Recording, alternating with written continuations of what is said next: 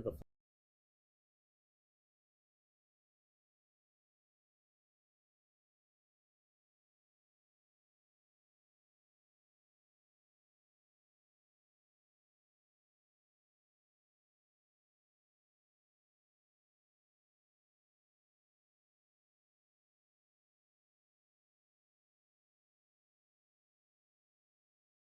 offering is a burnt offering from the herd. He shall offer a male without defect. He shall offer it at the doorway of the tent of meeting, so that he may be accepted before the Lord. And he shall lay his hand on the head of the burnt offering, so that it may be accepted for him to make atonement on his behalf. Then he shall slaughter the bull before the Lord, and Aaron's sons, the priests, shall offer the blood and sprinkle the blood around on the altar that is at the doorway of the tent of meeting. He shall then skin the burnt offering and cut it into pieces, and the sons of Aaron the priest shall put fire on the altar and arrange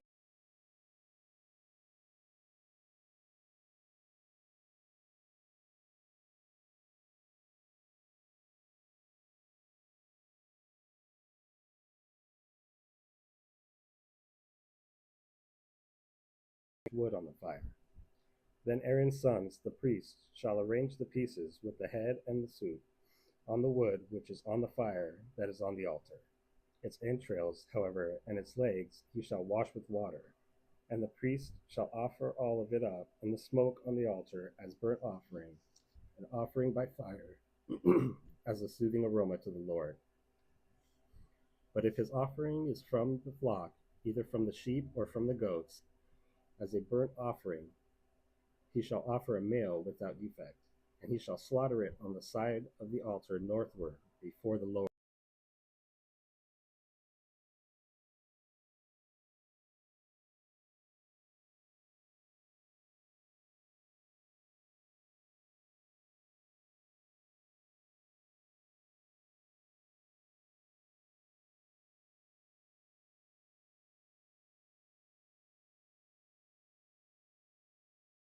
Its head and its suet, and the priest shall arrange them on the wood which is on the fire that is on the altar.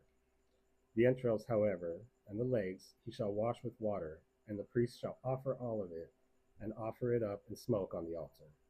It is a burnt offering, an offering by fire of a soothing aroma to the Lord. But if his offering to the Lord is a burnt offering of birds, then he shall bring his offering from the turtle doves or from young doves.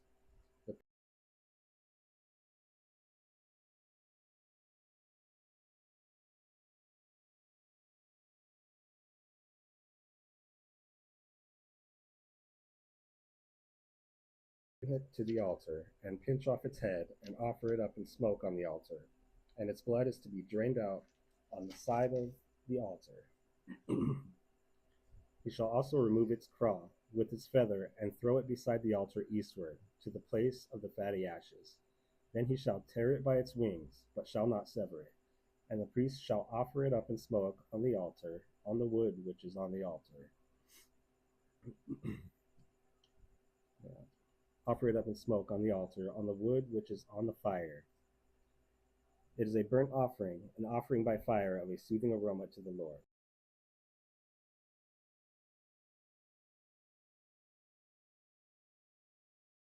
Chapter 2.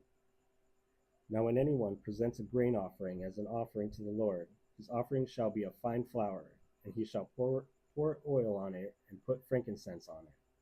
He shall then bring it to Aaron's sons, the priests, and he shall take from it his handful of its fine flour and of its oil, with all of its frankincense, and the priest shall offer it up in smoke as its memorial portion on the altar, an offering by fire of a soothing aroma to the Lord.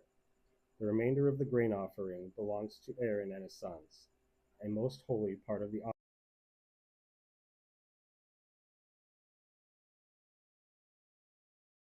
fire. Now when you bring an offering of a grain offering baked in an oven, it shall be unleavened cakes of fine flour mixed with oil, or unleavened wafers spread with oil. And if your offering is a grain offering made on the griddle, it shall be a fine flour, unleavened, mixed with oil. You shall break it into bits and pour oil on it. It is a grain offering. Now if your offering is a grain offering made in a pan, It shall be made of fine flour with oil. When you bring it in the grain offering, when you bring in the grain offering, which is made of these things to the Lord, it shall be presented to the priest.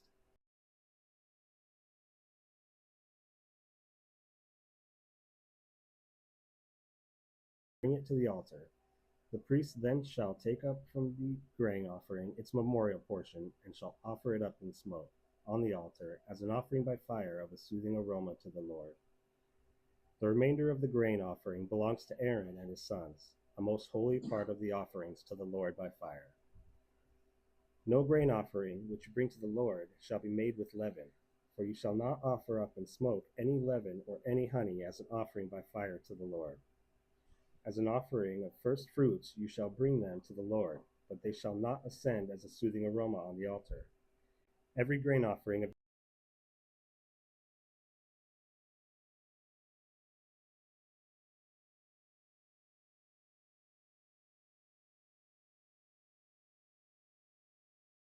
God will not be lacking from your grain offering. With all of your offerings you shall offer salt. Also, if you bring a grain offering of early ripened things to the Lord, you shall bring fresh heads of grain roasted in the fire, crushed grain of new growth, for the grain offering of your early ripened produce. You shall then put oil on it and place incense on it. It is a grain offering. Then the priest shall offer up in smoke its memorial portion, part of its crushed grain, and its oil, with all its incense, as an offering by fire to the Lord.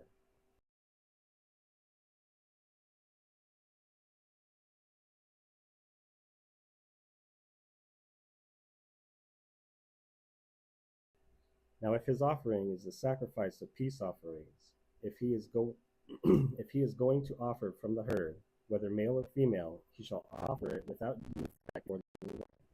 And he shall lay his hand on the head of his offering and slaughter it at the doorway of the tent of meeting. And Aaron's sons, the priests, shall sprinkle the blood around the altar. From the sacrifice of peace offerings, he shall then present an offering by fire to the Lord, the fat that covers the entrails, and that is on the entrails, and 2 kidneys with the fat that is on them, which is on the loin.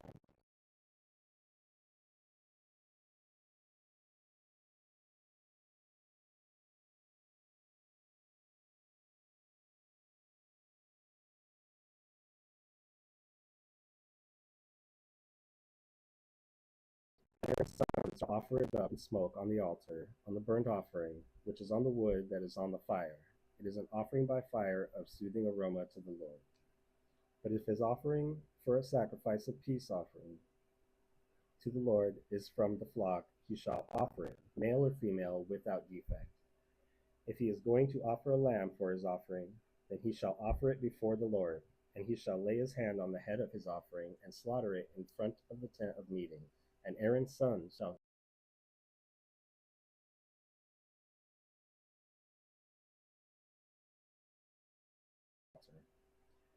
from the sacrifice of peace offerings he shall then bring as an offering by fire to the Lord its fat, the entire fat tail, which he shall remove close to the backbone, the fat that covers the entrails, and all the fat that is on the entrails, and the 2 kidneys with the fat that is on them, which is on the loins, and the lobe of the liver, which he shall remove with the kidneys. Then the priest shall offer it up in smoke on the altar as food, an offering by fire to the Lord. Now if his offering is a goat, then he shall offer it before the Lord, and he shall lay his hand on its head and slaughter it in front of the tent of meeting, and the sons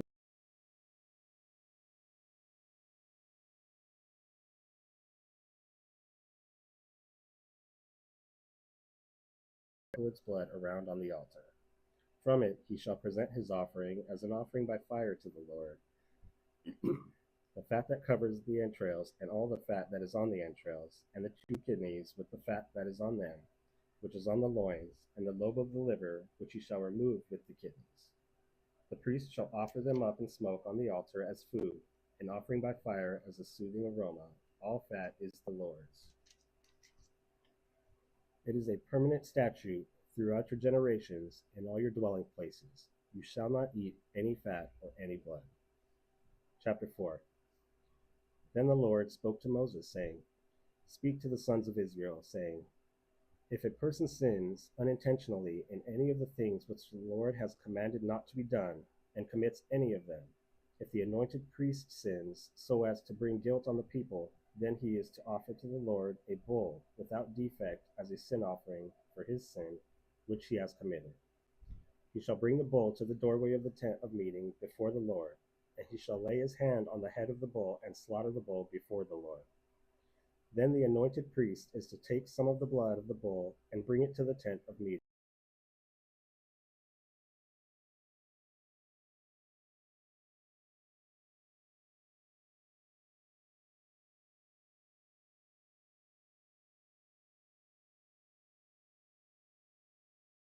And sprinkle some of the blood 7 times before the Lord in front of the veil of the sanctuary.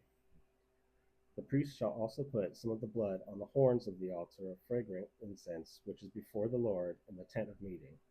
And all the rest of the blood of the bull he shall pour out at the base of the altar of burnt offering, which is at the doorway of the tent of meeting. And he shall remove from it all of the fat on the bull of the sin offering, the fat that covers the entrails, and all the fat which is on the entrails, and the 2 kidneys with the fat that is on them, which is on the loins, and the lobe of the liver, which he shall remove with the kidneys,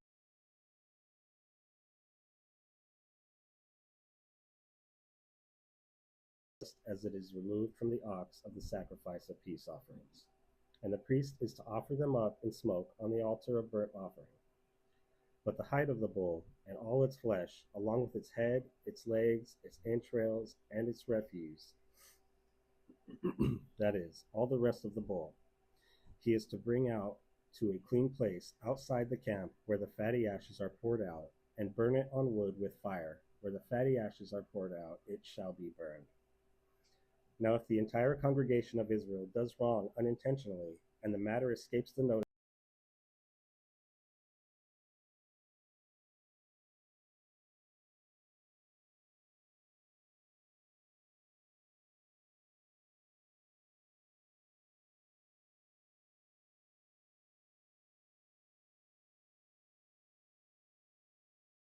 known, then the assembly shall offer a bull of the herd as a sin offering, and bring it in front of the tent of meeting. Then the elders of the congregation shall lay their hands on the head of the bull before the Lord, and the bull shall be slaughtered before the Lord. Then the anointed priest is to bring some of the blood of the bull to the tent of meeting, and the priest shall dip his finger in the blood and sprinkle it 7 times before the Lord in front of the veil. He shall then put some of the blood on the horns of the altar, which is before the Lord in the tent of meeting. And all the rest of the blood he shall pour out at the base of the altar of burnt offering, which is at the doorway of the tent of meeting. And he shall remove all its fat from it, and offer it up in smoke on the altar. He shall also do with the bull just as he did with the bull of the sin offering. He shall do the same with it. So the priest shall make atonement for them, and they will be forgiven. Then he is to bring the bull out to a place outside the camp, and burn it just as he burned the first bull. It is the sin offering for the assembly.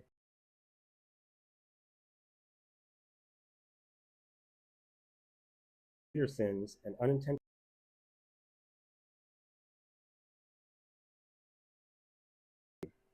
and he becomes guilty. If his sin, which he has committed, is made known to him, he shall bring as his offering a goat, a male without defect. And he shall lay his hand on the head of the male goat, and slaughter it in the place where they slaughter the burnt offering before the Lord. It is a sin offering. Then the priest is to take some of the blood of the sin offering with his finger, and put it on the horns of the altar of burnt offering, and the rest of its blood he shall pour out at the base of the altar of burnt offering. And he shall offer all its fat up in smoke on the altar, as in the case of the fat of the sacrifice of peace offerings. So the priest shall make atonement for him regarding his sin, and he will be forgiven. Now if anyone of the common people sins unintentionally by doing any of the things which the Lord has commanded not to be done, and becomes guilty, if his sin which he has committed is made known to him, then he shall bring as his offering a goat, a female without defect, for his sin which he has committed. And he shall lay his hand on the head of the sin offering,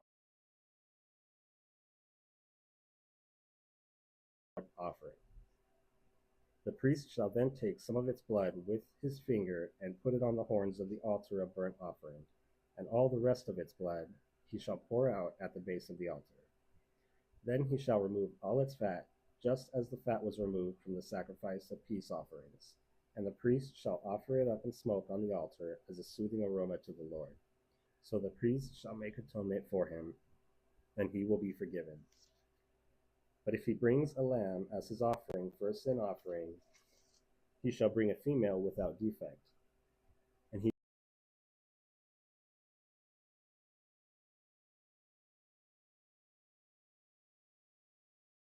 where they slaughter the burnt offering. And the priest is to take some of the blood of the sin offering with his finger and put it on the horns of the altar of the burnt offering, and all the rest of its blood.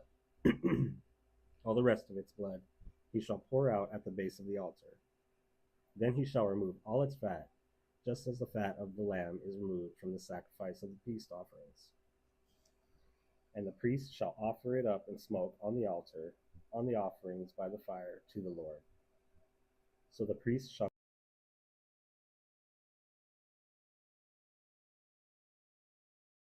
for him regarding.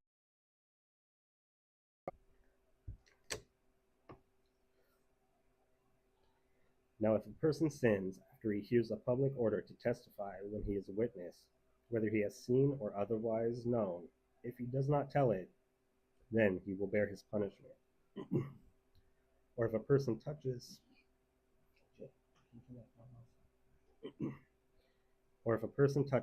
any unclean thing, whether a carcass of an unclean animal or the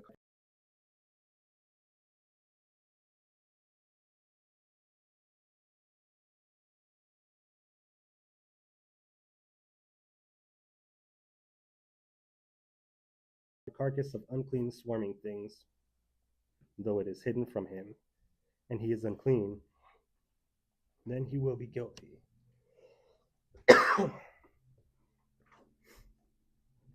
Or if he touches human uncleanness, or whatever sort his uncleanness may be, with which he becomes unclean, and it is hidden from him, and then he comes to know it, he will be guilty.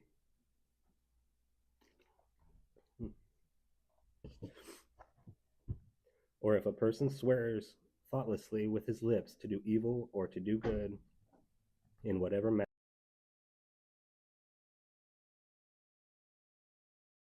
and it is hidden from him, and then he comes to know it, he will be guilty of one of these things. So it shall be when he becomes guilty of one of these things, that he shall confess that in which he has sinned.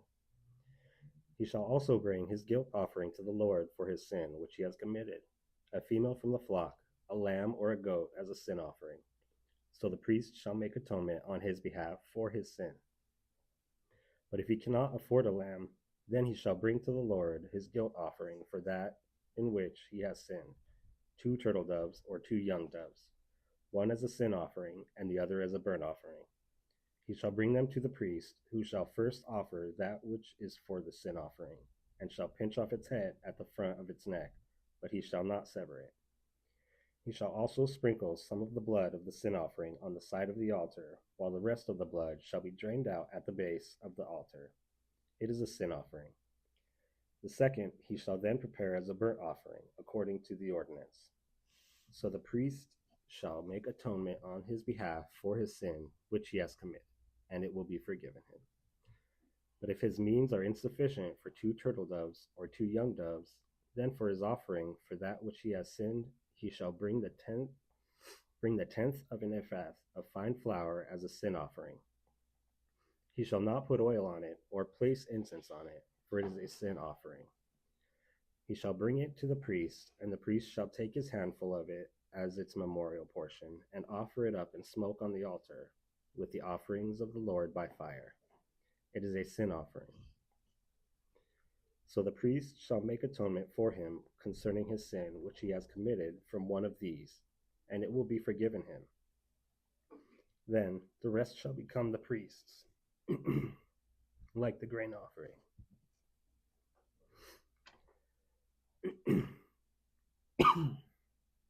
Then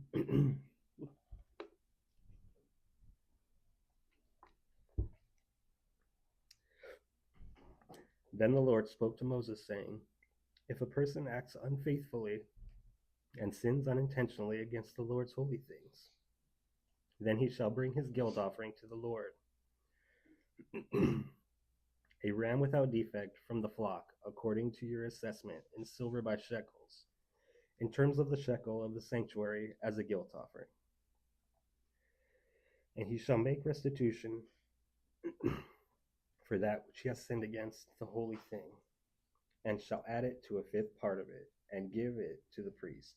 The priest shall then make atonement for him with the ram of the guilt offering, and it will be forgiven him. Now, if a person sins and does any of the things which the Lord has commanded not to be done, though he was unaware, he is still guilty.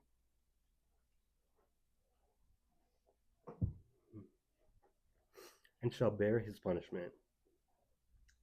He is then to bring to the priest a ram without defect from the flock, according to your assessment, as a guilt offering. So the priest shall make atonement for him concerning his sin which he committed unintentionally and did not know of it, and it will be forgiven him. It is a guilt offering. He was certainly guilty before the Lord. Then the Lord spoke to Moses, chapter 6. Then the Lord spoke to Moses, saying, when a person sins and acts unfaithfully against the Lord and disavows the rightful claim of his neighbor regarding a deposit or a security entrusted to him, or regarding robbery, or he has extorted from his neighbor, or has found what was lost and lied about it and sworn falsely, so that he sins regarding any of the things that people do, then it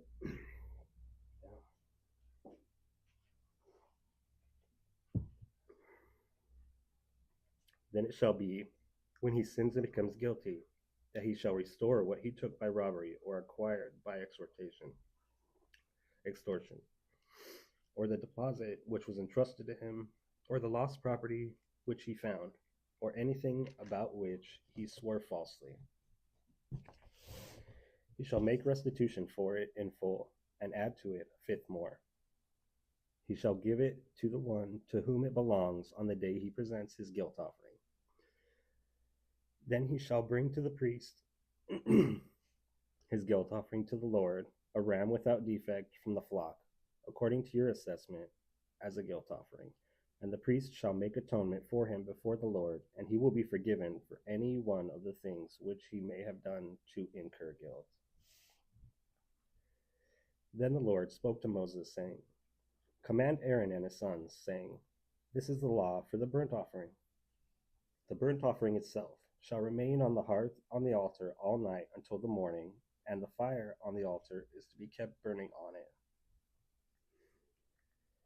The priest is to put on his linen robe, and he shall put on linen undergarments next to his body, and he shall take up the fatty ashes to which the fire reduces the burnt offering on the altar, and place them beside the altar. Then he shall take off his garments, and put on other garments, and carry the fatty ashes outside the camp to a clean place. The fire on the altar shall be kept burning on it. It shall not go out, but the priest shall burn wood on it every morning, and he shall lay out the burnt offering on it, and offer up in smoke the fat portions of the peace offerings on it. Fire shall be kept burning continually on the altar. It is not to go out. Now this is the law of the grain offering. The sons of Aaron shall present it before the Lord in front of the altar. Then one of them shall lift up from it a handful of the fine flour of the grain offering, with its oil and all incense that is on the grain offering, and he shall offer it up in smoke on the altar, a soothing aroma as its memorial offering to the Lord. And Aaron and his sons are to eat what is left of it. It shall be eaten as unleavened cakes in a holy place.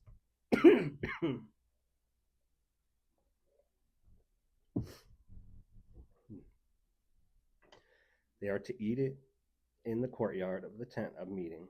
It shall not be baked with leaven. I have given it as their share from my offerings by fire. It is most holy, like the sin offering and the guilt offering. Every male among the sons of Aaron may eat it. It is a permanent ordinance throughout your generations, from the offerings by fire to the Lord. Whoever touches them will become consecrated. Then the Lord spoke to Moses, saying, This is the offering which Aaron and his sons are to present to the Lord on the day when he is anointed: the tenth of an ephah of fine flour as a regular grain offering, half of it in the morning and half of it in the evening. It shall be prepared with oil on a griddle. When it is well stirred, you shall bring it. You shall present the grain offering in baked pieces as a soothing aroma to the Lord. The anointed priest, who will be in his place among his sons, shall offer it. By a permanent ordinance, it shall be entirely offered up in smoke to the Lord. So every grain offering to the priest shall be burned entirely. It shall not be eaten. Then the Lord spoke to Moses, saying, Speak to Aaron and his sons, saying, This is the law of the sin offering. In the place where the burnt offering is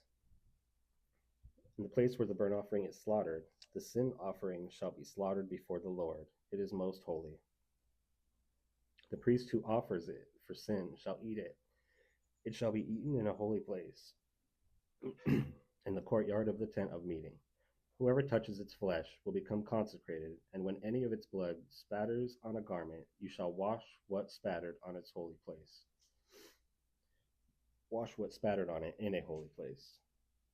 Also, the earthenware vessel in which it was boiled shall be broken. And if it was boiled in a bronze vessel, then it shall be scoured and rinsed in water. Every male among the priests may eat it. It is most holy. But no sin offering of which any of the blood is brought into the tent of meeting to make atonement in the holy place shall be eaten. It shall be burned with fire. Chapter 7. Now this is the law of the guilt offering. It is most holy. In the place where they slaughtered the burnt offering, they are to slaughter the guilt offering. They are to slaughter the guilt offering, and the priest shall sprinkle its blood around on the altar. Then he shall offer from it all its fat, the fat tail and the fat that covers the entrails, and the 2 kidneys with the fat that is on them, which is on the loins, and he shall remove the lobe on the liver with the kidneys. The priest shall offer them up in smoke on the altar as an offering by fire to the Lord. It is a guilt offering. Every male among the priests may eat it. It shall be eaten in a holy place. It is most holy. The guilt offering is like the sin offering. There is one law for them. The priest who makes atonement with it shall have it. Also the priest who presents anyone's burnt offering, that priest shall have for himself the hide of the burnt offering which he has presented. Likewise, every grain offering that is baked in the oven, and everything prepared in a pan or on a griddle, shall belong to the priest who presents it. Every grain offering, mixed with oil or dry, shall belong to all the sons of Aaron, to all alike. Now this is the law of the sacrifice of peace offerings, which shall be presented to the Lord.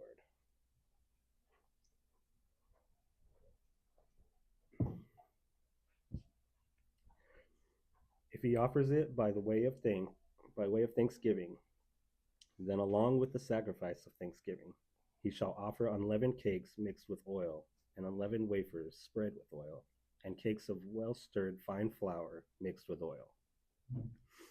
With the sacrifice of his peace offerings for thanksgiving, he shall present his offering with cakes of unleavened bread. Of this he shall present one of every offering as a contribution to the Lord. It shall belong to the priest who sprinkles the blood of the peace offerings. Now as for the flesh of the sacrifice of his thanksgiving peace offerings, it shall be eaten on the day of his offering. He shall not leave any of it over until morning. But if the sacrifice of his offering is a vow or a voluntary offering, it shall be eaten on the day that he offers his sacrifice, and on the next day what is left of it may be eaten. But what is left over from the flesh of the sacrifice on the 3rd day shall be burned with the fire. So if any of the flesh of the sacrifice of his peace offerings is ever eaten on the third day, he who offers it will not be accepted, and it will not be credited to him. It will be an unclean thing, and the person who eats it shall bear his punishment. Also, the flesh that touches anything unclean shall not be eaten, it shall be burned with fire. As for other flesh, anyone who is clean may eat such flesh. But the person who eats the flesh of the sacrifice of peace offerings, which belong to the Lord, when he is unclean, that person shall be cut off from his people. When anyone touches anything unclean, whether human uncleanness, or an unclean animal, or any unclean, detestable thing, and eats of the flesh of the sacrifice of peace offerings which belong to the Lord, that person shall be cut off from his people. Then the Lord spoke to Moses, saying,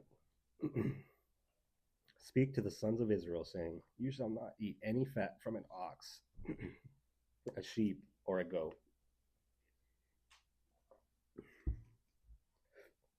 Also, the fat of an animal which dies and the fat of an animal torn by animals may be put to any other use, but you certainly are not to eat it. For whoever eats the fat of the animal from which an offering by fire is offered to the Lord, the person who eats it shall also be cut off from his people. And you are not to eat any blood, either of bird or animal, in any of your dwellings. Any person who eats any blood, that person shall also be cut off from his people. Then the Lord spoke to Moses, saying, Speak to the sons of Israel, saying, He who offers the sacrifice of his peace offerings to the Lord shall bring his offering to the Lord from the sacrifice of his peace offerings. His own hands are to bring offerings by fire to the Lord. He shall bring the fat with the breast, so that the breast may be presented as a wave offering before the Lord. And the priest shall offer up the fat and smoke on the altar, but the breast shall belong to Aaron and to his sons. And you shall give the right thigh to the priest as a contribution from the sacrifices of your peace offerings. The one among the sons of Aaron who offers the blood of the peace offerings and the fat, the right thigh, shall be his and his portion. For I have taken from the sons of Israel the breast of the wave offering and the thigh of the contribution from the sacrifices of their peace offerings, and have given them to Aaron, the priest, and to his sons, as their allotted portion forever from the sons of Israel. This is the allotment to Aaron, and the allotment to his sons, from the offerings by fire to the Lord, on that day when he presented them to serve as priests to the Lord. These the Lord had commanded to be given them from the sons of Israel on the day that he anointed them. It is their allotted portion forever throughout their generations. This is the law of the burnt offering, the grain offering, the sin offering, and the guilt offering, and the ordination offering, and the sacrifice of peace offerings, which the Lord commanded Moses on Mount Sinai on the day that he commanded the sons of Israel to present their offerings to the Lord in the wilderness of Sinai.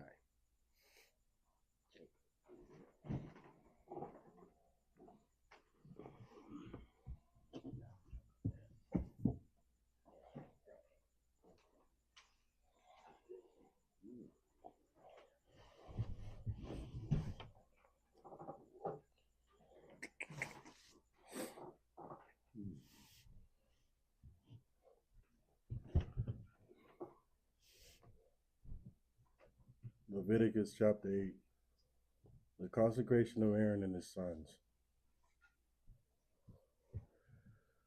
Then the Lord spoke to Moses, saying, Take Aaron and his sons with him, and the garments and the anointing oil, and the bull of the sin offering, and the 2 rams, and the basket of unleavened bread.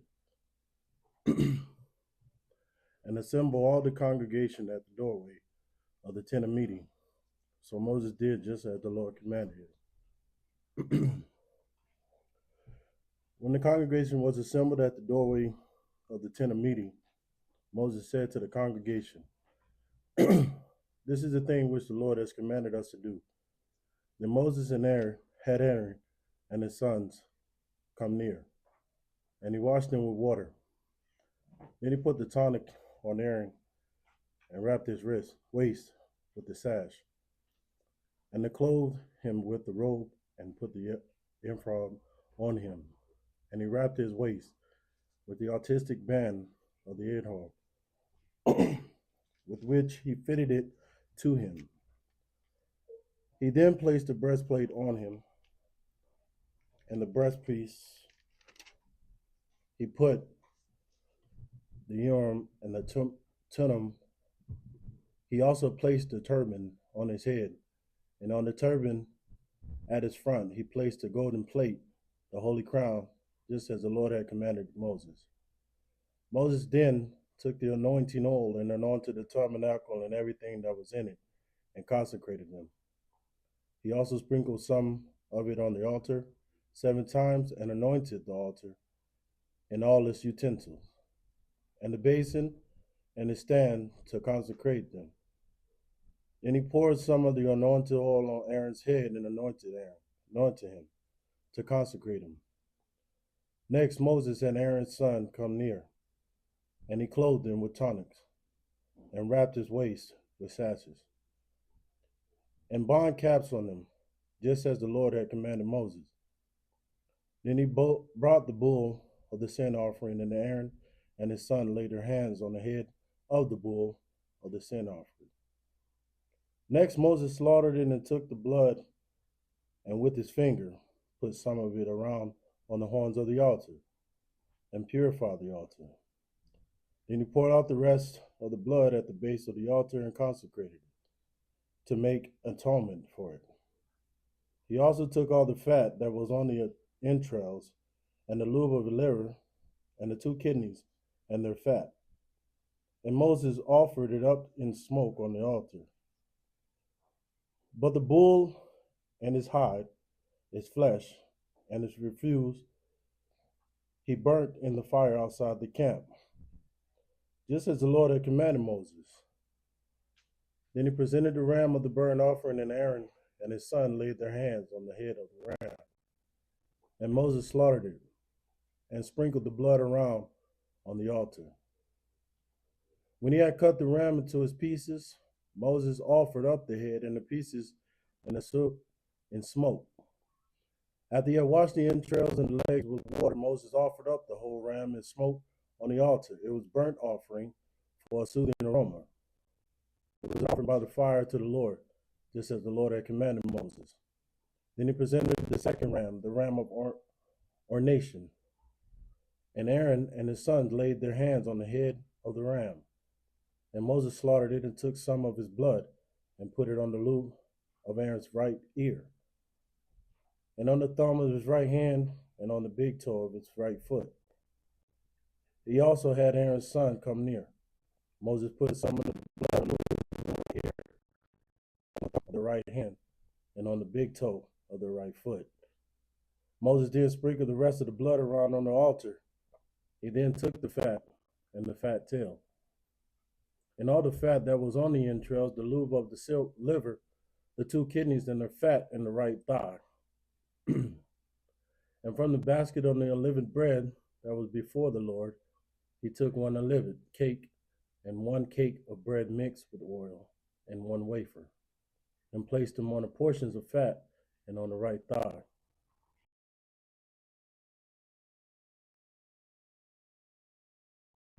As a wave offering before the Lord. Then Moses took them from their hands and offered them up in smoke on the altar with the burnt offering. Then their ordination offering for a soothing aroma. It was an offering by the fire to the Lord. Moses also took the breast and presented it as a wave offering before the Lord. It was Moses' portion of the ram of ordination, just as the Lord had commanded Moses. So Moses took some of the anointing oil and some of the blood, which was on the altar, and sprinkled it on Aaron, on his garments, on his sons, and on the garments of his sons with him. And he consecrated Aaron, his garments, and his sons, and the garments of his sons with him. Then Moses said to Aaron and to his sons, boil the flesh at the doorway of the tent meeting, and eat it there together with the bread which is in the basket of the ordination offering, just as I commanded, saying, Aaron and his sons shall eat. And the remainder of the flesh and the bread you shall burn in the fire, and you shall not go outside the doorway to the tent of the meeting of 7 days, until the day that the period of your ordination is fulfilled. For he will ordain you through 7 days. The Lord has commanded us to do all as has been done this day, to make atonement on your behalf. At the doorway of the tent of the meeting, moreover, you shall remain day and night for 7 days and fulfill your duty to the Lord, so that you will not die. For so I have been commanded. Aaron and his son did all the things which the Lord had commanded through Moses. Chapter 9. Aaron's offers sacrifices. Now it came about on the 8th day that Moses called Aaron and his sons and the elders of Israel. And he said to Aaron, take for yourself a calf, a bull, as a sin offering, and a ram as a burnt offering, both without defect, and offer them before the Lord. Then you should speak to the sons of Israel, saying, take a male goat as a sin offering, and a calf and a lamb, both 1 year old, without defect, as a burnt offering, and an ox and a ram of peace offering to sacrifice that before the Lord, and a grain offering mixed with oil. For today the Lord will appear to you. So they took what Moses had commanded to the front of the tent meeting, and the whole congregation came near and stood before the Lord. And Moses said, this is the thing which the Lord has commanded you to do, so that the glory of the Lord may appear to you. Moses then said to Aaron, come near to the altar and offer your sins offering and your burnt offering, so that you may make atonement for yourself and for the people. Then make the offering for the people, so that you may make atonement for them, just as the Lord has commanded. So Aaron came near to the altar and slaughtered the calf of the sin offering, which was for himself. Aaron's son then presented the blood to him, and he dipped his finger in the blood and put some on the horns of the altar and poured out the rest of the blood at the base of the altar. The fat and the kidneys and the lube of the liver of the sin offering he then offered up in smoke on the altar, just as the Lord had commanded Moses. The flesh and the hide, however, he burnt with fire outside the camp. Then he slaughtered the burnt offering, and Aaron's sons brought the blood to him, and he sprinkled around on the altar. They brought burnt offering to him in pieces with the head, and he offered them up in smoke on the altar. He also washed the entrails and the legs and offered them up in smoke with the burnt offering on the altar. Then he presented the people's offering, took the goat of the sin offering, which was for the people, and slaughtered it, and offered it for sin, like the first. He also presented the burnt offering and offered it according to their ordinance. Next, he presented the grain offering and filled his hand with some of it, and offered it up in smoke on the altar, besides the burnt offering of the morning. Then he slaughtered the ox and the rams and the sacrifice of peace offerings, which was for the people. And Aaron's son brought the blood to him, and he sprinkled it all around the altar, as the portions of fat from the ox and from the ram, the fat tail, the fat covering, the kidneys, and the lube of the liver. They now placed the portions of fat on the breast, and he offered them up in the smoke on the altar. But the breast and the right thigh Aaron presented as a wave offering before the Lord, just as Moses had commanded. And Aaron lifted up his hands toward the people and blessed them. He stepped down after making sin offering, the burnt offering, and the peace offering. And Moses and Aaron went into the tent of meeting. When they came out and blessed the people, the glory of the Lord appeared to all the people. Then the fire went out from the Lord and consumed the burnt offering and the portions of the fat on the altar. And when all the people saw it, they shouted and fell face down. The sin of Nadab and Abihu. Now Nadab and Abihu, the sons of Aaron, took their respective fire pans, and after putting fire in them, placed incense on the fire and offered strange fire before the Lord, which he had not commanded them. And fire came out from the presence of the Lord and consumed them, and they died before the Lord.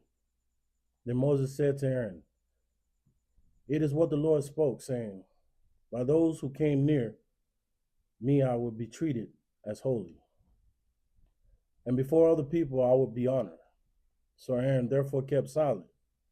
Moses called also to Misael and Elzaphan, the sons of Aaron's uncle Uzzah, and said to them, "Come forward, carry your relatives away from the front of the sanctuary to an area outside of the camp."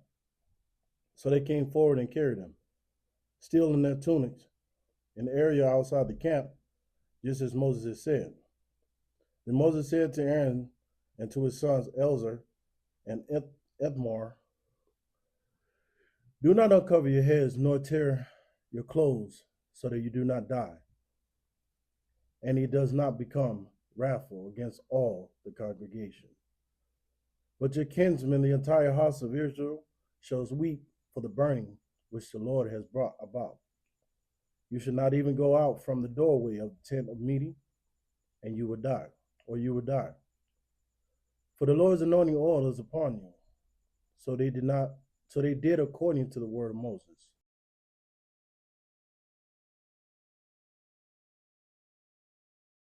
Do not drink wine, strong drink, neither nor your sons with you.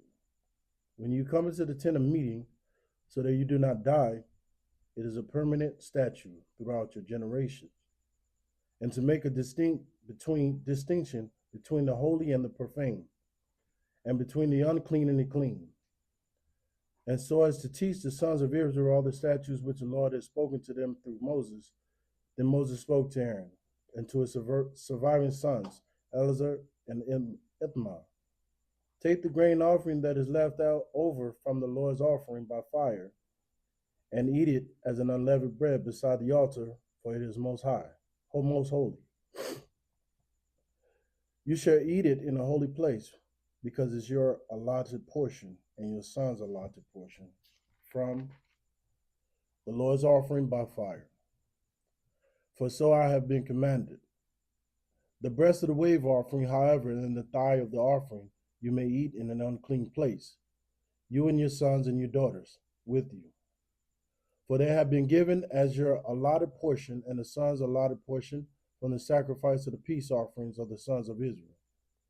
They shall bring the thigh offering offered by lifting up, and the breast offering by waving, along with the offerings by fire of the portions of fat,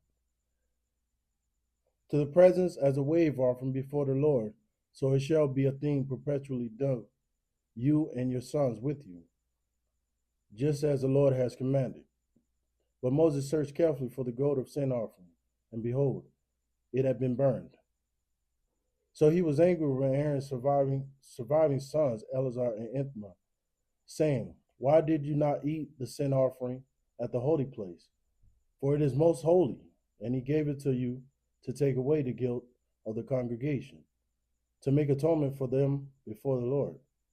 Behold, since his blood had not been brought inside the sanctuary, you certainly should have eaten it in the sanctuary, just as I commanded."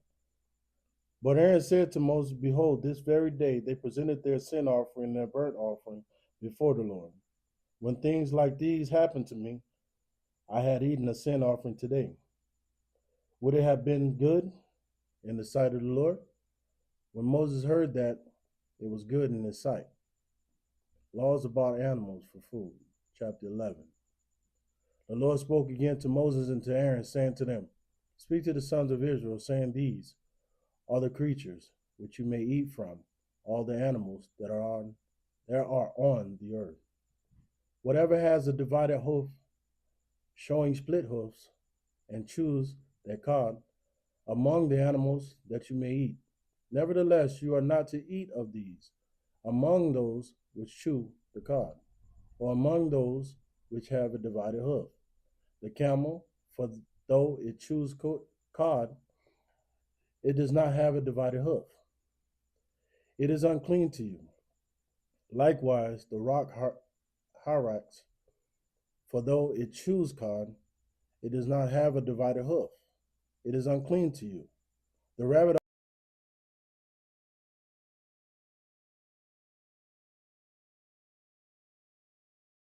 a divided hoof. It is unclean to you. And the pig, for though it has a divided hoof, so it shows a split hoof. It does not chew cud. It is unclean to you. You shall not eat of any of their flesh, nor touch their carcasses. They are unclean to you.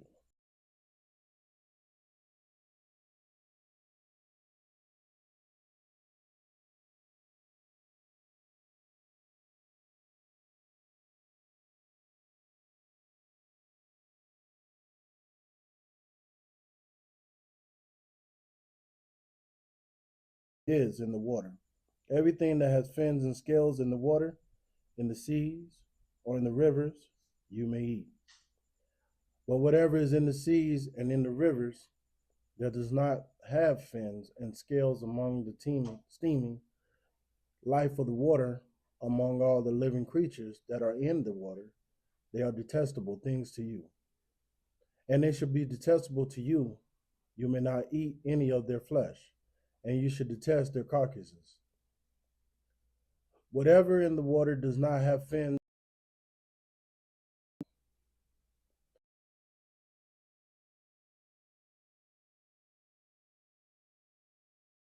over these shall detest among the birds, they are detestable, not to be eaten, the eagle, the vulture, and the buzzard, the red kite, the falcon in his kind, every raven in his kind, the ostrich, the owl, the seagull, and the hawk in his kind, the little owl, the cormorant, and the great owl, the white owl, the pelican, and the cairn vulture, the stork, the heron, and his kind, and the hoopoe,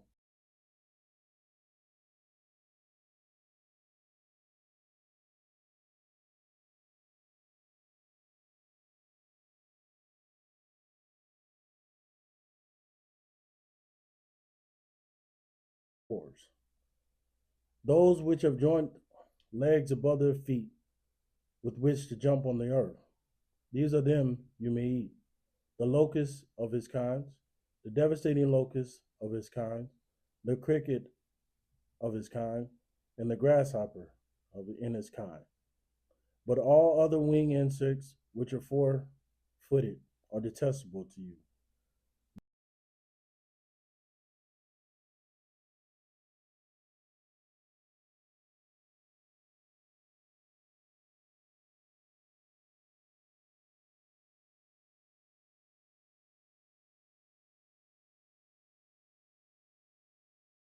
Moreover, you will be made unclean. Whoever touches their carcasses becomes unclean until evening. And whoever picks up any of their carcasses shall wash his clothes and be unclean until evening.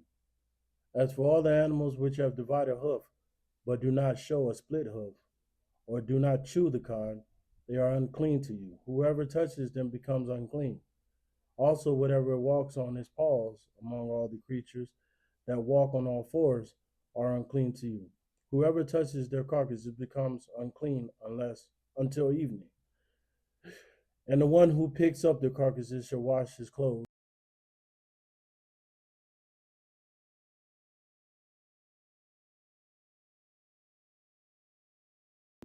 The unclean among the swarming things which swarm on the earth, the mole, the mouse, and the great lizard in his kinds, the gecko, the crocodile, the lizard, and the sand reptile, and the chameleon.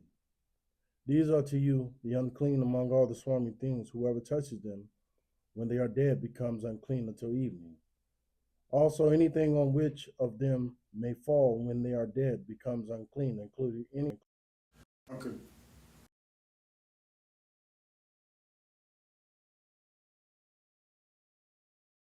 Or head, or sack, any article of which use is made. It should be put in the water and be unclean until evening. Then it becomes clean. As for any earthenware vessel, into which of them may fall, whatever is in in it becomes unclean, and you shall break the vessel. Any of the food which may be eaten, on which water comes, shall be unclean. And any liquid which may be drunk in every vessel shall become unclean. Moreover, everything on which part of their carcass may fall becomes unclean. An oven or a stove shall be smashed, they are unclean, and shall continue as unclean to you. Nevertheless, a spring or a cistern collecting water shall be clean, though the one whose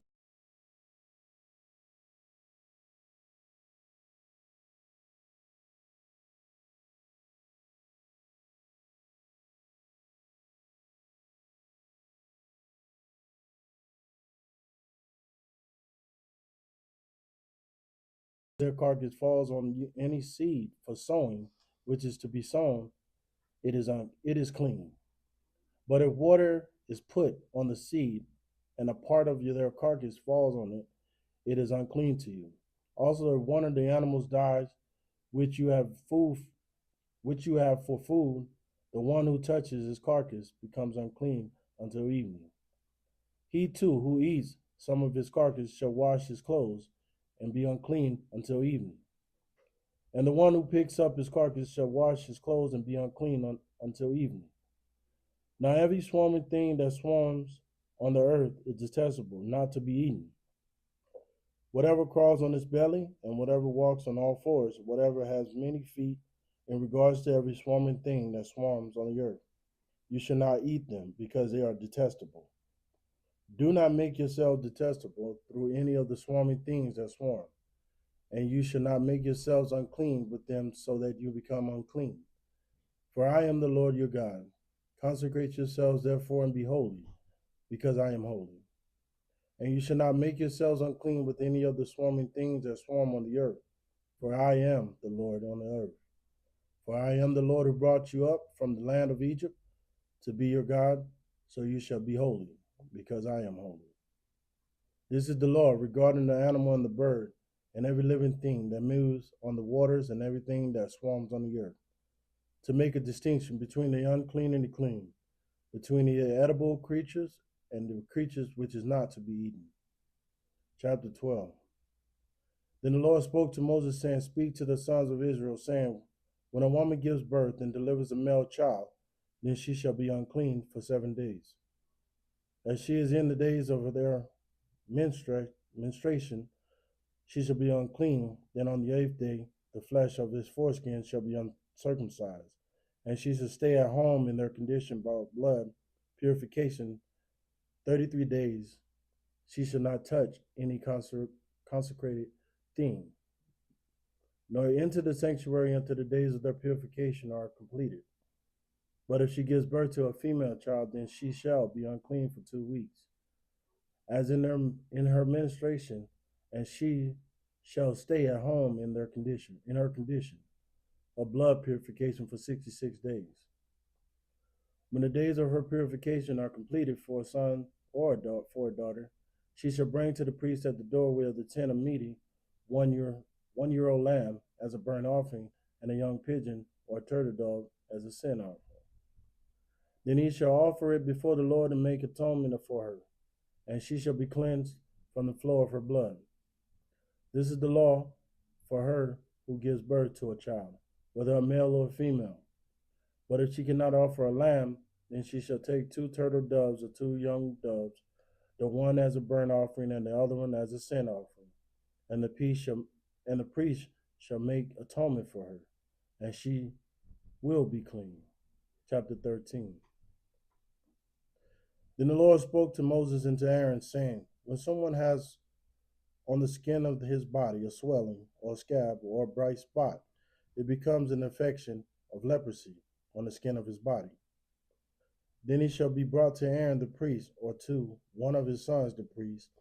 The priest shall look at the affected area on the skin of the body, and if the hair in the infection has turned white, and the infection appears to be deeper than the skin of his body, it is infection of leprosy.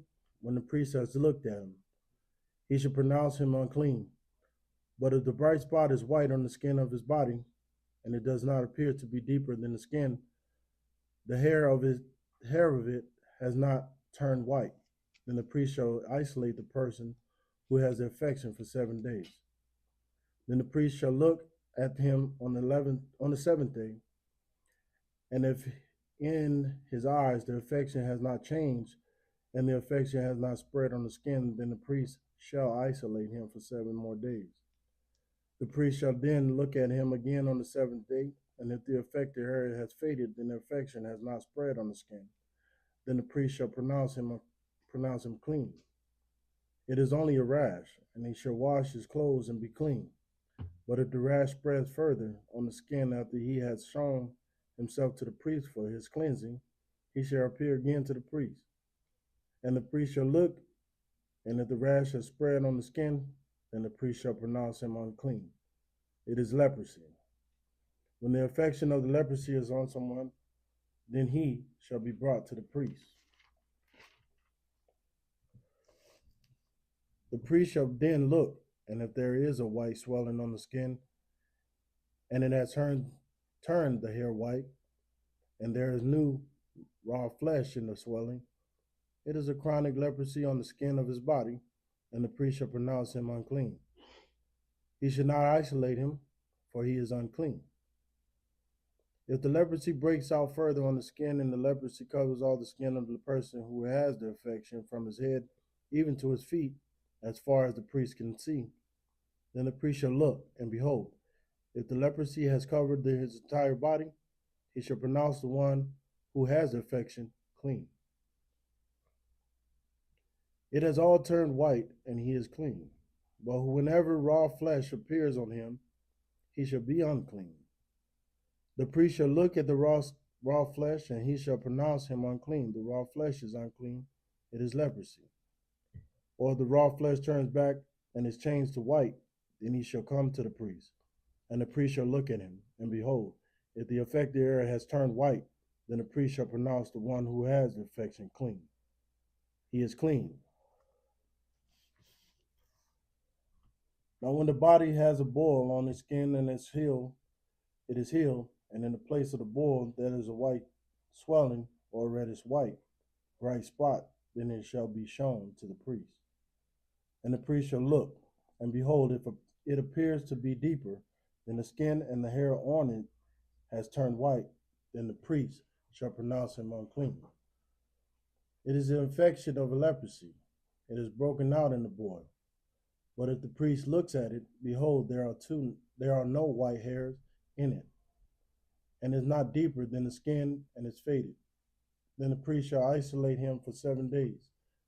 And if it spreads further on the skin, then the priest shall pronounce him unclean. It is an infection. But if the bright spot remains in its place and does not spread, it is only the scar of a boil. The priest shall pronounce him clean. Or if the body sustains it, its skin are burned by fire, the raw flesh of the burn becomes a bright spot, reddish white or white.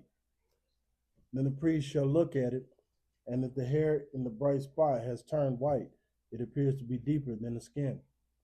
It is leprosy. It is broken out in the burn. Therefore the priest shall pronounce him unclean. It is an affection of leprosy, but if the priest looks at it, and indeed there is no white hair in the bright spot, it is no deeper than the skin, but is dim, then the priest shall isolate him for 7 days.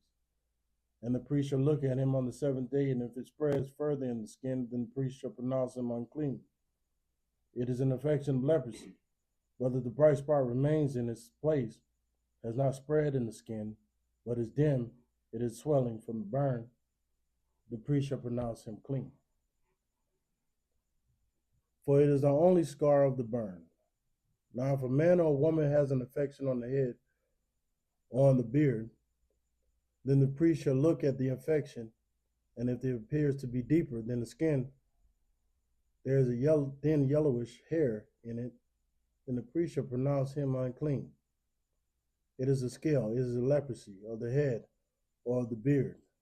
But if the priest looks at the infection of the scale, and indeed it appears to be no deeper than the skin, there is no black hair in it, then the priest shall isolate the person with the scaly affection for 7 days. And on the seventh day, the priest shall look at the affection, and if the scale has not spread or no yellowish hair has grown in it, and the appearance of the scale is no deeper than the skin, then he shall shave himself, but he shall not shave the scale. And the priest shall not isolate the person with the scale for 7 more days. And on the seventh day, the priest shall look at the scale, and if the scale has not spread in the skin, and it appears to be no deeper than the skin, the priest shall pronounce him clean. And he shall wash the clothes and be clean. But if the scale spreads further in the skin after his cleansing, then the priest shall look at him, and if the scale has spread on the skin, the priest need not look for the yellowish hair. He is unclean. If in his sight the scale has remained, however, and the black hair has grown in it, the scale has healed, and he is clean, and the priest shall pronounce him clean. When a man or a woman has bright spots on the skin of the body, white bright spots, then the priest shall look, and if the bright spots on the skin of their bodies are a fade white, it is eczema. It has broken out on the skin, he is clean. Now, if a man loses the hair of his head, he is only bald, he is clean. If his head becomes bald at the front and sides, he is bald on the forehead, he is clean. But if on the bald head or the bald forehead there occurs a reddish white infection, it is leprosy breaking out on his bald head or on his bald forehead, then the priest shall look at him, and if the swelling of the infection is reddish white on his bald head or on the bald forehead, like the appearance of leprosy in the skin of the body, he is a leprous man. He is unclean. The priest will pronounce him unclean. His affection is on his head. As for the person who has a leprous affection, his clothes shall be torn, and the hair of his head shall be uncovered, and he shall cover his mustache and call out, unclean, unclean. He shall remain unclean all the days during which he has the affection. He is unclean. He shall live alone. He shall live outside the camp. When the garment has a mark of leprosy in it, whether it is a wool garment or a linen garment, whether in wrap or woof, of linen or of wool, whether in the leather, or an article made of leather, if the mark is greenish, the reddish in the garment or in the leather, whether in the wrap or in the woof, or in an article of the leather, it is a leper's mark, and it shall be shown to the priest. Then the priest shall look at the mark and shall quarantine the article, which the mark for 7 days. He shall then look at the mark on the seventh day, and if the mark has spread in the garment, whether in the warp, or in the woof, or in the leather, whether the purpose of which the leather is used, the mark is a leprous malignus in its uncleanness. So he shall burn the garment, whether it is wrap or the woof, or wool, or linen, or any article of leather, in which the mark occurs, for it is a leprous malignus. It shall be burned in the fire. But if the priest looks, and indeed the mark has not spread in the garment, either in the wrap, or in the warp, or in the woof, or in an article of the leather, then the priest shall order them to wash the thing in which the mark occurs, and they shall quarantine it for 7 more days. After the article with the mark has been washed, the priest shall again look, and if the mark has not changed its appearance, even if the mark has not spread, it is unclean. You should burn it in the fire, whether in eating away has produced bareness, or the back or on the front of it. But if the priest looks, and indeed the mark has faded after it has been washed, then he shall tear it out of the garment or out of the leather, whether from the warp or from the wool. Yet if it appears again in the garment, whether in the warp or in the wool, or in an article of leather, it is an outbreak. The article with the mark shall be burned in the fire, but the garment, whether the warp or the wool, or an article of leather, from which the mark has disappeared when you washed it, shall then be washed a second time and will be clean. This is the law for the mark of leprosy in a garment of wool and linen, whether in the warp of the wolf or in the article of leather, for pronouncing it unclean or unclean. The law of cleansing a person with leprosy. Chapter 14. Then the Lord spoke to Moses, saying, This shall be the law of the person with leprosy on the day of his cleansing. Now he shall be brought to the priest, and the priest shall go out to a place outside of the camp. Then the priest shall look, and if the leprous infection has been healed in the person with leprosy, then the priest shall give orders to take two live clean birds, cedar wood, a scarlet string, and hyssop, for the one who is to be clean. The priest shall also give orders to the slaughter for one bird in an earthenware vessel over running water. As for the live birds, he shall take it together with the cedar wood and the scarlet string and the hyssop, and shall dip them and the live bird in the blood of the bird that was slaughtered over the running water.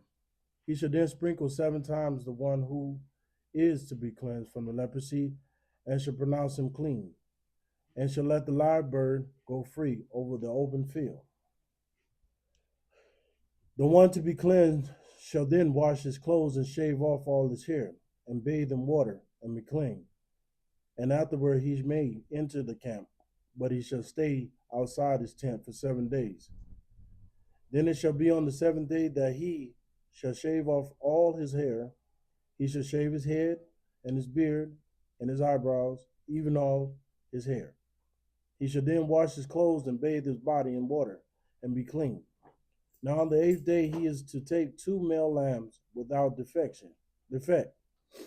and a yearling lamb without defect, the 3/10 of an ephah of 5 flour mixed with oil as a grain offering, and 1 log of oil. And the priest who is going to pronounce him clean shall present the person to be cleansed and the offerings before the Lord at the doorway of the tent of meeting. Then the priest shall take the 1 male lamb and bring it as a guilt offering with a log of oil, and present them as a wave offering before the Lord. Next he shall slaughter the male and lamb in the place where they slaughter the sin offering and the burnt offering, at the place of the sanctuary. For the guilt offering, like the sin offering, belongs to the priest. It is most holy. The priest shall then take some of the blood of the guilt offering, and the priest shall put it on the lobe of the right ear of the one to be cleansed, and on the thumb of his right hand, and on the big toe of his right foot. The priest shall also take some of the log of oil and pour it into his left palm. The priest shall then dip his right hand finger into the oil that is in his left palm, and with his fingers sprinkle some of the oil 7 times before the Lord, of the remaining oil which is in his palm. The priest shall put some on the right earlobe of the one to be cleansed, and on the thumb of his right hand, and on the big toe of his right foot, on the blood of the guilty offering. As for the rest of the oil that is in the priest's palm,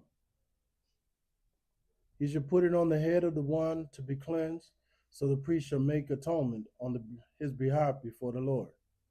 The priest shall next offer the sin offering and make atonement for the one to be cleansed from his uncleanness. Then afterward he shall slaughter the burnt offering.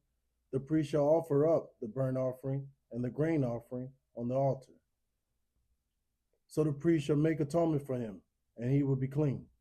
But if he is poor and his means are insufficient, then he is to take 1 male lamb for the guilt offering as a wave offering to make atonement for him, and 1/10 of an ephah of 5 flour mixed with oil as a grain offering, and a log of oil, and 2 turtle doves or 2 young doves which are within his means. The one shall be a sin offering, and the other a burnt offering. Then on the 8th day he shall bring them for his cleansing to the priest. and at the doorway of the tent of meeting before the Lord. The priest shall take the lamb of the guilt offering and the log of oil, and the priest shall offer them as a wave offering before the Lord. Next, he shall slaughter the lamb of the guilt offering, and the priest is to take some of the blood of the guilt offering and put it on the lobe of the right ear of the one to be cleansed, and on the thumb of his right hand, and on the big toe of his right foot. The priest shall also pour some of the oil into the left palm, and with his right hand finger the priest shall sprinkle some of the oil that is in his left palm 7 times before the Lord. The priest shall then put some of the oil that is in his palm on the lobe of the right ear of the one to be cleansed, and on the thumb of his right hand, and on the big toe of his right foot, on the place of the blood of the guilt offering. Moreover, the rest of the oil that is in the priest's palm, he shall put on the head of the one to be cleansed, to make atonement on his behalf before the Lord. He should then offer one of the turtle doves or the young doves which are within his means. He shall offer what he can afford, the one as a sin offering and the other one as a burnt offering, together with a grain offering. So the priest shall make atonement before the Lord on behalf of one to be cleansed. This is the law for him in whom there is an affection of the leprosy, whose means are limited for cleansing. Cleansing the leprous house. The Lord further spoke to Moses and to Aaron, saying, when you enter the land of Canaan, which I am giving you as a possession, and I put a spot of leprosy on the house in the land of your possession, then the one who owns the house shall come and tell the priest, saying, something like a spot of leprosy has become visible to me in the house. The priest shall then command that they empty the house before the priest goes into look at the spot, so that everything in the house need not become unclean. And afterwards the priest shall go into look at the house, so shall he look at the spot. And if the spot on the walls of the house has greenish or reddish depressions and appears deeper than the surface, the priest shall come out of the house to the doorway and quarantine the house for 7 days. Then the priest shall return on the 7th day and make an inspection. If the spot is indeed spread on the walls of the house, the priest shall order them to pull out the stones with the spot on them and throw them away at the unclean place outside the city. And he shall have the house scraped all around inside, and they shall dump the plaster that they scraped off and at an unclean place outside the city. Then they should take other stones and replace the discarded stones, and shall take other plasters and replaster the house. If, however, the spot breaks out again in the house after he has pulled out the stones and scraped the house, and after it has been replastered, then the priest shall come in and make an inspection.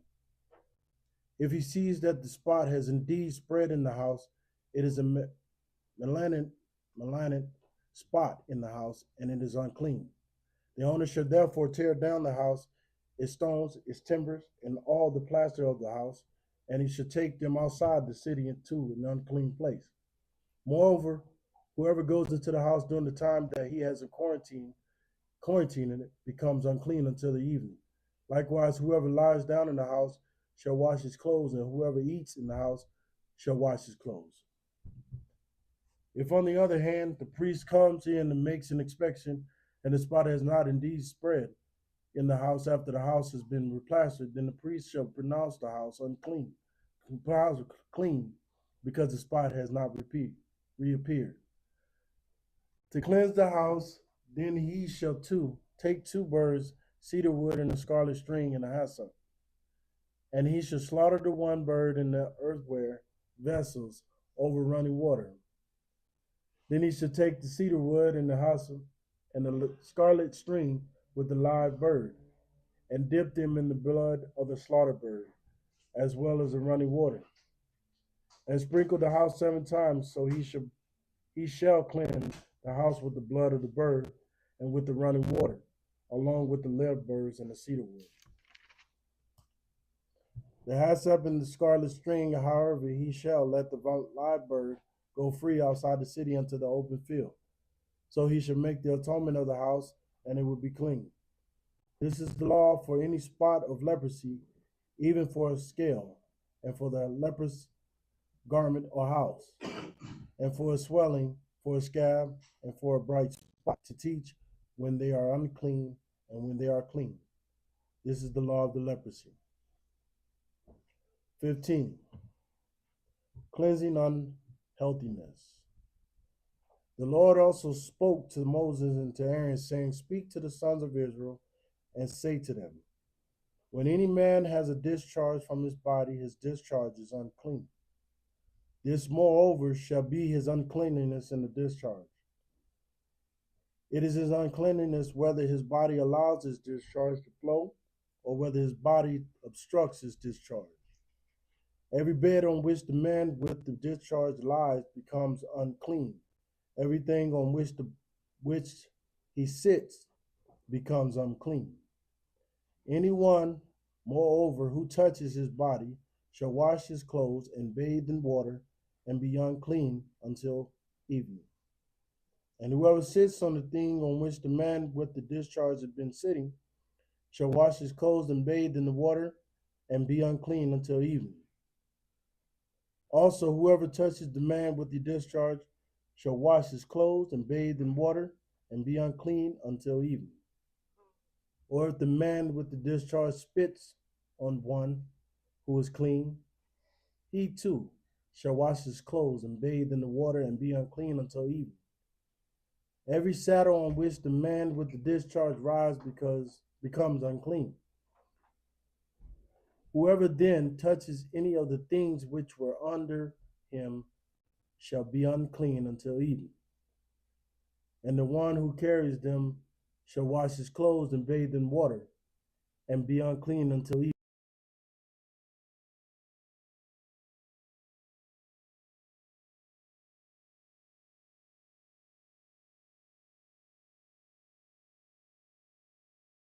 Likewise, whoever the man with the discharge touches without having rinsed his hands in water shall wash his clothes and bathe in water and be unclean until evening.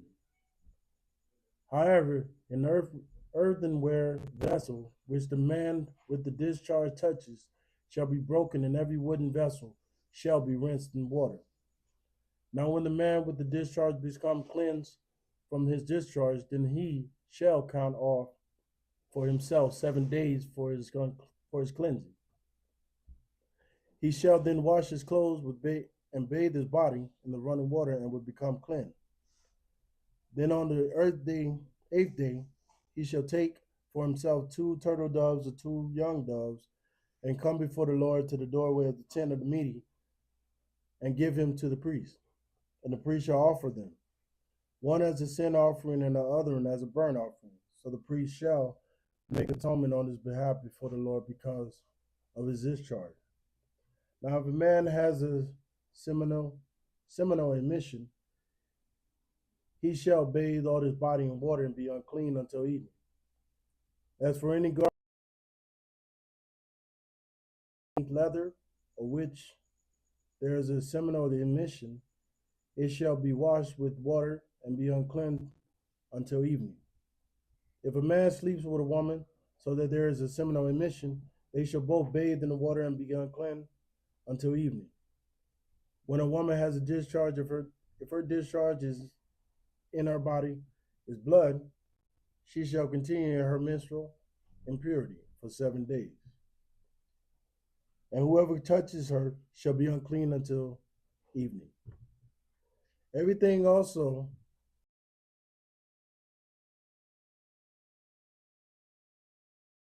lies during her menstrual impurity shall be unclean, and everything on which she sits shall be unclean. Anyone who touches her body shall wash his clothes and bathe in water and be unclean until evening. Whoever touches any object on which she sits shall wash his clothes and bathe in water and be unclean until evening. Whether it be on the bed or on the thing on which she is sitting, When he touches it, he shall be unclean until evening. If a man actually sleeps with her, so that her menstrual impurity is on him,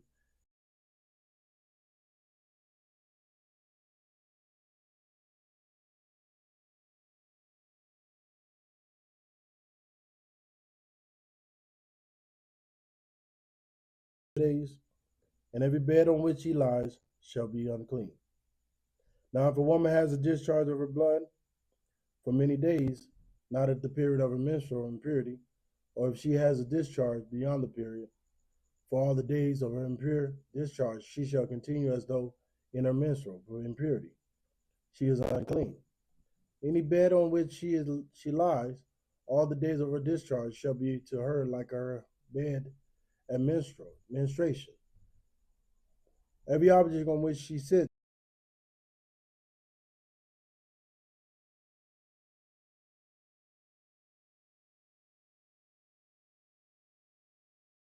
is clothed and bathed in water and be unclean until evening. When she becomes clean from her discharge, she shall count off for herself 7 days, and afterwards she will be clean. Then on the 8th day she shall take for herself 2 turtle doves or 2 young doves, and bring them to the priest, to the doorway of the tent of meeting. And then the priest shall offer the one as a sin offering and the other one as a burnt offering. So the priest shall make atonement on her behalf before the Lord because of her impure discharge. And so you should keep the sons of Israel separated from their uncleanness, so that they would not die in their uncleanness by their defiling my tabernacle that is among them. This is the law for the one with the discharge and the man who has a seminal emission, so that he is unclean by it. And for the woman who is ill because of her menstrual impurity, for the one who has a discharge, whether a male or a female, or a man who sleeps with an unclean woman. 16. The law of atonement. Now the Lord spoke to Moses after the death of the 2 sons of Aaron.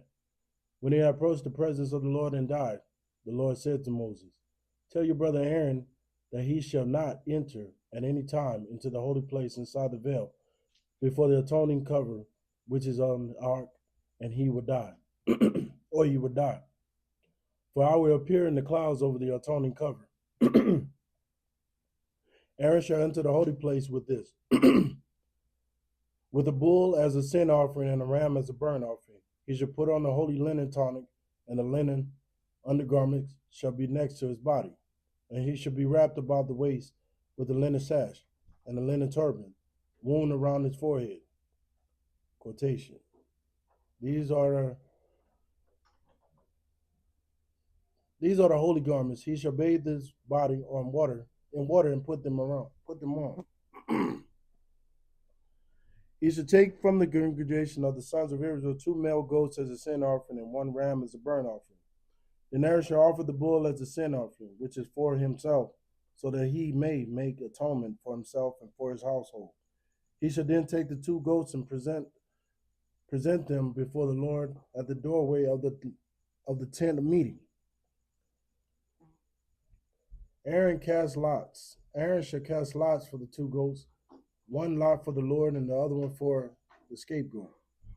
Then Aaron shall offer the goat on which the lot for the Lord fell, and make it a sin offering. But the goat on which the lot for the scapegoat fell shall be presented alive before the Lord to make atonement upon it, to send it into the wilderness at the scapegoat.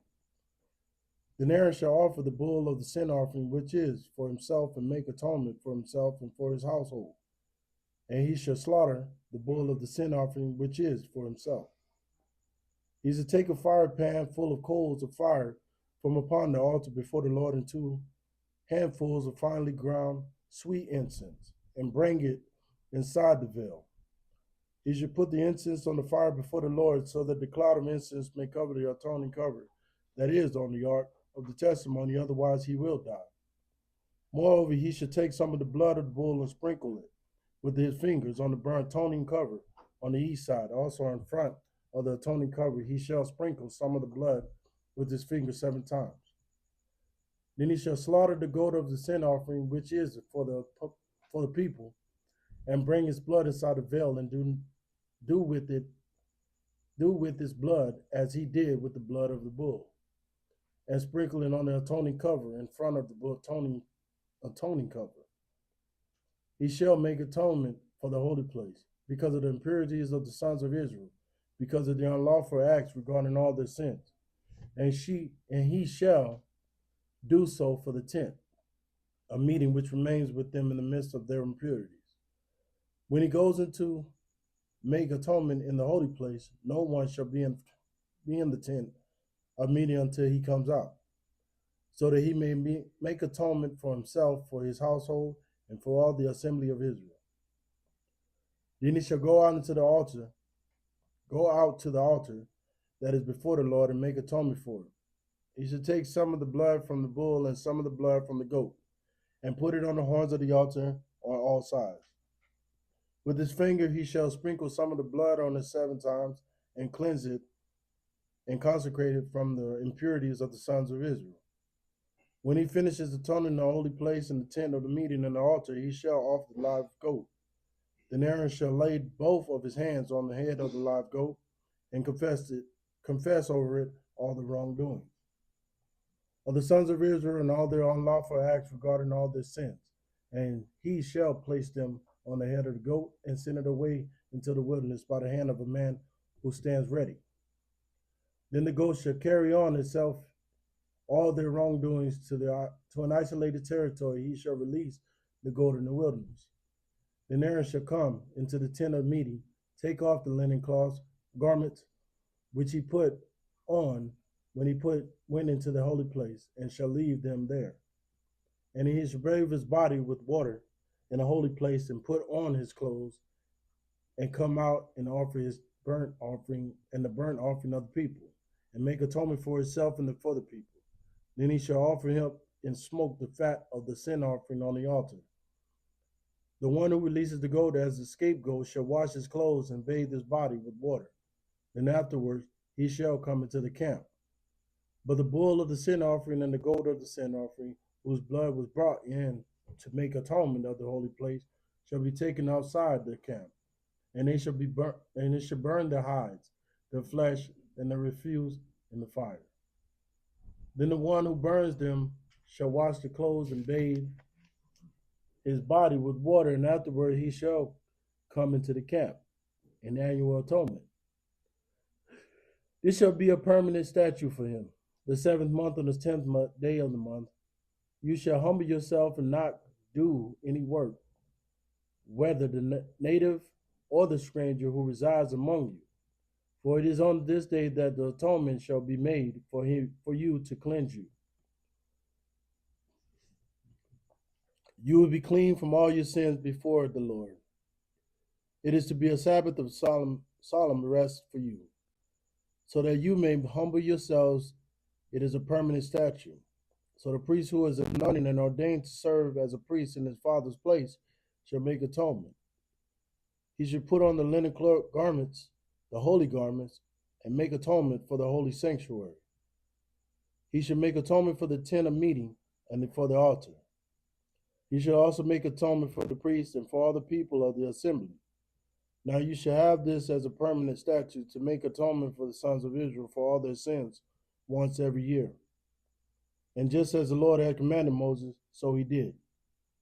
Chapter 17, the blood for atonement. Then the Lord spoke to Moses, saying, Speak to Aaron and to his sons and to all the sons of Israel. Say to them, This is what the Lord has commanded, saying, Anyone from the house of Israel who slaughtered an ox, a lamb or a goat in the camp, or slaughters it outside the camp, and has not brought it to the doorway of the tent of meeting to present it as an offering to the Lord in front of the tabernacle of the Lord, bloodshed is to be counted against the person. He has shed blood, and that person shall be cut off from among his people. It shall be done that the sons of Israel will bring their sacrifice which they were sacrificing in the open field, so that they will bring them to the Lord at the doorway of the tent of meeting to the priest, and sacrifice them as sacrifices of peace offering to the Lord. The priest shall sprinkle the blood on the altar of the Lord and the doorway of the tent of meeting, and offer up the fat and smoke as a soothing aroma to the Lord. And they shall no longer offer their sacrifices to the goat demons, with which they play the prostitute. This shall be a permanent statute to them throughout their generations. Then you should say to them, anyone from the house of Israel or from the strangers who reside among them, who offers a burnt offering or sacrifice and does not bring it to the doorway of the tent of meeting to offer it to the Lord, the person also shall be cut off from his people. And anyone from the house of Israel and from the strangers who reside among them, who eats any blood, I will set my face against the person who eats the blood and will cut him off from among his people. For the life of the flesh is in the blood, and I have given it to you on the altar to make atonement for your souls. For it is the blood by reason of the life that makes atonement. Therefore I said to the sons of Israel, no person among you may eat blood, nor may any stranger who resides among you eat blood. So when anyone from the sons of Israel or from the stranger who reside among them, or hunting catches an animal or a bird, which may be eaten, he shall pour out his blood and cover it with dirt. For as for the life of all flesh, its blood is identified with its life. Therefore I said to the sons of Israel, you are not to eat the blood of any flesh, for the life of all flesh is its blood. Whoever eats it shall be cut off, and any person who eats an animal which dies or is torn by animals, whether he is a native or a stranger, shall wash his clothes and bathe in water, and remain unclean until evening. Then he will become clean.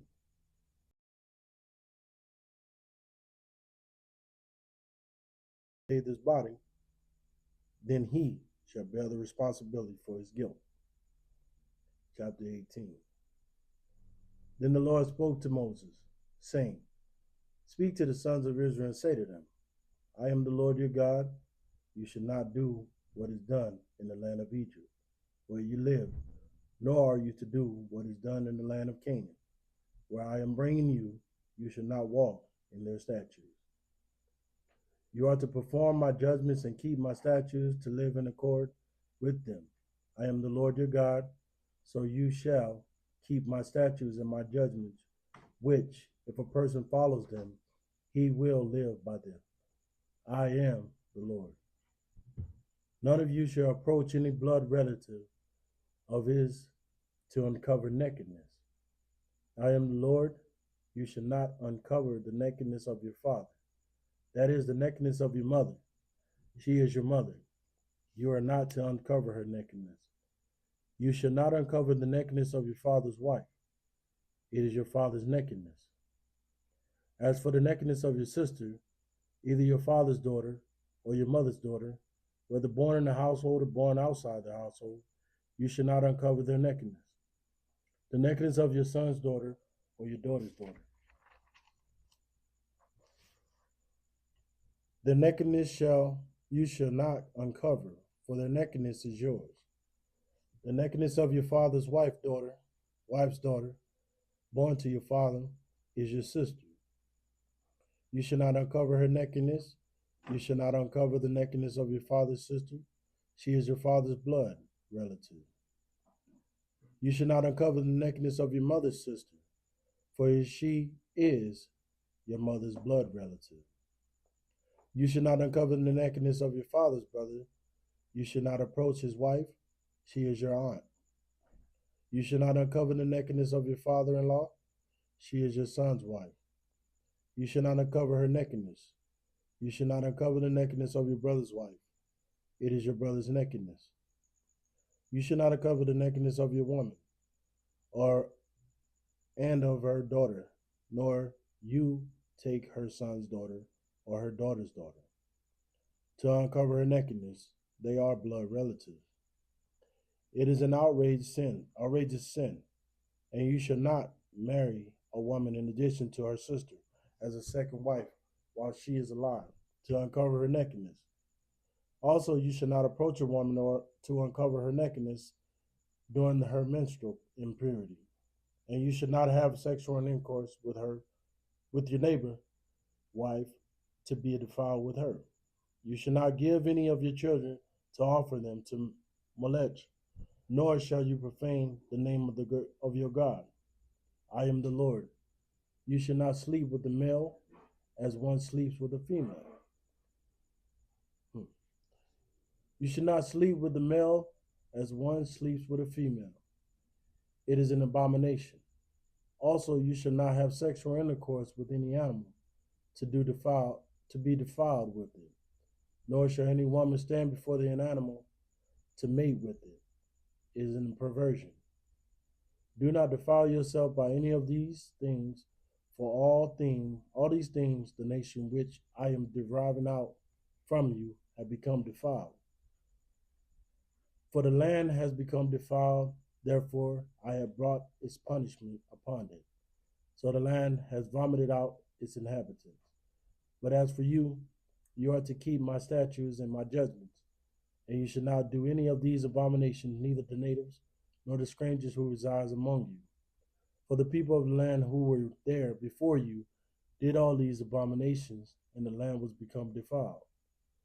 So that the land would not vomit you out, should you defile it, as it has vomited out the nations which was there before you. For whoever does any of these abominations, those persons who do so shall be cut off from among their people. So you are to keep your commitment to me, not to practice any of the abominable customs which have been practiced before you, so that you do not defile yourselves with them. I am the Lord your God.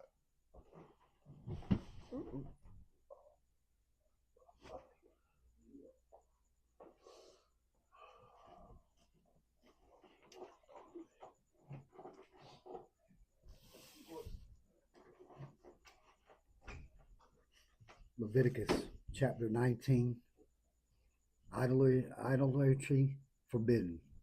Then the Lord spoke to Moses, saying, Speak to all the congregation of the sons of Israel, and say to them, You shall be holy, for I, the Lord your God, am holy. Every one of you shall revere his mother and his father, and you shall keep my Sabbaths. I am the Lord your God. Do not turn to idols or make for yourselves cast metal gods. I am the Lord your God. Now, when you offer a sacrifice of peace offerings to the Lord, you shall offer it so that you may be accepted. It shall be eaten on the same day you offer it, and on the next day. But what remains until the third day shall be burned with fire. So if it is eaten at all on the third day, it is unclean. It will not be accepted.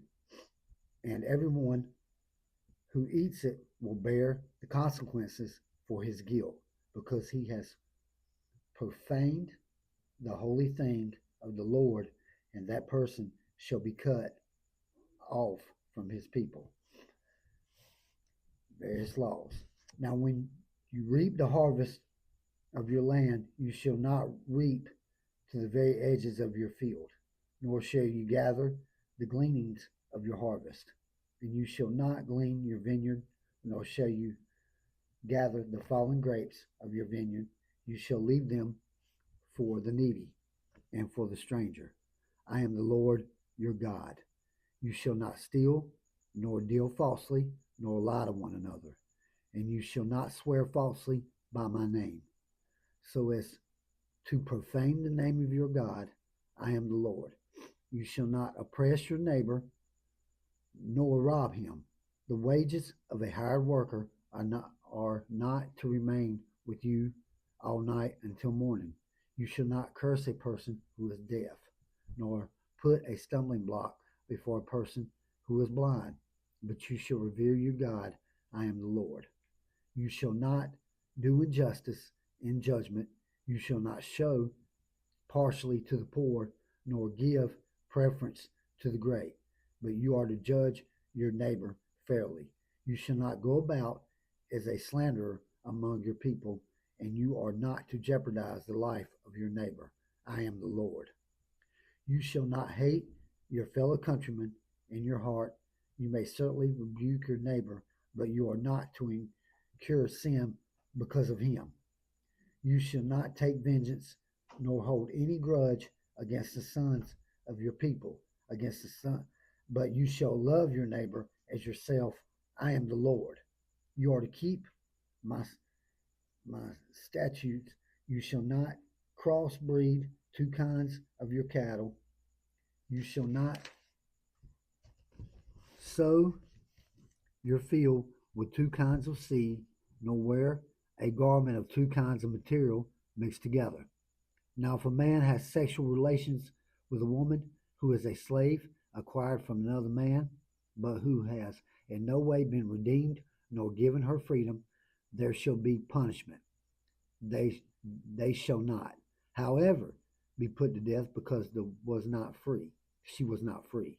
He shall bring his guilt offering to the Lord to the doorway of the tent of meeting, a ram as a guilt offering.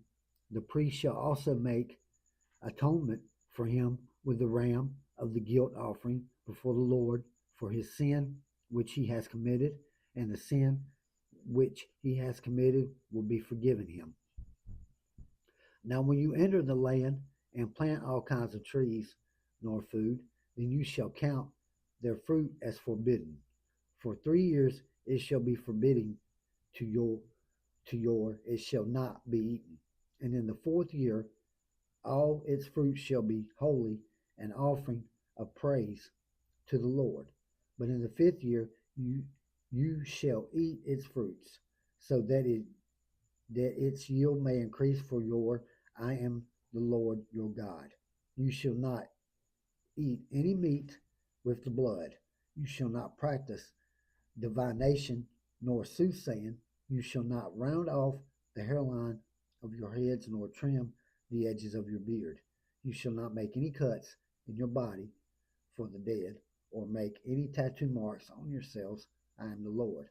Do not profane your daughter by making her a prostitute, so that the land does not fall into prostitution, and the land does not become full of outrageous sin. You shall keep my Sabbaths, and revere my sanctuary. I am the Lord. Do not turn to mediums or spiritists. Do not seek them out to be defiled by them. I'm the Lord your God. You shall stand up in the presence of the gray headed and honor elders, and you shall fear your God. I am the Lord. When a stranger resides with you in your land, you shall not do him wrong. The stranger who resides with you shall be to you as the native among you, and you shall love him as yourself, for you were strangers in the land of Egypt. I am Lord your God. You shall do no wrong in judgment, in measurement of weight or volume. You shall have accurate balances, accurate weights, and accurate apah, and an accurate him. I am the Lord your God, who brought you out from the land of Egypt. So you shall keep all my statutes and all my ordinances and do them. I am the Lord. On human sacrifice and immortalities. Leviticus 20. Then the Lord spoke to Moses, saying, You shall also say to the sons of Israel, anyone from the sons of Israel, or from the strangers residing in Israel, who gives any of his children to Moloch, shall certainly be put to death. The people of the land shall stone him with stones. I will also set my face against that man, and will cut him off from among his people, because he has given some of his children to Moloch, so as to defile my sanctuary and to profane my holy name. If the people of the land, however, should ever disregard that man when he gives any of his children to Moloch, so as not to put him to death, then I myself will set my face against that man and against his family, and I will cut off from among their people both him and all those who play the prostitute with him by playing the prostitute with Moloch. As for the person who turns to mediums and to spiritists to play the prostitute with them, I will also set my face against that person, and will cut him off from among his people. You shall consecrate yourselves, therefore, by be holy, for I am the Lord your God. So you shall keep my statutes and practice them. I am the Lord who sanctifies you. If there is anyone who curses his father or his mother, he shall certainly be put to death. He has cursed his father or his mother and has brought his own death upon himself. If there is a man who commits adultery with another man's wife, one who commits adultery with his friend's wife, the adulterer and the adulteress must be put to death. If there is a man who sleeps with his father's wife, he has uncovered his father's nakedness. Both of them must be put to death. They have brought their own deaths upon themselves. If there is a man who sleeps with his daughter in law, both of them must be put to death. They have committed incest and have brought their own deaths upon themselves. If there is a man who sleeps with a male, as those who sleep with a woman, both of them have committed a detestable act. They must be put to death. They have brought their own deaths upon themselves. If there is a man who marries a woman and her mother, it is an outrageous sin. Both he and they shall be burnt with fire, so that there will be no such outrageous sin in your midst. If there is a man who has sexual intercourse with an animal, he must be put to death. You shall also kill the animal. If there is a woman who approaches any animal to mate with, you shall kill the woman and the animal, and they must be put to death. They have brought their own deaths upon themselves. If there is a man who takes his sister, his father's daughter, or his mother's daughter, so that he sees her nakedness and she sees his nakedness, it is a disgrace.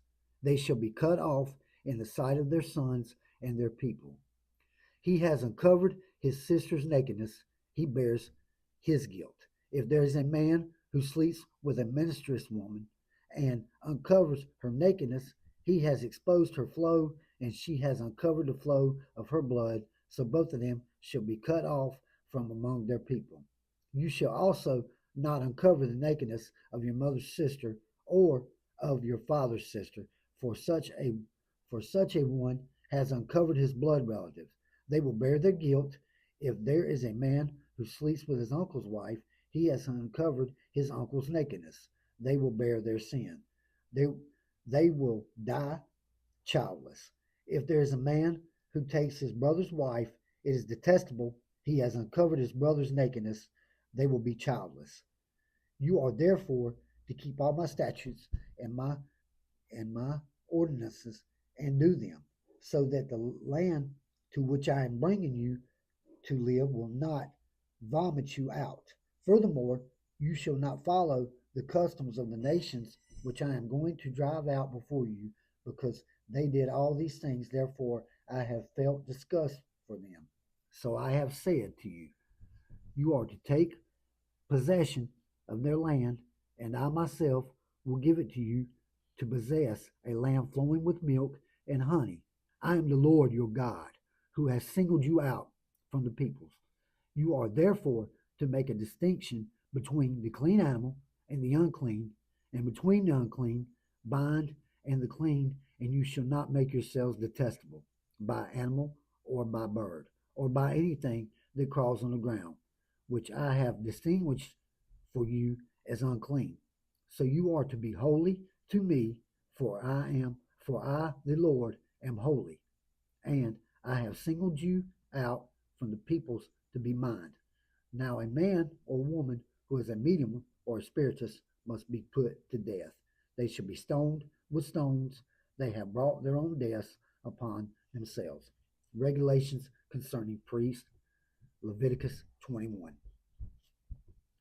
Then the Lord said to Moses, speak to the priests, the sons of Aaron, and say to them, no one shall defile himself for a dead person among his people, except for his relatives who are nearest to him, his mother, his father, his son, his daughter, and his brother, also for his virgin sister who is near to him, because she has not had a husband. For her he may defile himself. He shall not defile himself as a relative, by marriage among his people, so as to profane himself. They shall not shave any area on their heads bald, nor shave off the edges of their beards, nor make any cuts in their flesh. They shall be holy to their God, and not profane the name of their Lord, because they present the offerings by fire to the Lord, the food of their God, so they shall be holy. They shall not take a woman who is a prostitute and profane, nor shall they take a woman divorced from her husband, for he is holy to his God. You shall consecrate him, therefore, because he offers the food of your God. He shall be holy to your, for I, the Lord, who sanctifies you, am holy. Also, the daughter of any priest, if she profanes herself by prostitution, she profanes her father, she shall be burnt with fire. The priest who is highest among his brothers, on whose head the anointing oil has been poured, and who has been consecrated to wear the garments, shall not uncover his head, nor tear his clothes, nor shall be approached any dead person, nor defile himself even for his father or his mother. Nor shall he leave the sanctuary, nor profane the sanctuary of his God. For the consecration of the anointing oil of his God is on him. I am the Lord. He shall take a wife in her virginity, a widow, or a divorced woman, or who is profaned by prostitution. These he shall not take, but rather he is to marry a virgin of his own people, so that he will not profane his children among his people, for I am the Lord who sanctifies him. Then the Lord spoke to Moses, saying, Speak to Aaron, saying, None of your descendants throughout their generations, who has an impairment, shall approach to offer the food of his God. For no one who has an impairment shall approach a man who is blind, or one who limps, or one who has a slit nose, or one with any conspicuous feature, or someone who has a broken foot or broken hand, or a contorted back, or one who is a dwarf, or has a spot in his eye, or a festering rash, or scabs, or crushed testicles. No man among the descendants of Aaron the priest who has an impairment is to come forward to offer the Lord's offerings by fire. Since he has an impairment, he shall not come forward to offer the food of his God. He may eat the food of his God, both of the most holy and of the holy. Only he shall not come up to the veil or approach the altar, since he has an impairment, so that he does not profane my sanctuaries. For I am the Lord who sanctifies them. So Moses spoke to Aaron and to his sons and to all the sons of Israel. Various rules for priests. Leviticus 22. Then the Lord spoke to Moses, saying, Tell Aaron and his sons to be careful with the holy gifts of the sons of Israel, which they dedicate to me, so as not to profane my holy name. I am the Lord. Say to them, any man among all your descendants throughout your generations who approaches the holy gifts which the sons of Israel consecrate to the Lord, while he has an uncleanliness, that person shall be cut off from my presence. I am the Lord. No man of the descendants of Aaron who has leprosy or has a discharge may eat of the holy gifts until he is clean. And one who touches anything made unclean by a corpse, or a man who has a seminal emission, or a man who touches any swarming things by which he is made unclean, or touches any person by whom he is made unclean, whatever his uncleanliness, a person who touches any such thing shall be unclean until evening, and shall not eat of the holy gifts unless he has bathed his body in water. But when the sun sets, he will be clean, and afterward he may eat of the holy gifts, for it is food.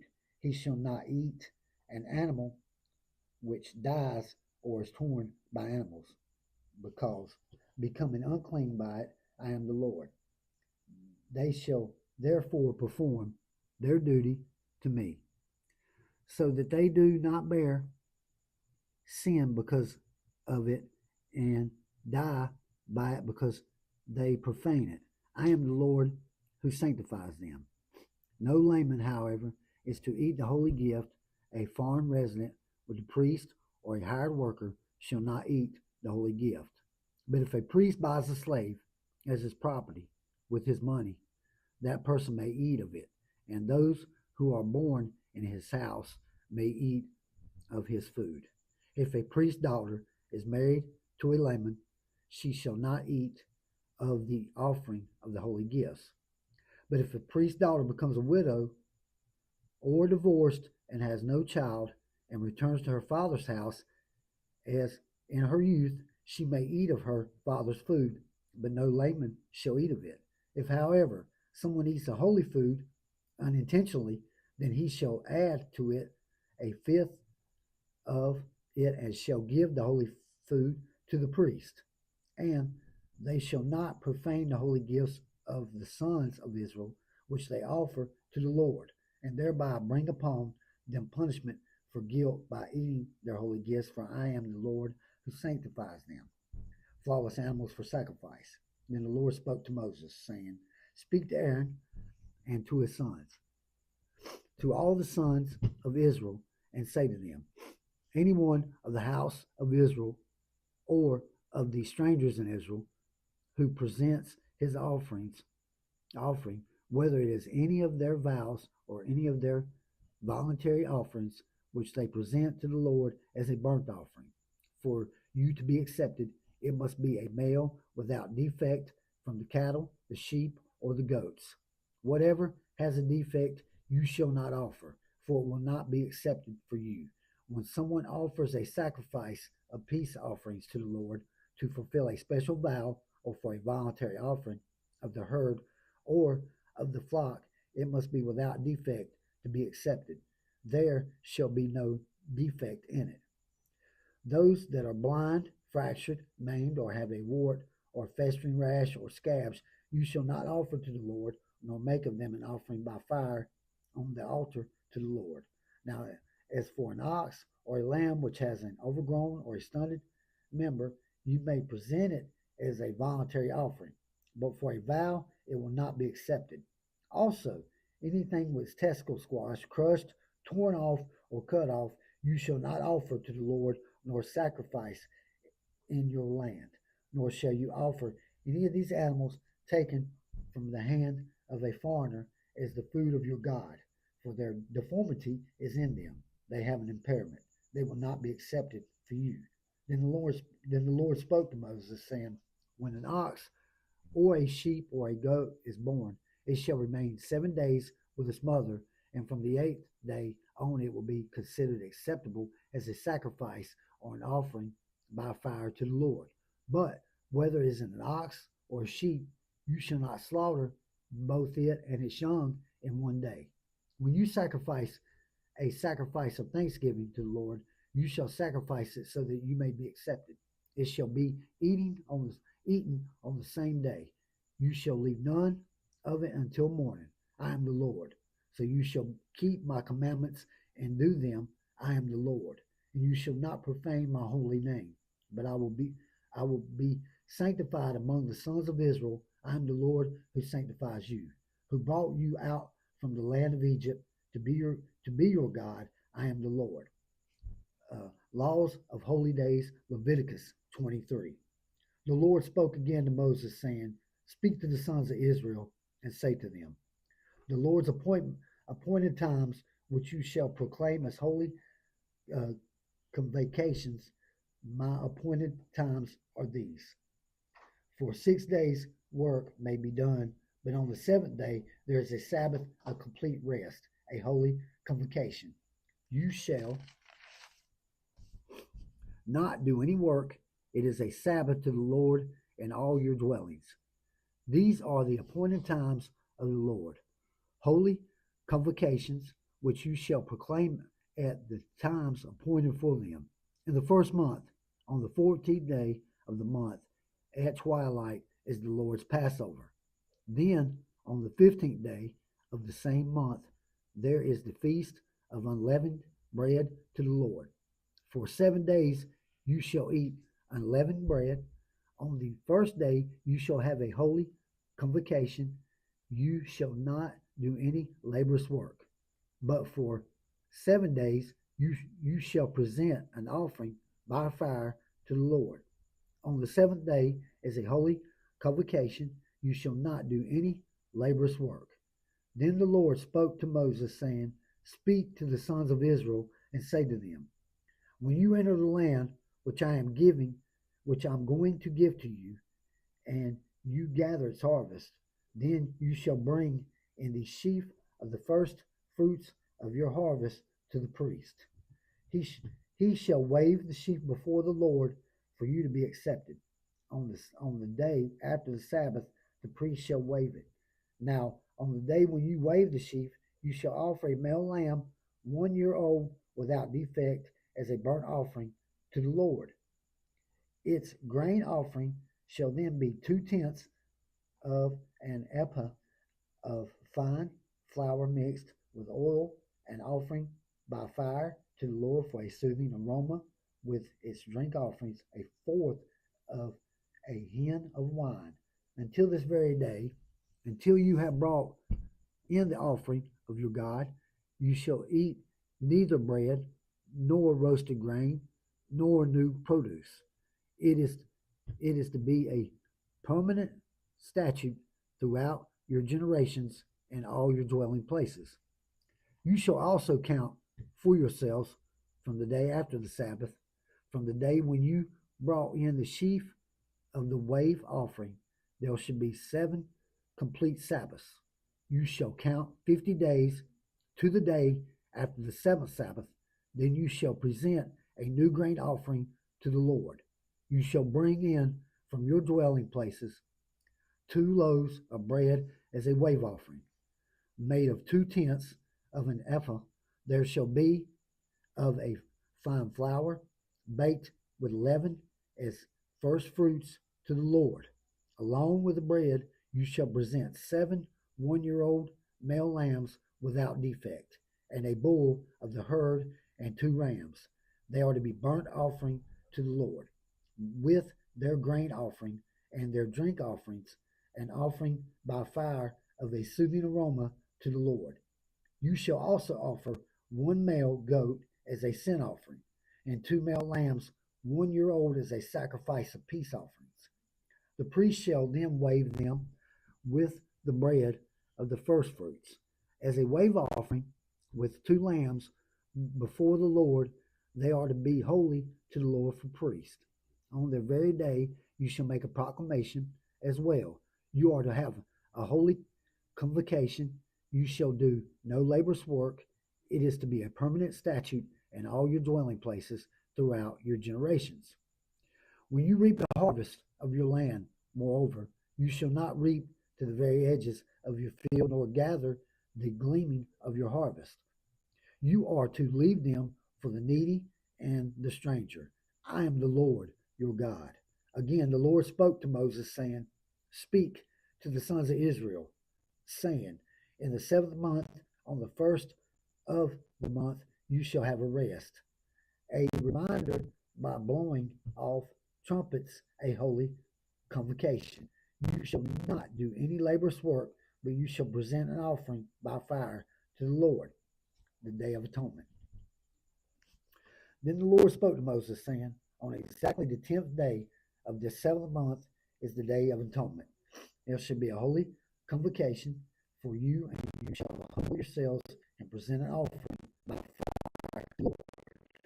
You shall do it this very day, for it is the Day of Atonement, to make atonement on your behalf before the Lord your God.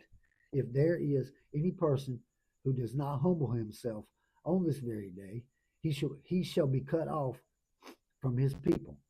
As for any person who does any work on this very day, that person I will eliminate from among his people. You shall not do any work. It is to be a permanent statute throughout your generations and all your dwelling places. It is to be a Sabbath of complete rest for you, and you shall humble yourselves. On the ninth of the month at evening, from evening until evening, you shall keep your Sabbath. Again, the Lord spoke to Moses, saying, Speak to the sons of Israel, saying, On the 15th of his seventh month is the feast of booths for 7 days to the Lord. On the first day is a holy convocation. You shall not do any laborious work. For 7 days you shall present an offering by fire to the Lord.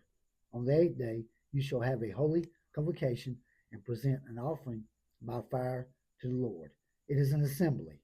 You shall not do any laborious work. These are the appointed times of the Lord which you shall proclaim as holy convocations, to present offerings by fire to the Lord, burnt offerings, grain offerings, sacrifices, and drink offerings. Each day's matter on its own day. Besides those of the Sabbaths of the Lord, and besides your gifts, and besides all you vowed and voluntary offerings which you give to the Lord. On exactly the 15th day of the seventh month, when you have gathered in the crops of the land, you shall celebrate the feast of the Lord for 7 days, with a rest on the first day and a rest on the eighth day. Now on the first day you shall take for yourselves the foliage of beautiful meat of trees, palm branches and branches of trees with thick branches and willows of the brook, and you shall rejoice before the Lord your God for 7 days. You shall celebrate it as a feast to the Lord for 7 days in the year. It shall be a permanent statute throughout your generations. You shall celebrate it in the seventh month. You shall live in booths for 7 days. All the native born, that your generations may know that I had the sons of Israel live in booths when I brought them out from the land of Egypt. I am the Lord your God. So Moses declared it to the sons of Israel, the appointed times of the Lord, the lamp and the bread of the sanctuary. Leviticus 24.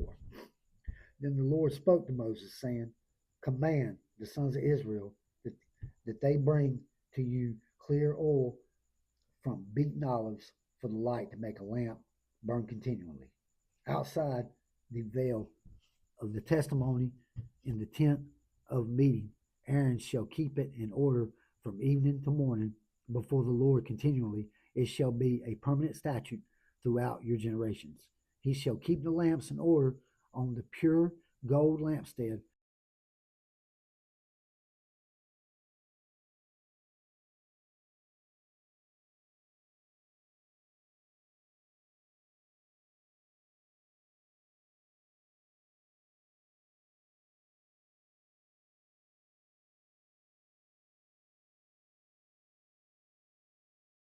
Then you shall take fine flour and bake 12 cakes with it. 2/10 of an ephah shall be in each cake. And you shall set them in 2 rows, 6 to a row, on the pure gold table before the Lord. You shall put pure frankincense on each row, so that it may be a memorial portion for the bread and offering by fire to the Lord. Every Sabbath day he shall set it in order before the Lord continually. It is an everlasting covenant for the sons of Israel. And it shall be for Aaron and his sons. They shall eat it in a holy place.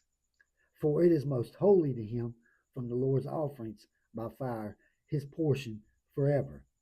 Now the son of an Israelite woman, his father was an Egyptian, went out among the sons of Israel, and the Israelite woman's son and an Israelite man had a fight within the camp. And the son of the Israelite woman blasphemed the name and cursed. So they brought him to Moses.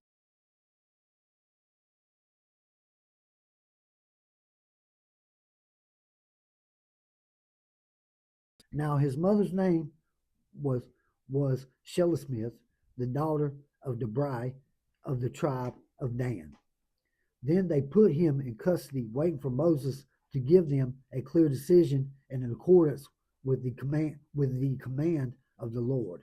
Then the Lord spoke to Moses, saying, "Bring the one who has cursed outside the camp, and have all who heard him lay their hands on his head. Then have all the congregation stone him. You shall also speak to the sons of Israel, saying, If anyone curses his God, then he will bear the responsibility for his sin. Moreover, the one that blasphemes the name of the Lord must be put to death. All the congregation shall certainly stone him. The stranger, as well as the native, when he blasphemes the name, shall be put to death. Now, if someone takes any human life, he must be put to death. But the one who takes the life of an animal shall make restitution, life for life. If someone injures his neighbor just as he has done,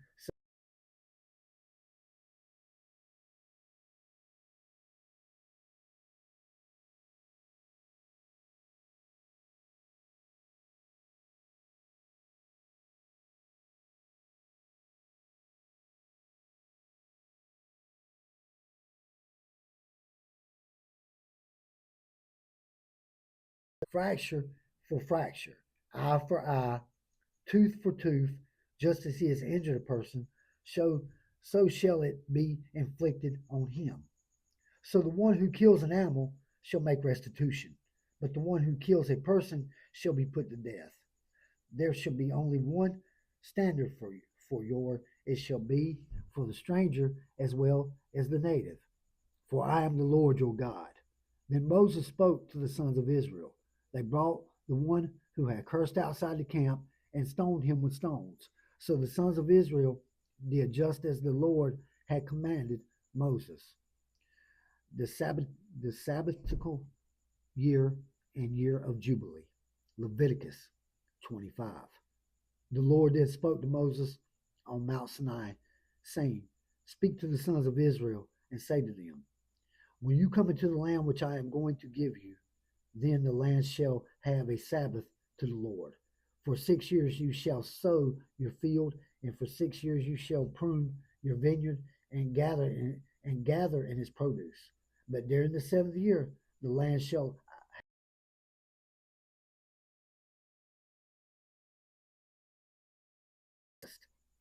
a Sabbath to the Lord. You shall not sow your field nor prune your vineyard. You shall not reap your harvest after growth, and you shall not gather your grapes of untrimmed vines. The land shall have a Sabbatical year, and all of you shall have the Sabbath produce of the land as food for yourself, your male and female slaves, and your hired worker, and your foreign resident, those who live as strangers among you. Even your cattle and the animals that are in your land shall have all its produce to eat. You are also to count off 7 Sabbaths of your year for yourself, 7 times 7 years, so that you have the time of the 7 Sabbaths of the year, that is 49 years. You shall then sound a ram's horn abroad on the 10th day of the 7th month. On the day of atonement, you shall sound a horn all through your land. So you shall consecrate the 5th year and proclaim a release throughout the land to all its inhabitants. It shall be a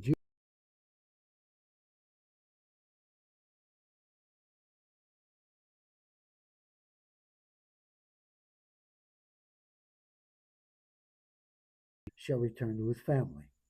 You shall have the 15th year as a jubilee. You shall not sow nor harvest its aftergrowth, nor gather grapes from its untrimmed vines. For it is a jubilee. It shall be holy to you. You shall eat its produce from the field. On this year of jubilee, each of you shall return to his own property. Furthermore, if you make a sale to your friend or buy from your friend's hand, you shall not wrong one another. Corresponding to the number of years after the Jubilee, you shall buy from your friend. He is to sell to you according to the number of years of crops. In proportion to a greater number of years, you shall increase its price, and in proportion to fewer years, you shall decrease its price, because it is the number of crops that he is selling to you. So you shall not wrong one another, but you shall fear your God, for I am Lord, for I am the Lord your God.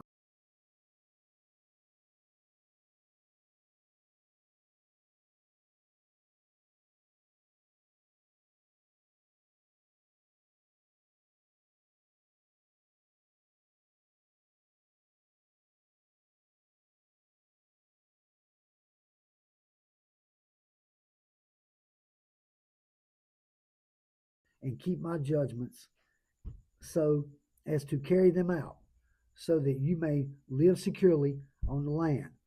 Then the land will yield its produce so that you can eat your field and live securely on it.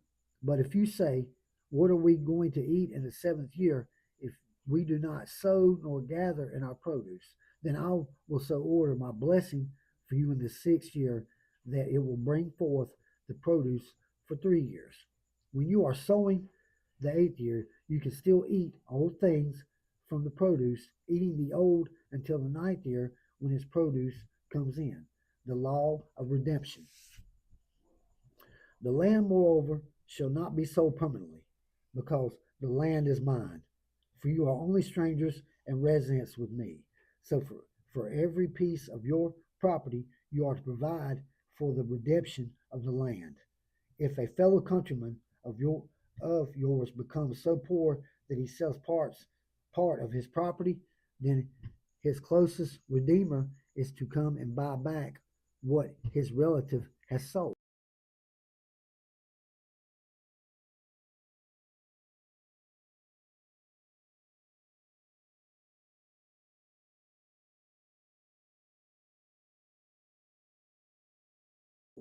Or in case someone has no redeemer but recovers to find sufficient means for its redemption, then he shall calculate the years since its sale and refund the balance to the man to whom he sold it, and so return to his property.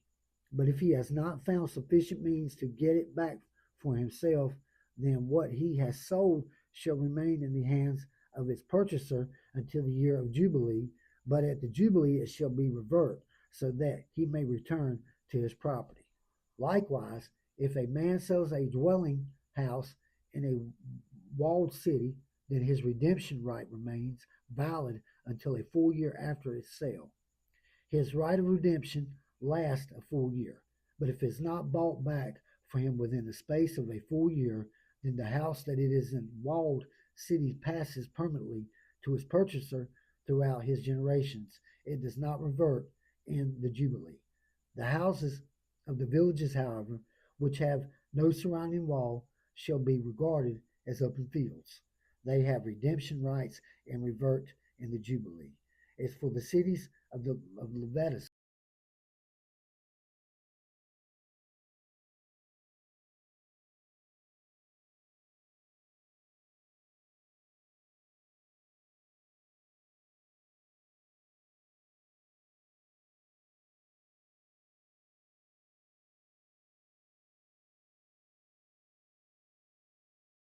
right of redemption for the house of the cities which are their possession. What therefore belongs to the Levites may be redeemed, and a house sale in the city of this possession reverts in Jubilee, because the houses of the cities of the Levites are their possession among the sons of Israel. But pasture fields of their cities shall not be sold, for that is their permanent possession of poor countrymen.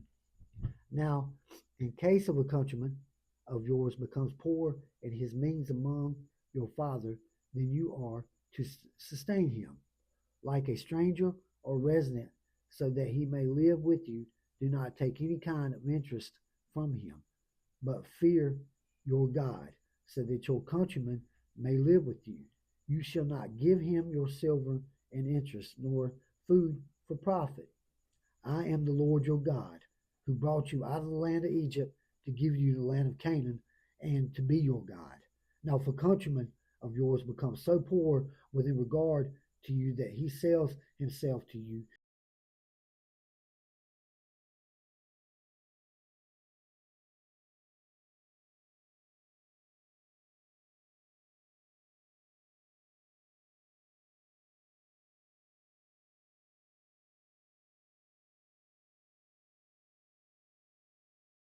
service.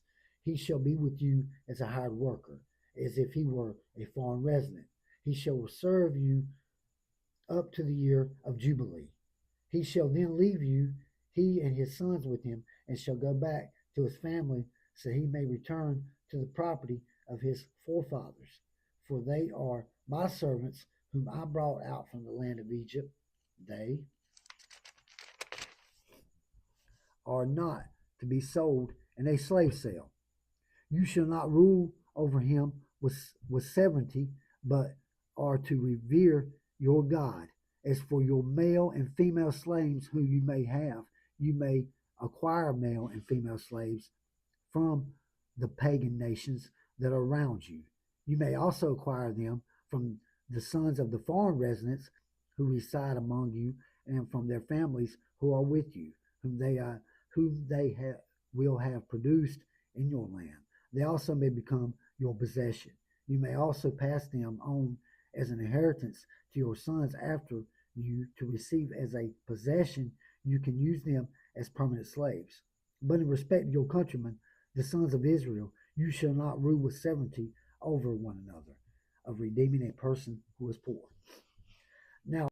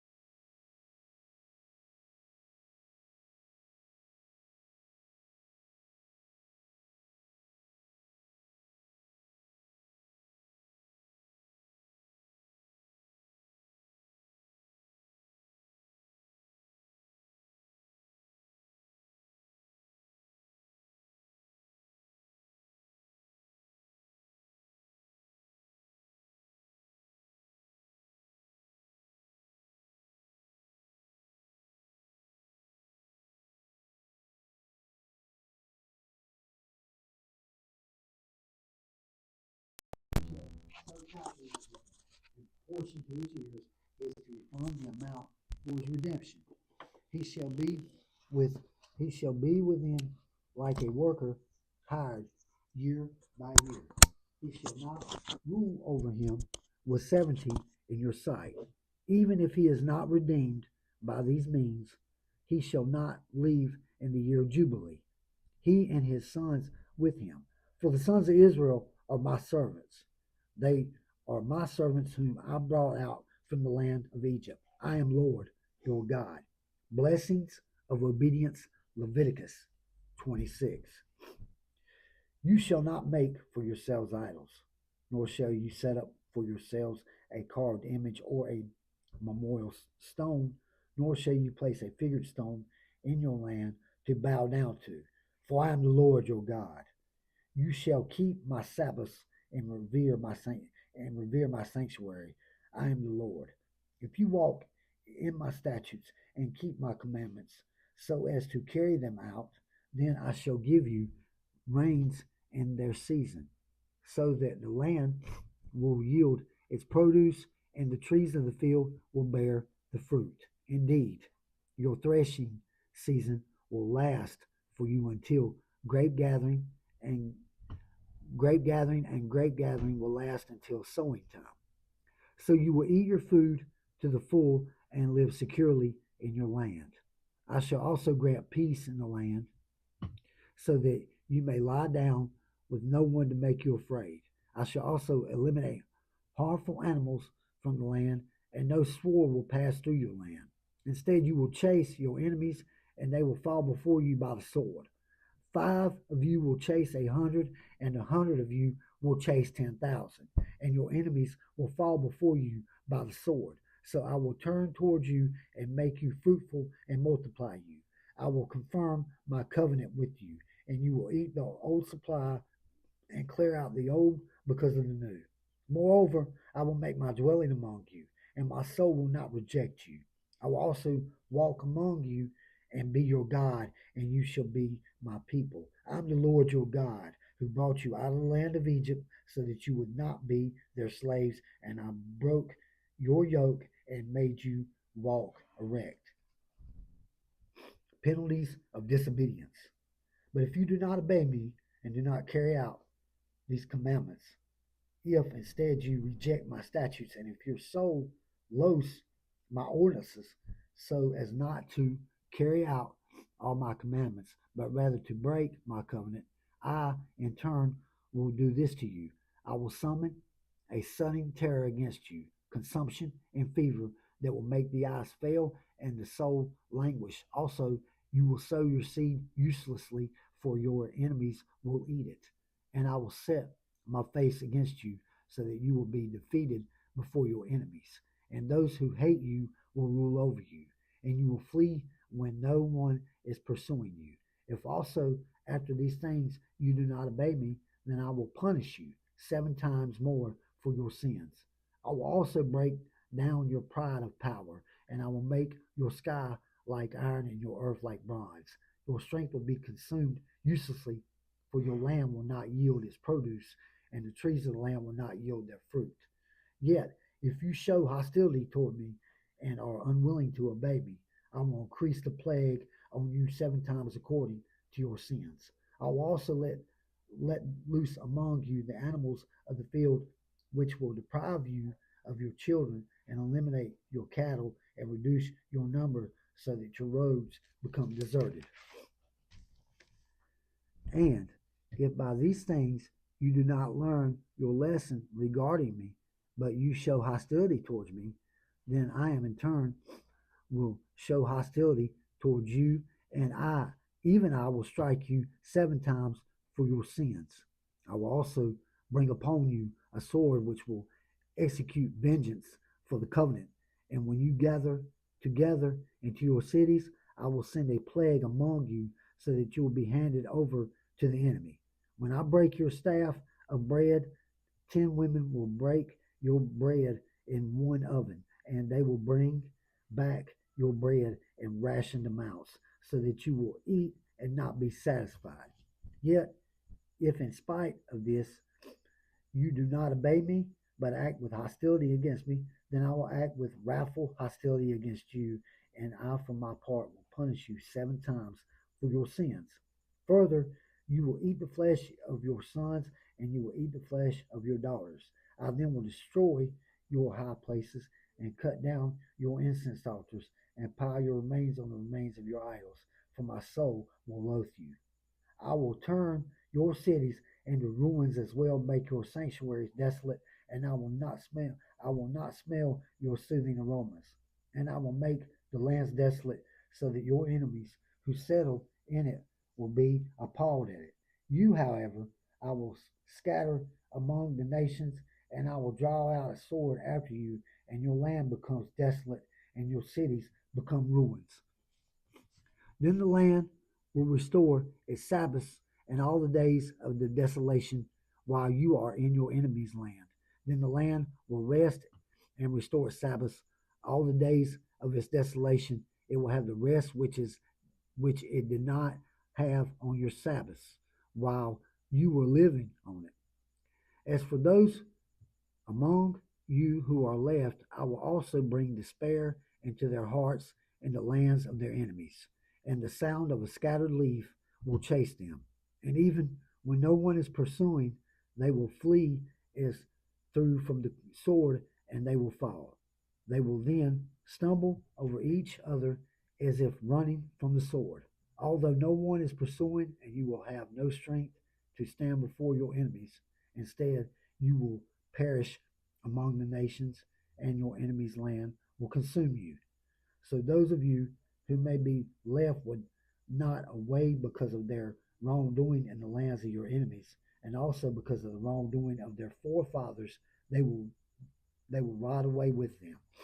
But if they confess their wrongdoing and the wrongdoing of their forefathers and their unfaithfulness which they committed against me, and also in their acting with hostility against me, I also acting with hostility against them to bring them into the land of their enemies. Or if their uncircumcised heart is humbled, so that they then make amends for their wrongdoings, then I will remember my covenant with Jacob, and I will remember also my covenant with Isaac, my covenant with Abraham as well, and I will remember the land, for the land will be abandoned by them, and will restore its Sabbaths while it is made desolate without them. They, meanwhile, will be making amends for their wrongdoing because they rejected my ordinance and their soul loathed my statutes. Yet, in spite of this, when they are in the land of their enemies, I will not reject them, nor will I so loathe them as to destroy them, breaking my covenant with them. For I am the Lord their God. But I will remember for them the covenant with their ancestors, who I brought out of the land of Egypt in the sight of the nations, so that I might be their God. I am the Lord. These are the statutes and ordinances and laws which the Lord established between himself and the sons of Israel through Moses on Mount Sinai. Rules concerning assessments. Leviticus 27. Again, the Lord spoke to Moses, saying, Speak to the sons of Israel and say to them, when someone makes an explicit vow, he shall be valued according to your assessment of the person's belonging to the Lord. If your assessment is of a male from 20 years even to 60 years old, then your assessment shall be 50 shekels of silver by the shekel of the sanctuary. Or if the person is a female, then your assessment shall be 30 shekels. If the person is from 5 years even to 20 years old, then your assessment for a male shall be 20 shekels, and for a female, 10 shekels. But if the person is from a month even up to 5 years old, then your assessment shall be 5 shekels of silver for a male, and for a female, your assessment shall be 3 shekels of silver. If the person is from 60 years old and upward, if a male, then your assessment shall be 15 shekels, and for a female, 10 shekels. But if a poorer than your assessment, then he shall be presented before the priest, and the priest shall assess him according to the means of the one who vowed. The priest shall assess him. Now, if it is an animal of the kind that one can present as an offering to the Lord, any such animal that one gives to the Lord shall be holy. He shall not replace nor exchange it, a good for a bad, or a bad for a good. Yet if he does exchange animal for animal, then both of it and its substitute shall become holy. If, however, it is any unclean animal of the kind which one does not present as an offering to the Lord, then he shall place the animal before the priest, and the priest shall assess it as either good or bad, as you the priest assess it, so shall it be. But if he should ever want to redeem it, then he shall add a fifth of it to your assessment. Now, if someone consecrates his house as holy to the Lord, then the priest shall assess it as either good or bad, as the priest assesses, so shall it stand. Yet, if the one who consecrates it should want to redeem his house, then he shall add a fifth of your assessment price to it, so that it may be his. Again, if someone consecrates to the Lord part of the field of his own property, then your assessment shall be proportionate to the seed needed, for it a homer of barley seed and 50 shekels of silver. If he consecrates his field as of the year of Jubilee, according to your assessment, it shall stand. If he consecrates his field after the Jubilee, however, Then the priest shall calculate the price for him proportionate to years that are left until the year of Jubilee. It shall be deducted from your assessment. If the one who consecrates it should ever want to redeem the field, then he shall add a fifth of your assessment price to it, so that it may belong to him. Yet, if he does not redeem the field, but has sold the field to another person, it may no longer be redeemed, and when it reverts in the Jubilee, the field should be holy to the Lord, like a field banned from secular use. It shall be for the priest as his property. Or if he consecrates to the Lord a field which he has bought, which is not a part of the field of his own property, then the priest shall calculate for him the amount of your assessment up to the year of Jubilee, and he shall on that day give your assessment as holy to the Lord. In the year of Jubilee, the field shall return to the one from whom he bought it, to whom the possession of the land belongs. Every assessment of yours, moreover, shall be by the shekel of the sanctuary. The shekel shall be 20 gerahs. However, a firstborn among animals, which as a firstborn belongs to the Lord, no one may consecrate, whether ox or sheep, it is the Lord's. But if it's among the unclean animals, then he shall redeem it according to your assessment and add it to a fifth of it. And if it is not redeemed, then it shall be sold according to your assessment. Nevertheless, anything which someone sets apart to the Lord for destruction, out of all that he has of man or animal, or of the field of his own property, shall not be sold nor redeemed. Anything set apart for destruction is most holy to the Lord. No one who may have been set apart among mankind shall be ransomed. He must be put to death. Now, all the tithe of the land, of the seed of the land, or the fruit of the tree is the Lord. It is holy to the Lord. If therefore someone should ever want to redeem part of his tithe, he shall add it to the fifth of it.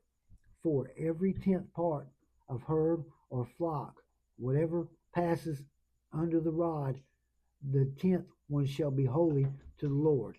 He is not to be concerned whether it is good or bad, nor shall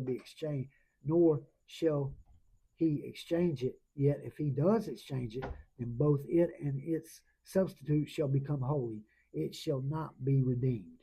These are the commandments which the Lord commanded Moses for the sons of Israel on Mount Sinai.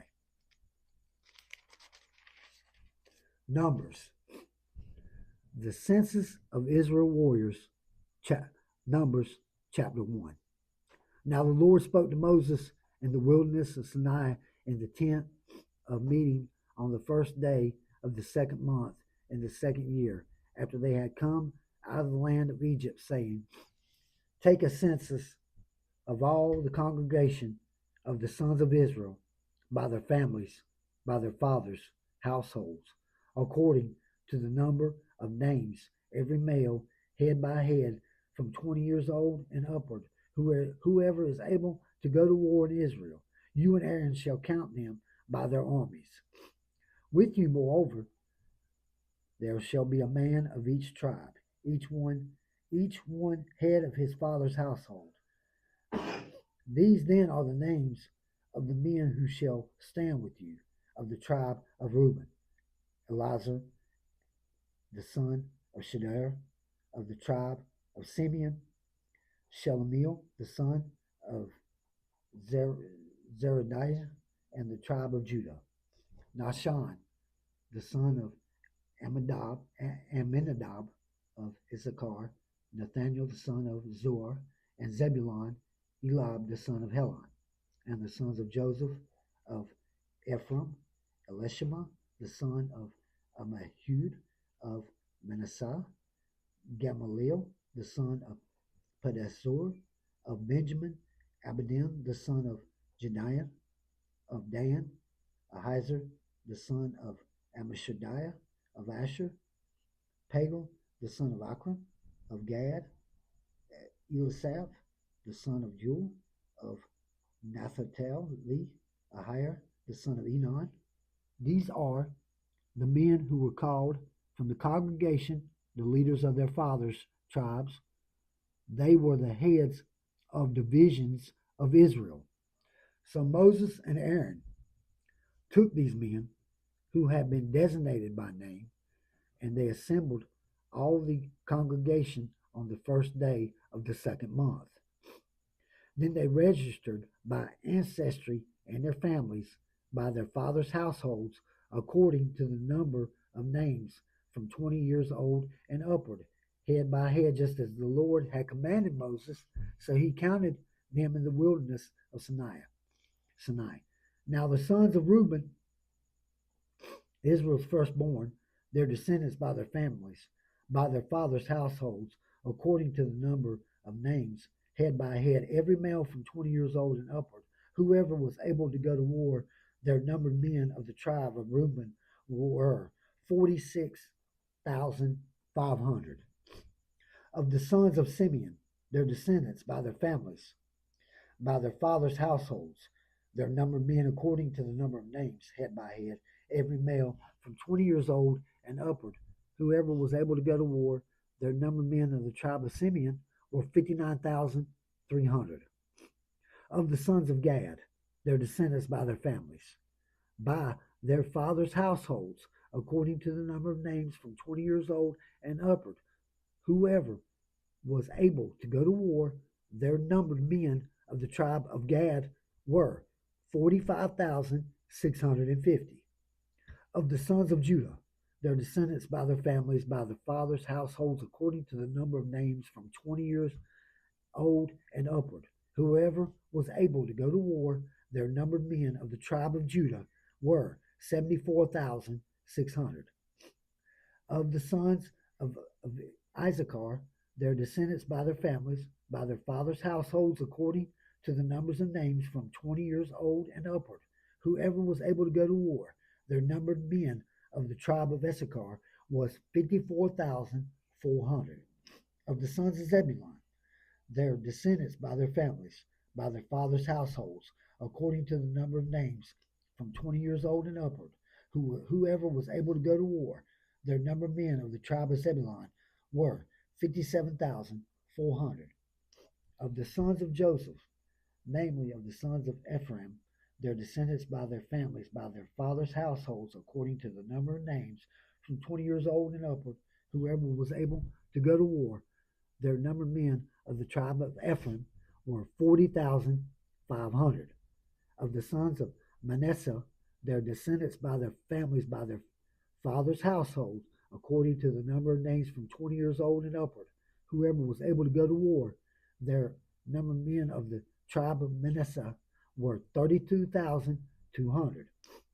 Of the sons of Benjamin, their descendants by their families, by their fathers' households, according to the number of names from 20 years old and upward, whoever was able to go to war, their numbered men of the tribe of Benjamin was 35,400. Of the sons of Dan, their descendants by their families, by their fathers' households, according to the number of names from 20 years old and upward, whoever was able to go to war, their numbered men of the tribe of Dan were 62,700. Of the sons of Asher, their descendants by their families, by their fathers' household, according to the number of names, from 20 years old and upward, whoever was able to go to war, their numbered men of the tribe of Asher were 41,500.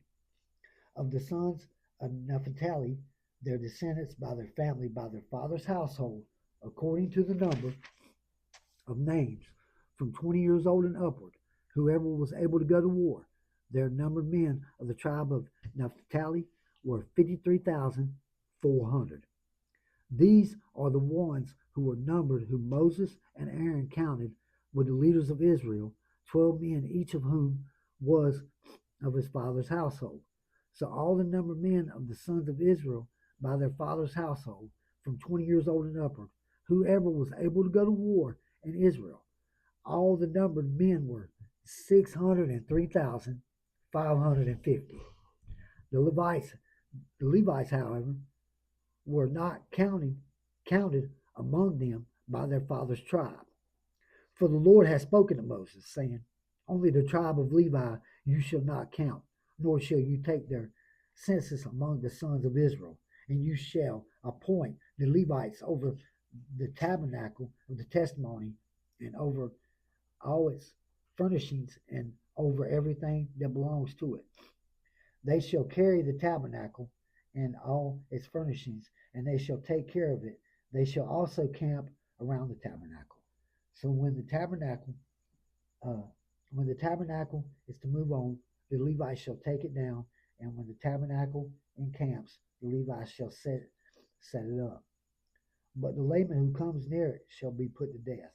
So the sons of Israel shall camp, each man by his own camp, and each man by his own flag, according to their armies. But the Levites shall camp around the tabernacle of the testimony, so that there will be no divine wrath against the congregation of the sons of Israel. So the Levites shall be responsible for the service to the tabernacle of the testimony. And the sons of Israel did so, in accordance with all that the Lord had commanded Moses, so they did. Arrangement of the camps. Numbers chapter 2. Now the Lord spoke to Moses and to Aaron, saying, the sons of Israel shall camp each by his own flag, with the banners of their father's household. They shall camp around the tent of meeting at a distance. Now those who camp on the east side towards the sunrise shall be at the flag of the camp of Judah by their armies, and the leader of the sons of Judah. Nahshon, the son of Amminadab, and his army, their numbered men, 74,600. Those who camp next to him shall be the tribe of Issachar, and the leader of the sons of Issachar, Nathaniel the son of Zuar, and his army, their numbered men, 54,400. Then follows the tribe of Zebulun, and the leader of the sons of Zebulun, Eliab, and the son of Helon, and his army, his numbered men, 57,400. The total of the numbered men of the camp of Judah, 186,400 by their armies. They shall set out first. On the south side shall be the flag of the camp of Reuben by their armies, and the leader of the sons of Reuben, Elazar, and the son of Shedor, and his army, their numbered men, 46,500. And those who camp next to him shall be the tribe of Simeon, and the leader of the sons of Simeon, Shelumiel, and the sons of Zeresh Shadiah, and his army, their numbered men, 59,300. Then follows the tribe of Gad, and the leaders of the sons of Gad, Elisaph, and the son of Jewel, and his army, their numbered men, 45,650. The total of the numbered men of the camp of Reuben, 151,450 by their armies, and they shall set out second. Then the tent of meeting shall set out with the camp of the Levites in the midst of the camps, just as they camp. So they shall set out every man in his place by their flags.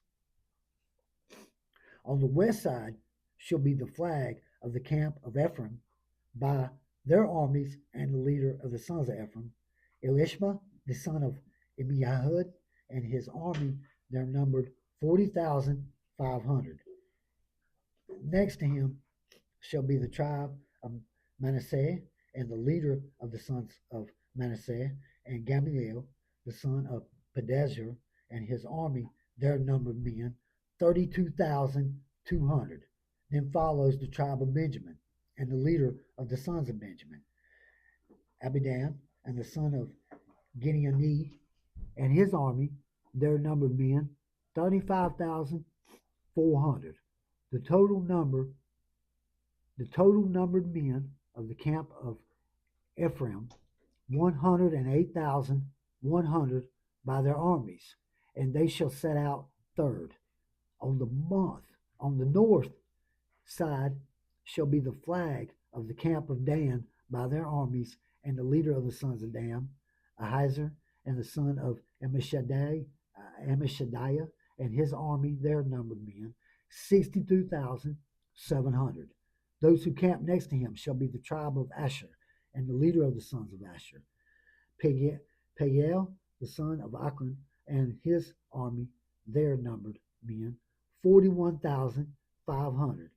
Then follows the tribe of Naphtali, and the leader of the sons of Naphtali, Ahira, the son of Enan, and his army there numbered men, 54,400. The total of the numbered men of the camp of Dan was 157,600. They shall set out last by their flags. These are the numbered men of the sons of Israel by their father's household. The total of the numbered men of the camps by their armies was 603,550. The Levites, however, were not counted among the sons of Israel, just as the Lord had commanded Moses. So the sons of Israel did all this according to all that the Lord commanded Moses. So they camped by their flags, and so they set out everyone by his family according to his father's household. Levite priesthood established. Numbers, chapter 3. Now, these are the records of the generations of Aaron and Moses at the time when the Lord spoke with Moses on Mount Sinai. These then are the names of the sons of Aaron: Nadab, the firstborn, and Abihu, and Eleazar, and Ithamar. These are the names of the sons of Aaron, the anointed priest, whom he ordained to serve as priests. But Nadab and Abihu died in the presence of the Lord when they offered strange fire before the Lord at the wilderness of Sinai, and they had no children. So Eleazar and Ithamar served as priests in the lifetime of their father Aaron. Then the Lord spoke to Moses, saying, "Bring the tribe of Levi forward, and present them before Aaron the priest, that they may serve him. They shall perform the duties for him and for the whole congregation in front of the tent of meeting, to do the service of the tabernacle. They shall also take care of all the furnishings of the tent of meeting, along with their duties of the sons of Israel, to the service of the tabernacle. You shall assign the Levites to Aaron and to his sons. They are exclusively assigned to him from the sons of Israel. So you shall appoint Aaron and his sons, that they may keep their priesthood, but the layman who comes near shall be put to death." Again the Lord spoke to Moses, saying, "Now behold, I have taken the Levites from among the sons of Israel, instead of every firstborn, the firstborn of the womb among the sons of Israel, so the Levites shall be mine. For all the firstborn are mine, and on the day that I fatally struck all the firstborn in the land of Egypt, I sanctified to myself all the firstborn in Israel. From the human firstborn to animals, they shall be mine. I am the Lord."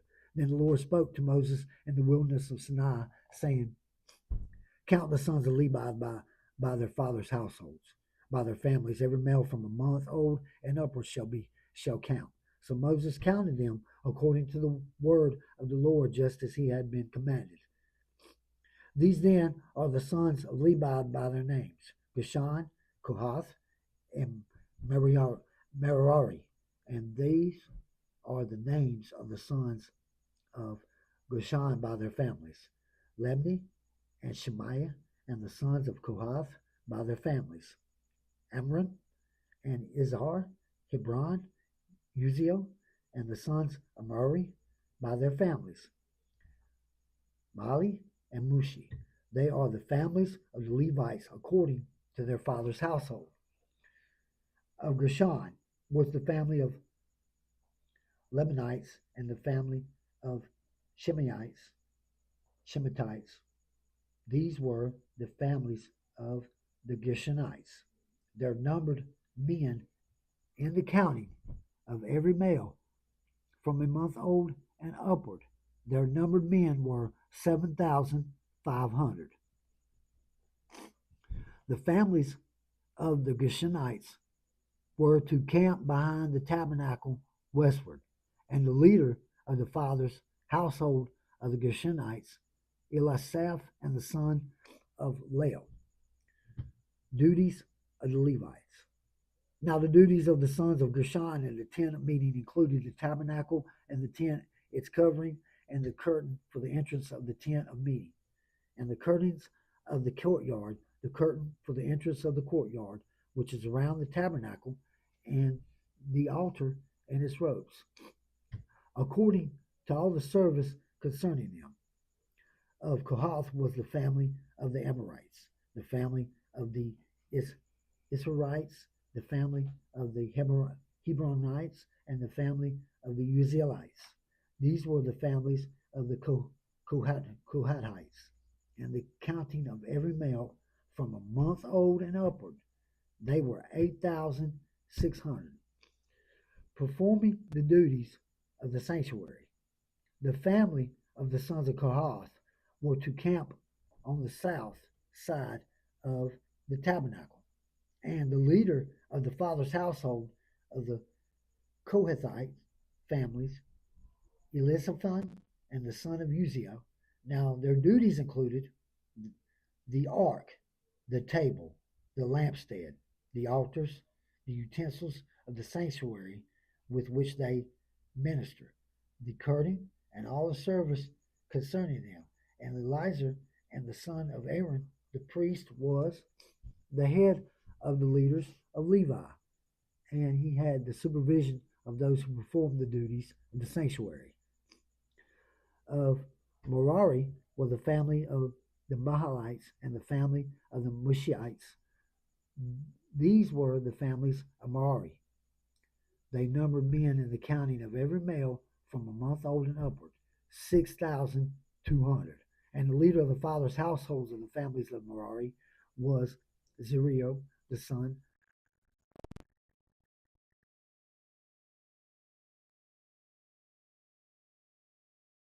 of duties of the sons of Merari, including the framework of the tabernacle, its bars, its pillars, its bases, and its equipment, and all the service concerning them, and the pillars around the courtyard with their bases, their pegs, and their ropes.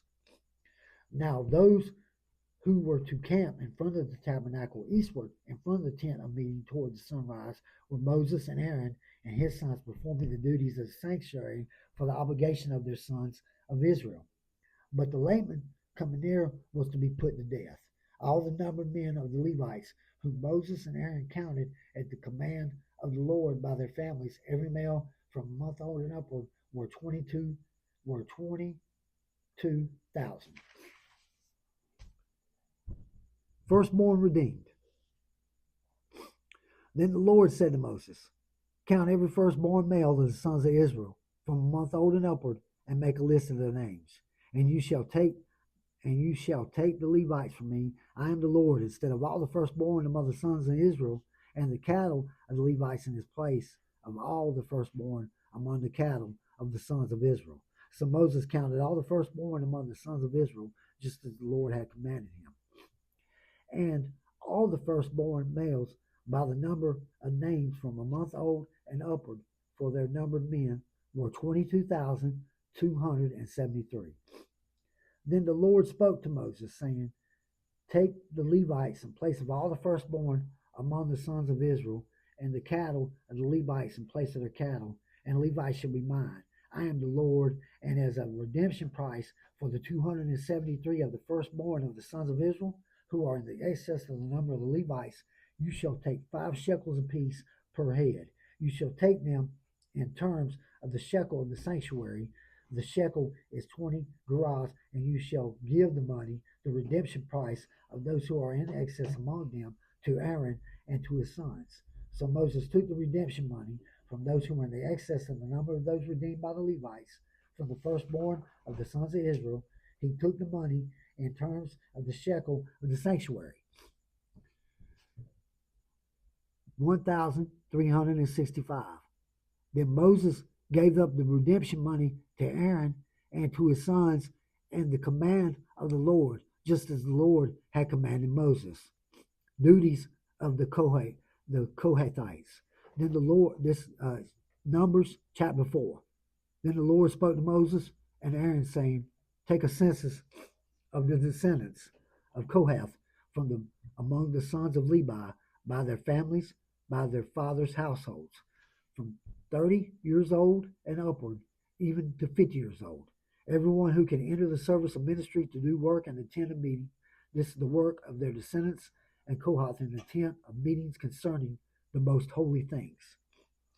When the camp sets out, Aaron and his sons shall go in and take down the veil of the curtain, and the veil of the curtain, and cover the ark of the testimony with it, and they shall place a covering of fine leather on it, and spread over it a cloth of pure violet, and insert its carrying poles. Over the table of the bread of the presence, they shall also spread a cloth of violet, and put it on the dishes, the pans, the sacrificial bowls, and the jugs for the drink offering, and the continual bread shall be on it, and they shall spread over them a cloth of scarlet material, and cover the same with a covering of fine leather, and they shall insert its carrying poles. Then they shall take a violet cloth and cover the lampstand for the light, along with its lamps, its tongs, its trays, and all its oil containers by which they attend to it. And they shall put it, all its utensils, in a covering of fine leather, and put it on the carrying bars. Over the golden altar they shall spread a violet cloth, cover it with a covering of fine leather, and they shall insert its carrying poles.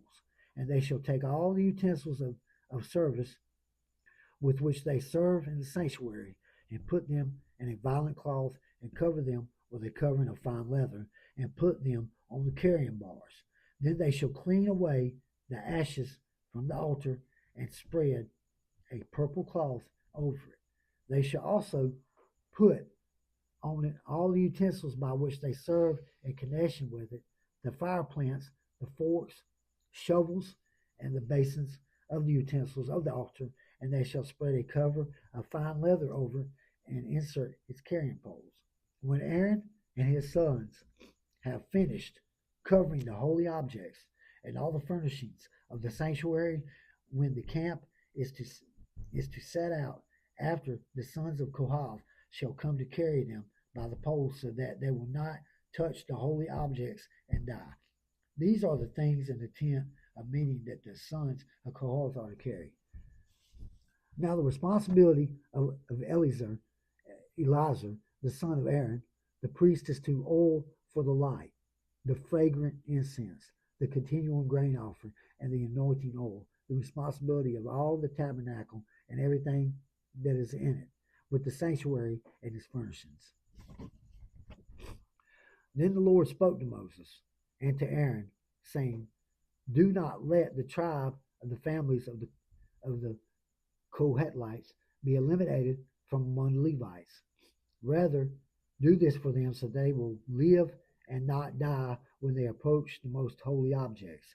Aaron and his sons shall go in and assign each of them to his work and to his load, but they shall not come in to see the holy objects, even for a moment, or they will die. Duties of the Gershonites. Then the Lord spoke to Moses, saying, take a census of the sons of Gershon also, by their fathers' households, by their families, from 30 years old and upward to 50 years old. You shall count them, and who can enter to perform service, to do all the work in the tent of meeting. This is the service of the families of the Gershonites, in serving and carrying.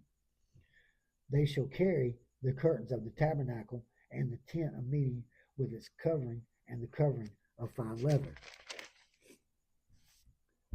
That is on the top of it.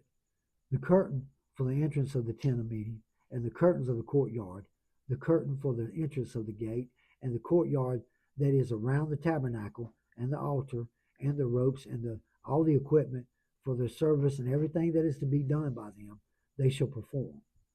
All the service of the sons of the Gershonites, that is, all their loads and all their work, shall be performed at the command of Aaron and his sons. You shall assign to them as a duty all their loads. This is the service of the families of the sons of the Gershonites in the tent of meetings, and their duties shall be under the direction of Ithamar, the son of Aaron, the priest. Duties of the Merarites. As for the sons of Merari, you shall count them by their families, by their fathers' households, from 30 years old and upward, even to 50 years old, you shall count them. Everyone who can enter the service to do the work of the tent of meeting. Now this is the duty of their loads for all their service in the tent of, of meeting, the boards of the tabernacle, its bars, its pillars, and its bases, and the pillars around the courtyard, and their bases, their pegs, and their ropes, with all the equipment and with all their service. And you shall assign by names of the men the items they each is to carry. This is the service of the families of the sons of Merari, according to all their service in the tent of meeting, under the direction of Ithamar, the son of Aaron, the priest. So Moses, Aaron, and the leaders of the congregation counted the sons of the Kohathites by their family and by their fathers' households, from 30 years old and upward, even to 50 years old. Everyone who could enter the service for work in the tent of meeting, their numbered men by their families were 2,750. These were the numbered men of the Kohathite families, everyone who has service in the tent of meeting, who Moses and Aaron counted according to the commandment of the Lord through Moses. And the numbered men of the sons of Gershon by their families and by their fathers' households, from 30 years old and upward, even to 50 years old, and everyone who could enter the service for work in the tent of meeting. Their numbered men by their families, by their fathers' households, were 2,630. These were the numbered men of the families of the sons of Gershon. Everyone who was serving in the tent of meeting, whom Moses and Aaron counted according to the commandment of the Lord.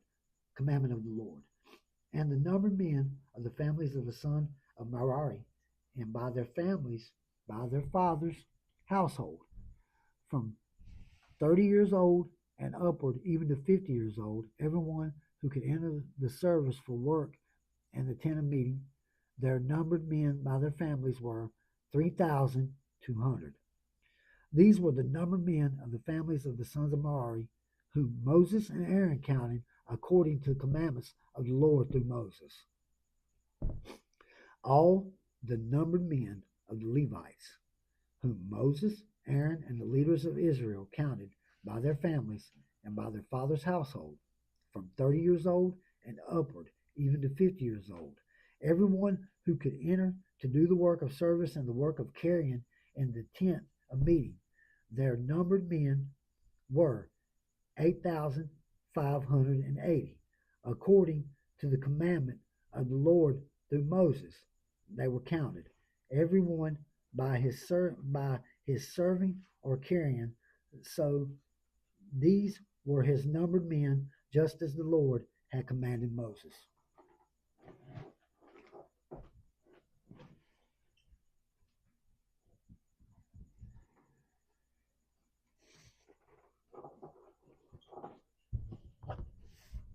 Numbers chapter 5. Then the Lord spoke to Moses, saying, Command the sons of Israel that they send away from the camp everyone with leprosy, everyone having a discharge, and everyone who is unclean because of contact with a dead person.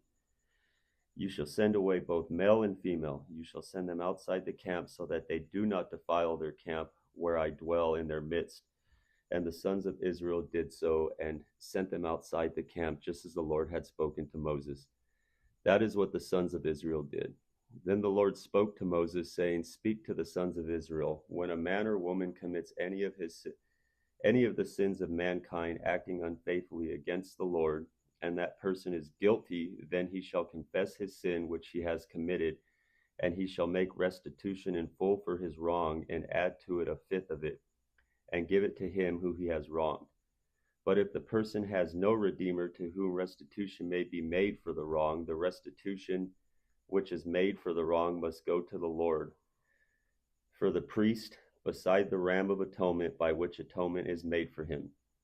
Also every contribution pertaining to all the holy gifts of the sons of Israel which they offer to the priest shall be his.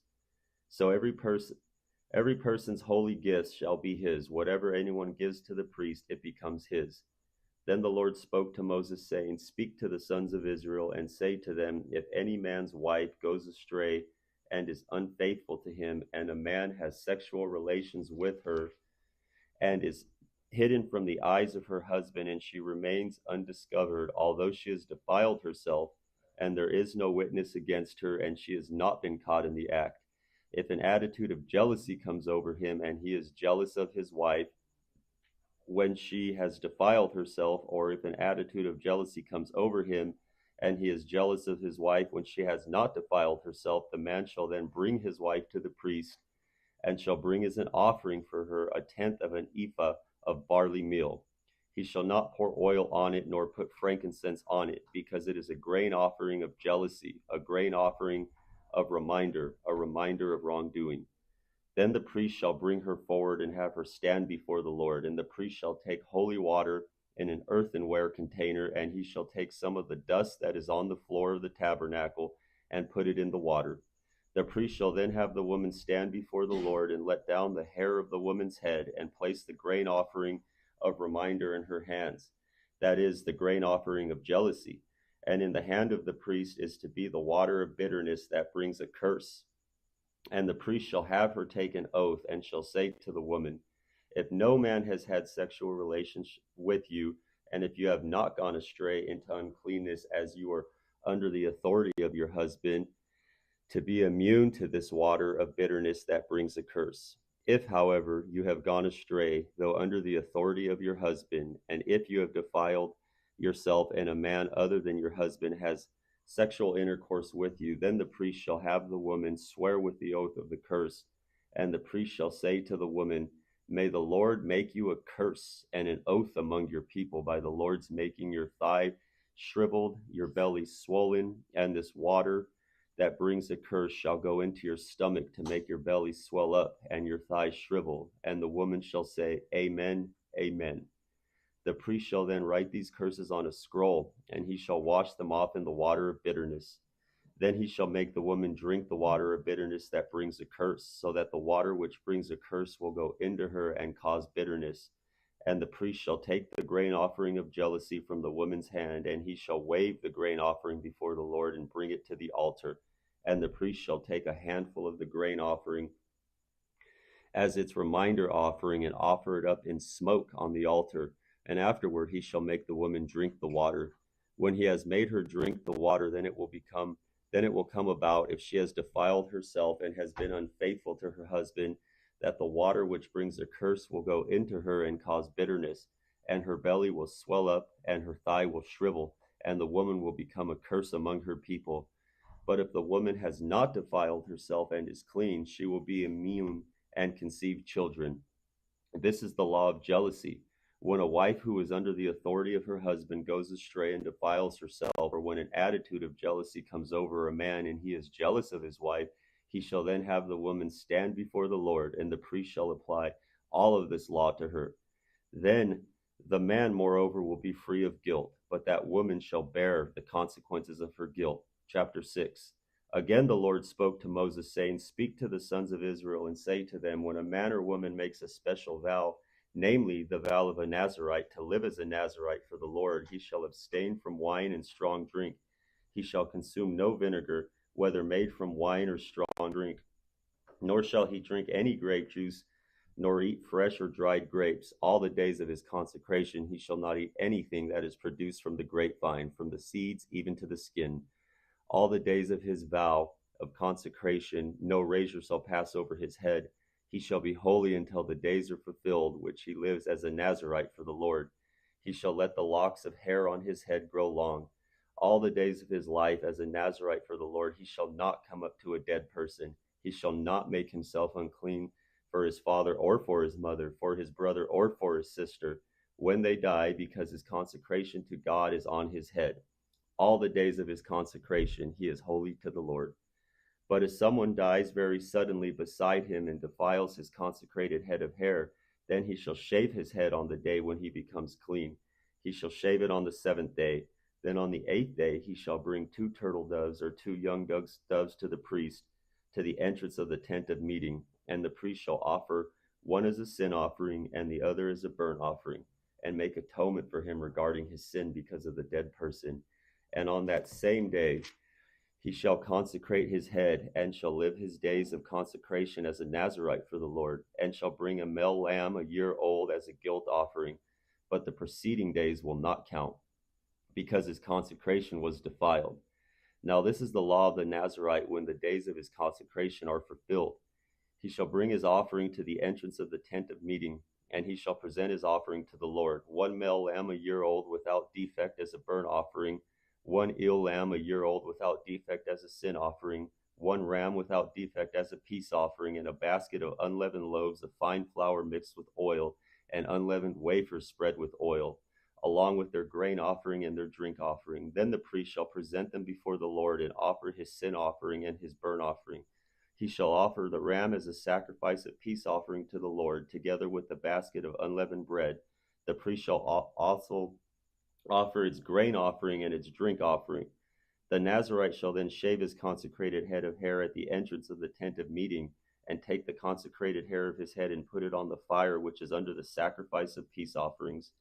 And the priest shall take the ram's shoulder when it has been boiled, and 1 unleavened loaf from the basket, and 1 unleavened wafer, and shall put them on the hands of the Nazarite after he has shaved his consecrated hair. Then the priest shall wave them as a wave offering before the Lord. It is holy for the priest, together with the breast offering as a wave offering, and the thigh offered as a contribution, and afterward the Nazarite may drink wine. This is the law of the Nazarite who vows his offering to the Lord according to his consecration, in addition to what else he can afford, corresponding to his vow which he makes. So he shall do according to the law of his consecration.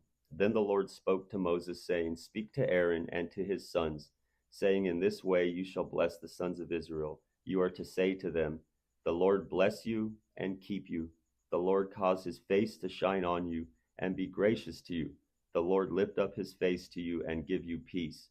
So they shall invoke my name on the sons of Israel, and then I will bless them. Chapter 7. Now on the day that Moses had finished setting up the tabernacle, he anointed it and consecrated it with all its furnishings, and the altar and all its utensils. He anointed them and consecrated them also. Then the leaders of Israel, the heads of their fathers' households, made an offering. They were the leaders of the tribes. They were the supervisors over the numbered men. When they brought their offering before the Lord, 6 covered carts and 12 oxen, a cart for every 2 of the leaders, an ox for each one. Then they presented them in front of the tabernacle. Then the Lord spoke to Moses, saying, Accept these things from them, that they may be used in the service of the tent of meeting, and you shall give them to the Levites, to each man according to his service. So Moses took the carts and the oxen and gave them to the Levites. 2 carts and 4 oxen he gave to the sons of Gershon according to their service. And 4 carts and 8 oxen he gave to the sons of Merari according to their service, under the direction of Ithamar, the son of Aaron, the priest. But he did not give any to the sons of Kohath, because theirs was the service of the holy objects which they carried on the shoulder. And the leaders offered dedication offering for the altar when it was anointed. So the leaders offered their offering before the altar. Then the Lord said to Moses, They shall present their offering, 1 liter each day, for the dedication of the altar. Now the one who presented his offering on the first day was Nashon, the son of Amminadab, of the tribe of Judah, and his offering was 1 silver dish whose weight was 130 shekels, and 1 silver bowl of 70 shekels in sanctuary shekels, both of them full of fine flour mixed with oil as a grain offering, 1 gold pan of 10 shekels, full of incense, 1 bull, 1 ram, and 1 male lamb, 1 year old, as a burnt offering, 1 male goat as a sin offering, and for the sacrifice of peace offerings, 2 oxen, 5 rams, 5 male goats, and 5 male lambs, 1 year old. This was the offering of Nashon, the son of Amminadab. On the second day, Nathaniel, the son of Zuar, leader of Issachar, presented an offering. He presented as his offering 1 silver dish whose weight was 130 shekels, and 1 silver bowl of 70 shekels in sanctuary shekels, both of them full of fine flour mixed with oil as a grain offering, 1 gold pan of 10 shekels, full of incense, 1 bull, 1 ram, and 1 male lamb 1 year old as a burnt offering, 1 male goat as a sin offering, and for the sacrifice of peace offerings, 2 oxen, 5 rams, 5 male goats, and 5 male lambs 1 year old. This was the offering of Nathaniel, the son of Zuar. On the third day it was Eliab, the son of Helon, leader of the sons of Zebulun. His offering was also 1 silver dish whose weight was 130 shekels, and 1 silver bowl of 70 shekels in sanctuary shekels, both of them full of fine flour mixed with oil as a grain offering, 1 gold pan of 10 shekels full of incense, 1 bull, 1 ram, and 1 male lamb 1 year old as a burnt offering, 1 male goat as a sin offering, and for the sacrifice of peace offerings, 2 oxen, 5 rams, 5 male goats, and 5 male lambs 1 year old. This was the offering of Eliab, the son of Helon. On the fourth day it was Eliezer, the son of Shedeur, leader of the sons of Reuben. His offering was also 1 silver dish whose weight was 130 shekels, and 1 silver bowl of 70 shekels in sanctuary shekels, both of them full of fine flour mixed with oil as a grain offering, 1 gold pan of 10 shekels, full of incense, 1 bull, 1 ram, and 1 male lamb 1 year old as a burnt offering, 1 male goat as a sin offering, and for the sacrifice of peace offerings, 2 oxen, 5 rams, 5 male goats, and 5 male lambs 1 year old. This was the offering of Eliezer, the son of Shedeur. On the fifth day it was Shelumiel, the son of Zurishaddai, leader of the sons of Simeon. His offering was also 1 silver dish whose weight was 130 shekels, and 1 silver bowl of 70 shekels in sanctuary shekels, both of them full of fine flour mixed with oil as a grain offering, 1 gold pan of 10 shekels full of incense, 1 bull, 1 ram, and 1 male lamb 1 year old as a burnt offering, 1 male goat as a sin offering, and for the sacrifice of peace offerings, 2 oxen, 5 rams, 5 male goats, and 5 male lambs 1 year old. This was the offering of Shelumiel, the son of Zurishaddai. On the sixth day it was Eliasaph, the son of Duel, leader of the sons of Gad. His offering was also 1 silver dish whose weight was 130 shekels, and 1 silver bowl of 70 shekels in sanctuary shekels, both of them full of fine flour mixed with oil as a grain offering, 1 gold pan of 10 shekels full of incense, 1 bull, 1 ram, and 1 male lamb 1 year old as a burnt offering, 1 male goat as a sin offering, and for the sacrifice of peace offerings, 2 oxen, 5 rams, 5 male goats, and 5 male lambs 1 year old. This was the offering of Eliasaph, the son of Duel. On the seventh day it was Elishama, the son of Ammihud, leader of the sons of Ephraim. His offering was also 1 silver dish whose weight was 130 shekels, and 1 silver bowl of 70 shekels in sanctuary shekels, both of them full of fine flour mixed with oil as a grain offering, 1 gold pan of 10 shekels full of incense, 1 bull, 1 ram, and 1 male lamb 1 year old as a burnt offering, 1 male goat as a sin offering, and for the sacrifice of peace offerings, 2 oxen, 5 rams, 5 male goats, and 5 male lambs 1 year old. This was the offering of Elishama, the son of Ammihud. On the eighth day it was Gamaliel, the son of Pedahazur, leader of the sons of Manasseh. His offering was also 1 silver dish whose weight was 130 shekels, and 1 silver bowl of 70 shekels in sanctuary shekels, both of them full of fine flour mixed with oil as a grain offering, 1 gold pan of 10 shekels full of incense, 1 bull, 1 ram, and 1 male lamb 1 year old as a burnt offering, 1 male goat as a sin offering, and for the sacrifice of peace offerings, 2 oxen, 5 ram, 5 male goats, and 5 male lambs 1 year old. This was the offering of Gamaliel, the son of Pedahazur. On the ninth day it was Abidan, the son of Gideoni, leader of the sons of Benjamin. His offering was also 1 silver dish whose weight was 130 shekels, and 1 silver bowl of 70 shekels in sanctuary shekels, both of them full of fine flour mixed with oil as a grain offering. 1 gold pan of 10 shekels full of incense, 1 bull, 1 ram, and 1 male lamb, 1 year old, as a burnt offering, 1 male goat as a sin offering, and for the sacrifice of peace offerings, 2 oxen, 5 rams, 5 male goats, and 5 male lambs, 1 year old. This was the offering of Abidan, the son of Gideoni. On the 10th day, it was Ahiezer, the son of Ammishaddai, leader of the sons of Dan. His offering was also 1 silver dish whose weight was 130 shekels, and 1 silver bowl of 70 shekels in sanctuary shekels, both of them full of fine flour mixed with oil as a grain offering. 1 gold pan of 10 shekels full of incense, 1 bull, 1 ram, and 1 male lamb, 1 year old, as a burnt offering, 1 male goat as a sin offering, and for the sacrifice of peace offerings, 2 oxen, 5 rams, 5 male goats, and 5 male lambs, 1 year old. This was the offering of Ahiezer, the son of Ammishaddai. On the 11th day, it was Pagiel, the son of Okran, leader of the sons of Asher. His offering was also 1 silver dish whose weight was 130 shekels, and 1 silver bowl of 70 shekels in sanctuary shekels, both of them full of fine flour mixed with oil as a grain offering.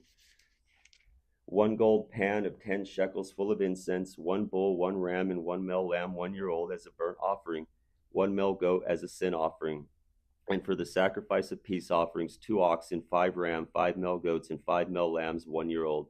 This was the offering of Pagiel, the son of Okran. On the 12th day, it was Ahida, the son of Enan, leader of the sons of Naphtali. His offering was also 1 silver dish whose weight was 130 shekels, and 1 silver bowl of 70 shekels in sanctuary shekels, both of them full of fine flour mixed with oil as a grain offering. 1 gold pan of 10 shekels full of incense, 1 bull, 1 ram, and 1 male lamb, 1 year old, as a burnt offering, 1 male goat as a sin offering, and for the sacrifice of peace offerings, 2 oxen, 5 rams, 5 male goats, and 5 male lambs, 1 year old. This was the offering of Ahida, the son of Enan. This was the dedication offering for the altar from the leaders of Israel when it was anointed: 12 silver dishes, 12 silver bowls, and 12 gold pans, each silver dish weighing 130 shekels, and each bowl 70. All the silver of the utensils totaled 2,400 in sanctuary shekels. The 12 gold pans full of incense, weighing 10 shekels apiece, in sanctuary shekels. All the gold of the pans totaled 120 shekels. All the oxen for the burnt offerings totaled 12 bulls. All the rams, 12. The male lambs, 1 year old, with their grain offering, 12. And the male goats as a sin offering, 12. And all the oxen for the sacrifice of peace offerings totaled 24 bulls. All the rams, 60. The male goats, 60. And the male lambs, 1 year old, 60. This was the dedication offering for the altar after it was anointed. Now when Moses entered the tent of meeting to speak with him, he heard the voice speaking to him from above the atoning cover that was on the ark of the testimony, from between the 2 cherubim. So he spoke to him. Chapter 8. Then the Lord spoke to Moses, saying, Speak to Aaron and say to him, When you mount the lambs, the 7 lamps will provide light in front of the lampstand. Therefore Aaron did so. He mounted its lamps at the front of the lampstand, just as the Lord had commanded Moses. Now this was the workmanship of the lampstand: hammered work of gold. From its base to its flower ornamentation, it was hammered work, according to the pattern which the Lord had shown Moses. So he made the lampstand. Again the Lord spoke to Moses, saying, Take the Levites from among the sons of Israel and cleanse them. This is what you shall do to them for their cleansing: sprinkle purifying water on them, and have them use a razor over their whole body, and they shall wash their clothes and cleanse themselves. Then have them take a bowl with its grain offering, fine flour mixed with oil, and you shall take a second bowl as a sin offering. So you shall present the Levites in front of the tent of meeting. You shall also assemble the whole congregation of the sons of Israel, and present the Levites before the Lord, and the sons of Israel shall lay their hands on the Levites. Aaron then shall present the Levites before the Lord as a wave offering from the sons of Israel, so that they may qualify to perform the service of the Lord. Now the Levites shall lay their hands on the heads of the bulls. Then you are to offer one as a sin offering and the other as a burnt offering to the Lord, to make atonement for the Levites. And you shall have the Levites stand before Aaron and his sons, so as to present them as a wave offering to the Lord. So you shall single out the Levites from among the sons of Israel, and the Levites shall be mine. Then after that the Levites may go in to serve the tent of meeting, but you shall cleanse them and present them as a wave offering, for they are exclusively given to me from among the sons of Israel. I have taken them for myself instead of the firstborn of every womb, the firstborn of all the sons of Israel. For every firstborn among the sons of Israel is mine, among the people and among the animals. On the day that I fatally struck all the firstborn in the land of Egypt, I sanctified them for myself. But I have taken the Levites instead of every firstborn among the sons of Israel, and I have given the Levites as a gift to Aaron and to his sons from among the sons of Israel, to perform the service of the sons of Israel at the tent of meeting, and to make atonement on behalf of the sons of Israel, so that there will be no affliction among the sons of Israel due to their approaching the sanctuary. So this is what Moses, Aaron, and all the congregations of the sons of Israel did to the Levites. According to everything that the Lord had commanded Moses regarding the Levites, so the sons of Israel did to them. The Levites too purified themselves from sin and washed their clothes, and Aaron presented them as a wave offering before the Lord. Aaron also made atonement for them to cleanse them. Then after that, the Levites went in to perform their service in the tent of meeting before Aaron and his sons, just as the Lord had commanded Moses concerning the Levites, so they did to them. Now the Lord spoke to Moses, saying, This is what applies to the Levites. From 25 years old and upward, they shall enter to perform service in the work of the tent of meeting. But at the age of 50 years, they shall retire from service in the work and not work any more. They may, however, assist their brothers in the tent of meeting to fulfill an obligation, but they themselves shall do no work. In this way you shall deal with the Levites in their obligations. The Passover, chapter 9. The Lord spoke to Moses in the wilderness of Sinai in the first month of the second year after they had come out of the land of Egypt, saying, Now the sons of Israel are to celebrate the Passover at its appointed time. On the 14th day of this month at twilight, you shall celebrate it at its appointed time. You shall celebrate it in accordance with all its statutes and all its ordinances. So Moses told the sons of Israel to celebrate the Passover, and they celebrated the Passover in the first month, on the 14th day of the month, at twilight, in the wilderness of Sinai, in accordance with everything that the Lord had commanded Moses. So the sons of Israel did. But there were some men who were unclean because of contact with a dead person, so they could not celebrate Passover on that day. And they came before Moses and Aaron on that day. Those men said to him, Though we are unclean because of a dead person, why are we kept from presenting the offering of the Lord at its appointed time among the sons of Israel? Moses then said to them, Wait, and I will listen to what the Lord will command concerning you.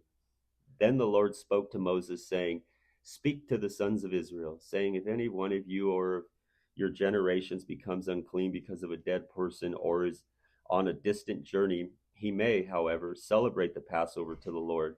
In the second month, on the 14th day at twilight, they shall celebrate it. They shall eat it with unleavened bread and bitter herbs. They shall not leave any of it until morning, nor break a bone of it. They shall celebrate it in accordance with the whole statute of the Passover. But the person who is clean and is not on a journey yet refrains from celebrating the Passover, that person shall then be cut off from his people, because he did not present the offering of the Lord at its appointed time. That person will bear the responsibility for his sin. And if a stranger resides among you and celebrates the Passover to the Lord according to the statute of the Passover and its ordinance, so he shall celebrate it. You shall have the same statute, both for the stranger and for the native of the land.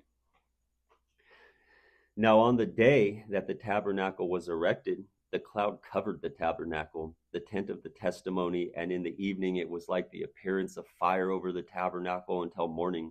That is how it was continuously. The cloud would cover it by day, and the appearance of fire by night.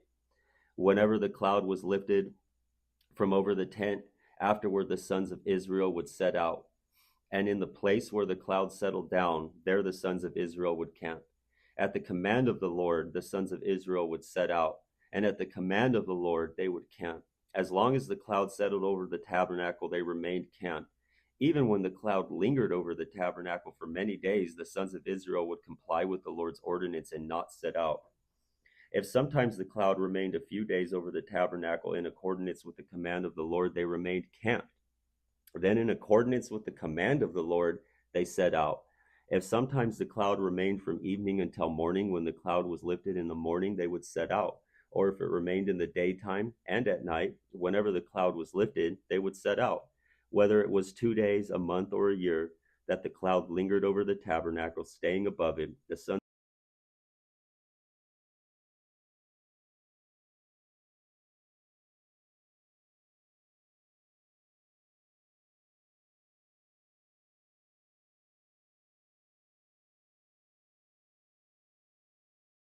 set out. But when it was lifted, they did set out. At the command of the Lord they camped, and at the command of the Lord they set out. They did what the Lord required in accordance with the command of the Lord through Moses. Chapter 10. The Lord spoke further to Moses, saying, Make yourself 2 trumpets of silver. You shall make them of hammered works, and you shall use them for summoning the congregation and breaking camp. Now when both are blown, all the congregation shall meet you at the entrance of the tent of meeting. But if only one is blown, then the leaders, the heads of the divisions of Israel, shall meet you. And when you blow an alarm, the camps that are pitched on the east side shall set out. Then when you sound an alarm the second time, the camps that are pitched on the south side shall set out. An alarm is to be sounded for them to break camp.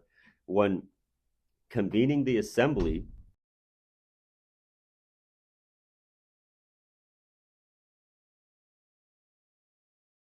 the trumpets without sounding an alarm. The sons of Aaron, moreover, the priest, shall blow the trumpets, and this shall be a permanent statute for you throughout your generations. And when you go to war in your land against the enemy who attacks you, then you shall sound an alarm with the trumpets, so that you will be thought of by the Lord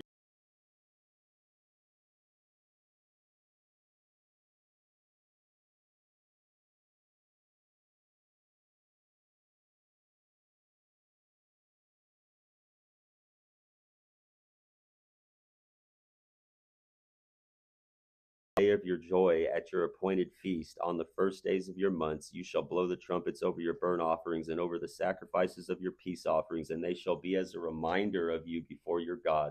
I am the Lord your God.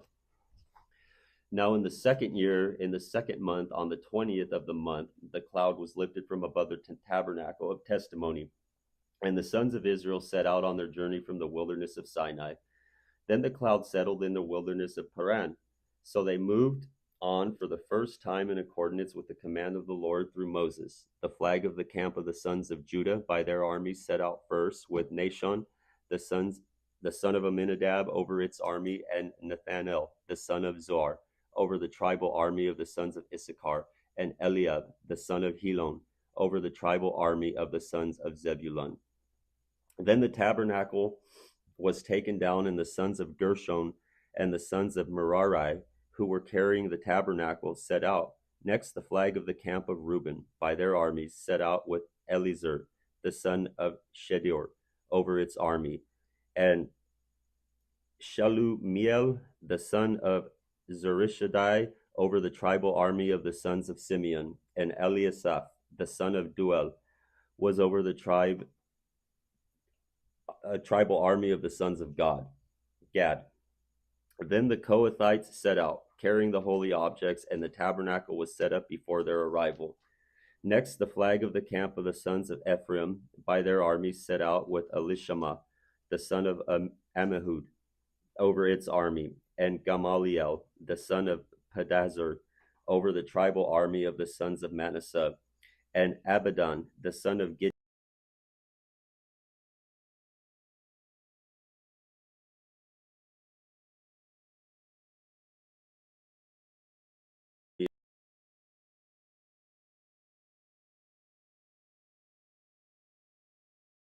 of the son of Dan by their armies, which formed the rear guard for all the camps, set out, with Ahiezer, the son of Ammishaddai, over its army, and Paghiel, the son of Okran, over the tribal army of the sons of Asher, and Ahira, the son of Enan, over the tribal army of the sons of Naphtali. This was the order of marching for the sons of Israel by their armies as they set out. Then Moses said to Hobab, the son of Reuel, Reuel the Midianite, Moses' father-in-law, we are setting out to the place of which the Lord said, I will give it to you. Come with us and we will do you good, for the Lord has promised good concerning Israel. But he said to him, I will not come, but rather will go my own way, go to my own land and relatives. Then he said, please do not leave us, since you know where we should camp in the wilderness, and you will be as eyes for us. So it will be, if you go with us, that whatever good the Lord does for us, we will do for you. So they moved on from the mountain of the Lord 3 days' journey, with the ark of the covenant of the Lord going on in front of them for 3 days, to seek out a resting place for them. And the cloud of the Lord was over them by day when they set out from the camp.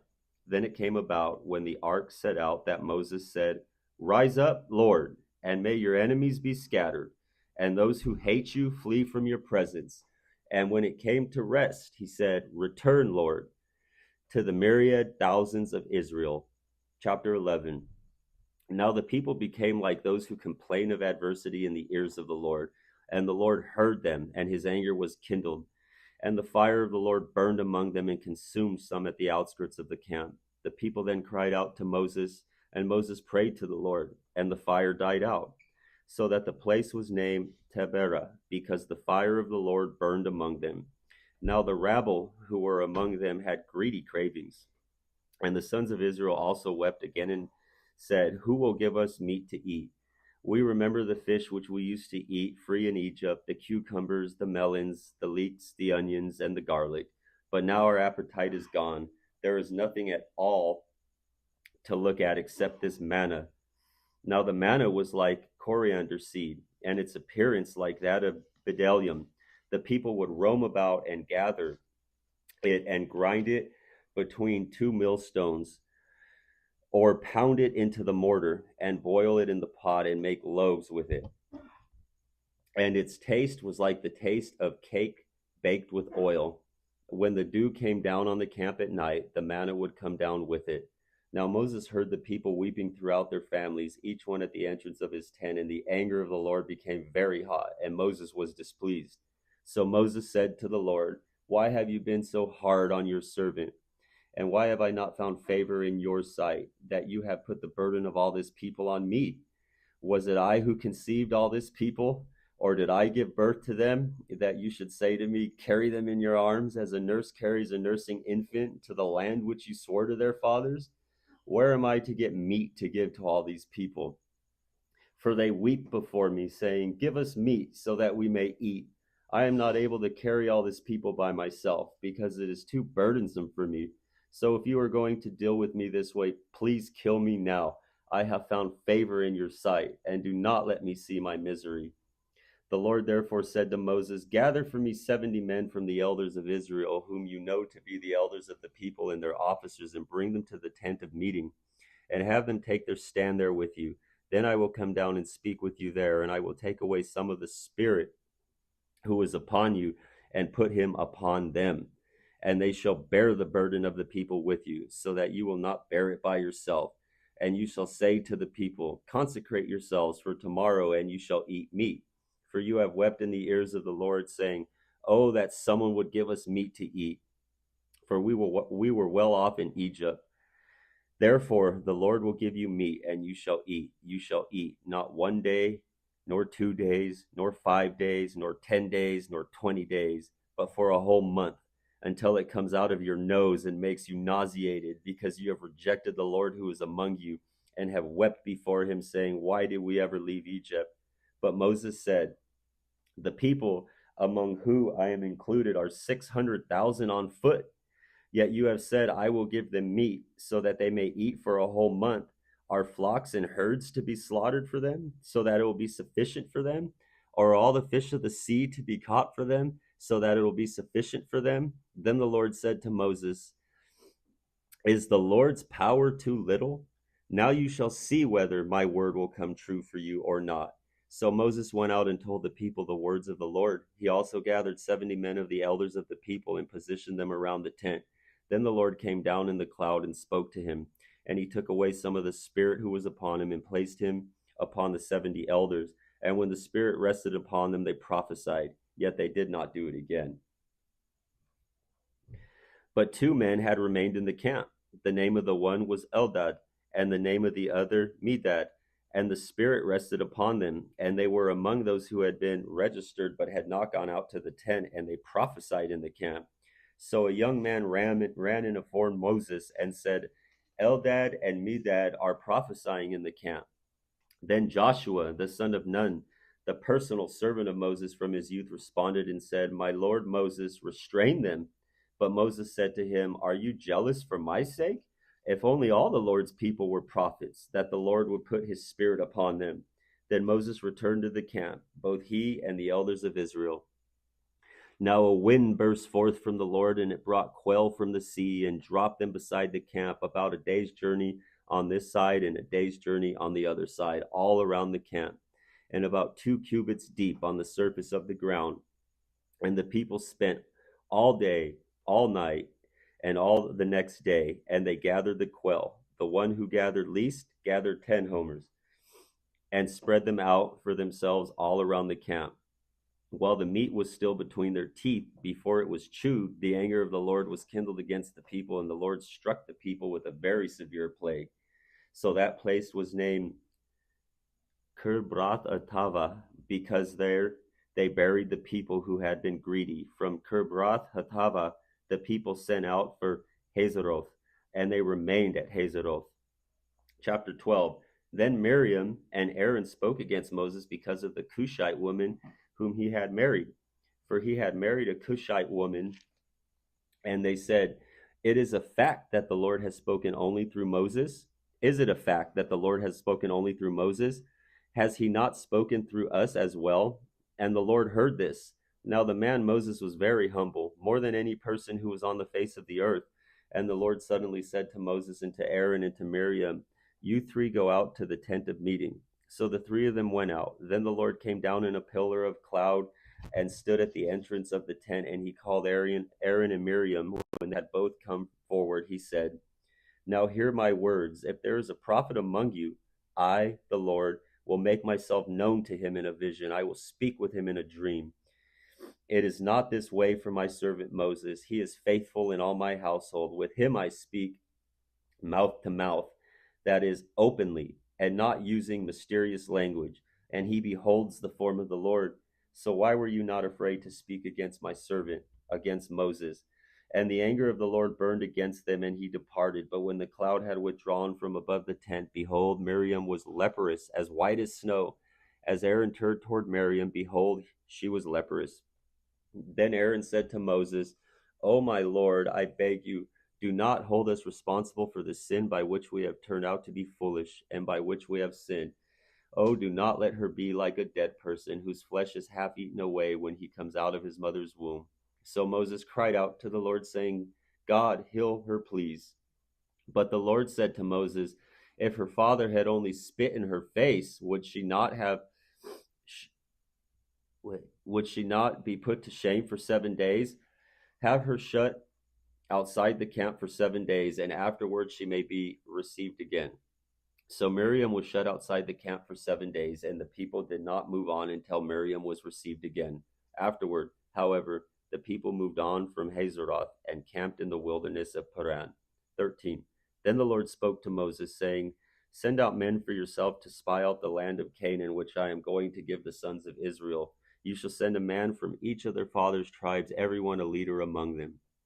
So Moses sent them from the wilderness of Paran at the command of the Lord, all of the men who were heads of the sons of Israel.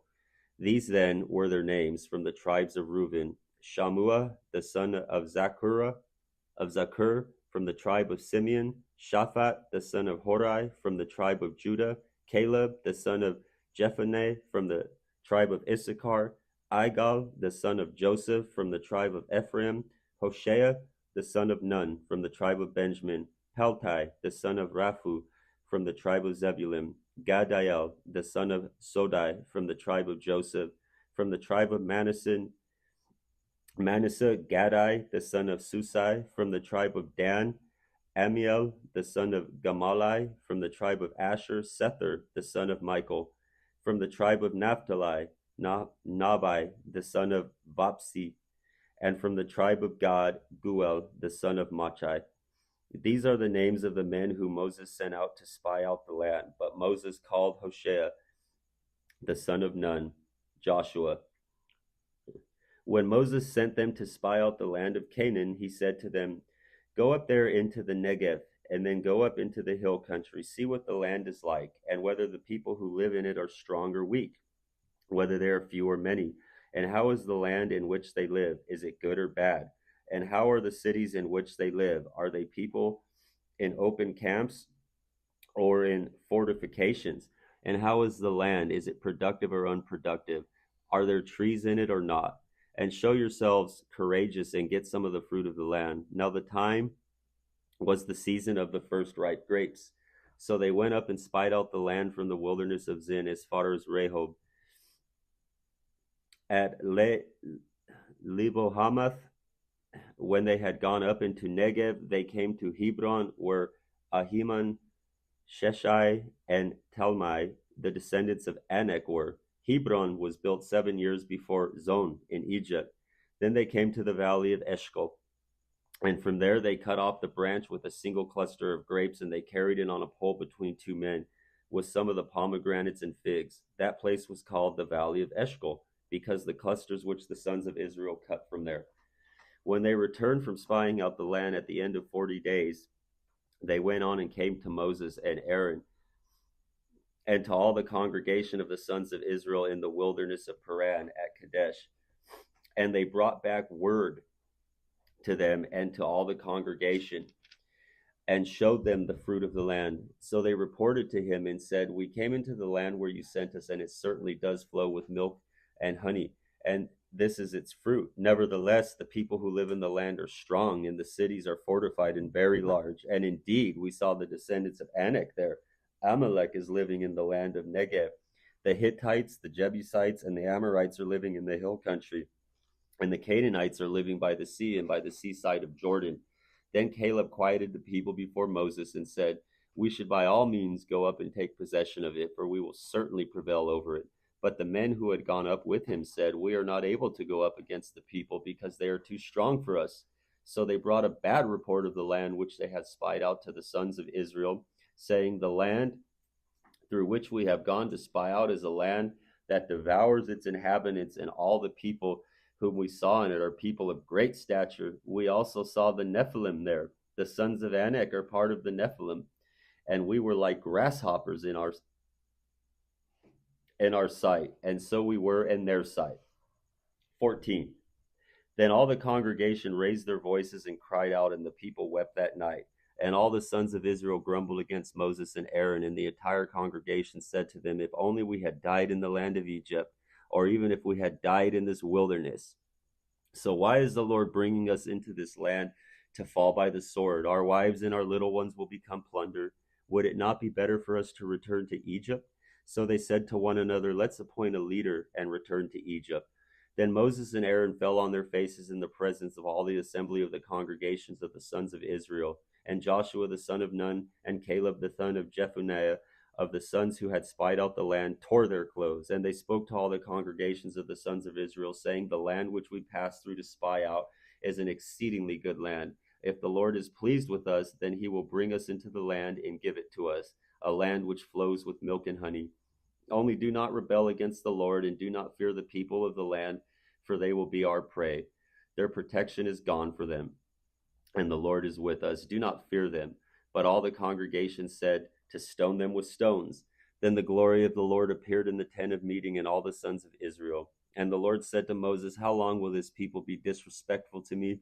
And how long will they not believe in me? Despite all the signs that I have performed in their midst, I will strike them with plague and dispossess them, and I will make you into a nation greater and mightier than they."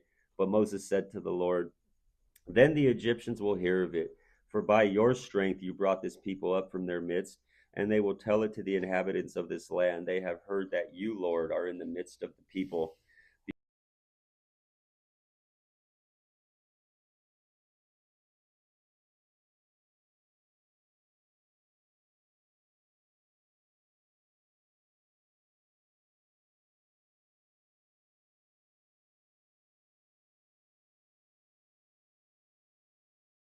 Eye to eye. while your cloud stands over them, and you go before them in a pillar of cloud by day and a pillar of fire by night.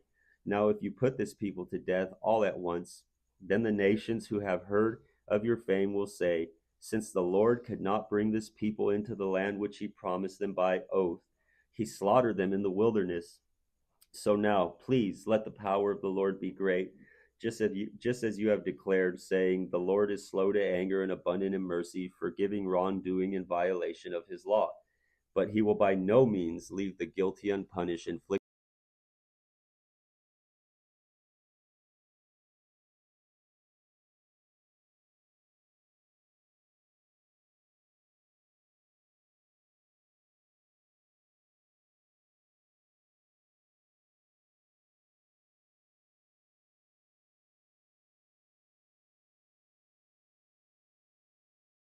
this people in accordance with the greatness of your mercy, just as you also have forgiven this people from Egypt, even until now. So the Lord said, I have forgiven them in accordance with your word. However, as I live, all the earth will be filled with the glory of the Lord. Certainly all the people who have seen my glory and my signs which I performed in Egypt and in the wilderness, yet have put me to the test these 10 times and have not listened to my voice, shall by no means see the land which I swore to their fathers, nor shall any of those who were disrespectful to me see it.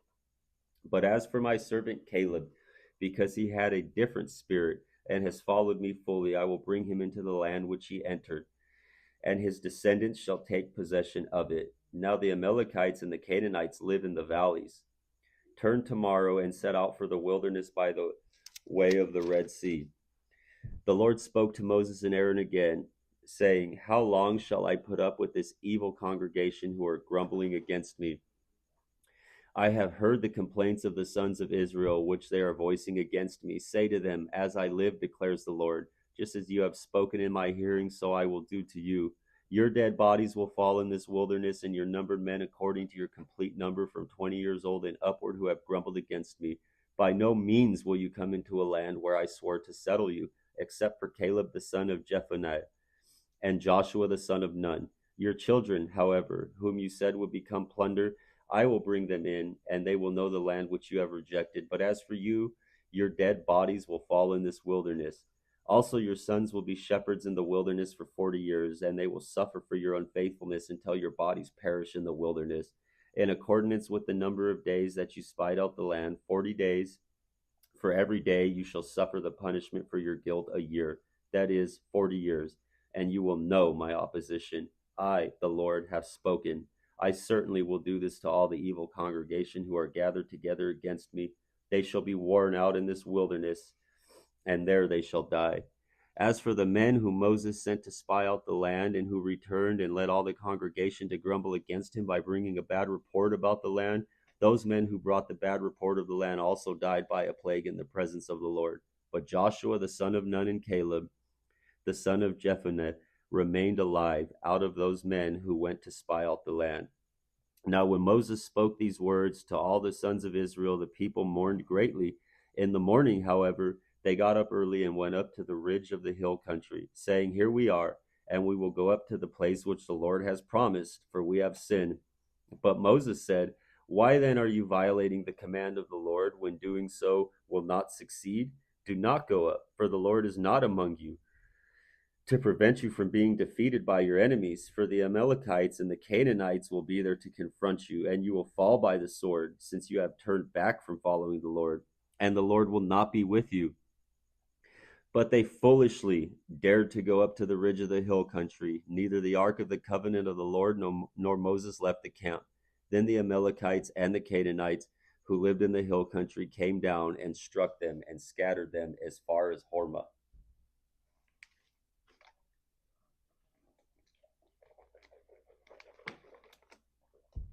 15.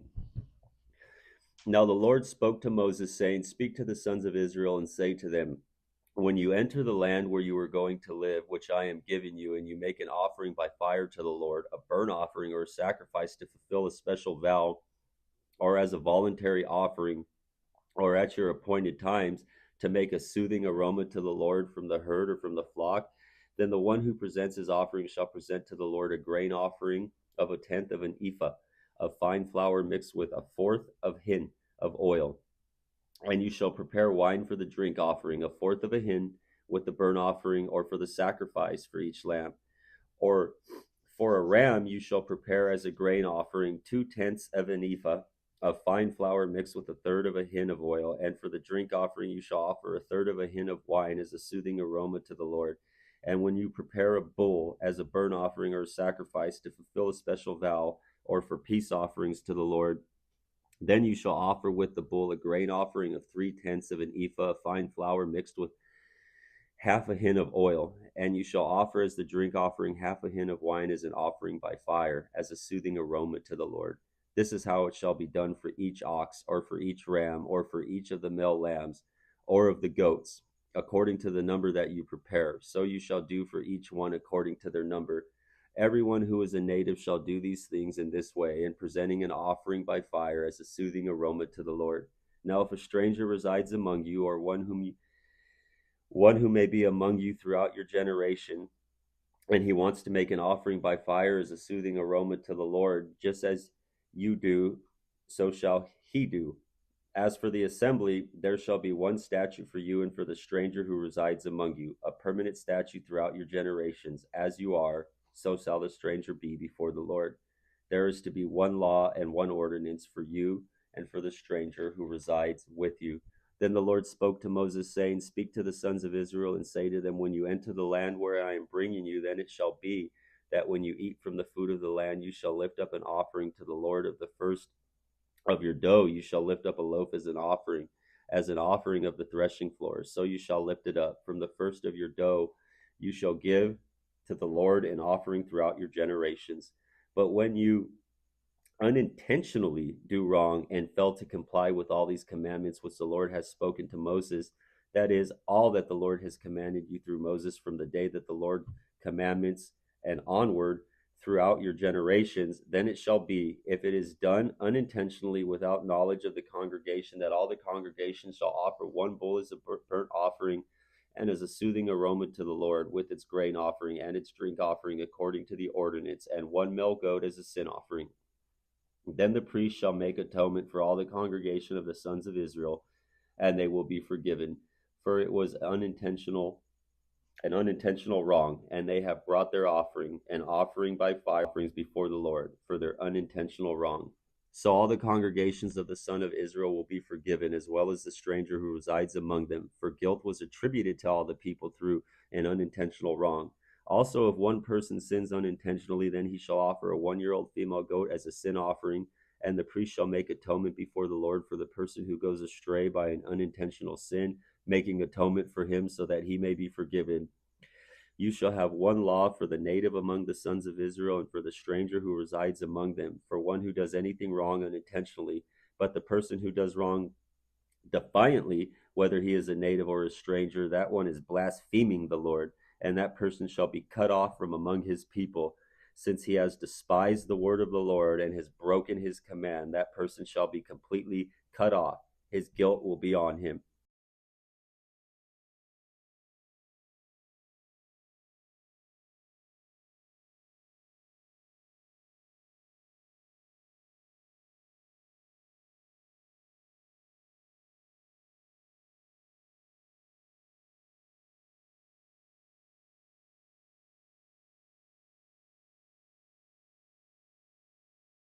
In the wilderness they found a man gathering wood on the Sabbath day, and those who found him gathering wood brought him to Moses and Aaron and to all the congregation, and they placed him in custody, because it had not been decided what should be done to him. Then the Lord said to Moses, The man must be put to death. All the congregation shall stone him with stones outside the camp. So all the congregation brought him outside the camp and stoned him to death with stones, just as the Lord had commanded Moses. Then the Lord also spoke to Moses, saying, Speak to the sons of Israel and tell them that they shall make for themselves tassels on the corners of their garments throughout their generations, and that they shall put on the tassels of each corner a violet thread. It shall be a tassel for you to look at and remember all the commandments of the Lord, so that you will do them and not follow your own heart and your own eyes, which led you to prostitute yourselves, so that you will remember and do all my commandments and be holy to your God. I am the Lord your God who brought you out from the land of Egypt to be your God. I am the Lord your God. Chapter 16. Now Korah the son of Izhar, the son of Kohath, the son of Levi, with Dathan and Abiram, the son of Eliab, and On, the son of Peleth, the son of Reuben, took men, and they stood before Moses, together with some of the sons of Israel, 250 leaders of the congregation, chosen in the assembly, men of renown. They assembled together against Moses and Aaron, and said to them, You have gone far enough, for all the congregation are holy, every one of them, and the Lord is in their midst. So why do you exalt yourself above the assembly of the Lord? When Moses heard this, he fell on his face, and he spoke to Korah and all his group, saying, Tomorrow morning the Lord will make known who is his, and who is holy, and who will bring that one near to himself. Indeed, the one whom he will choose, he will bring near to himself. Do this, take censers for yourselves, Korah and your whole group, and put fire in them, and place incense upon them in the presence of the Lord tomorrow.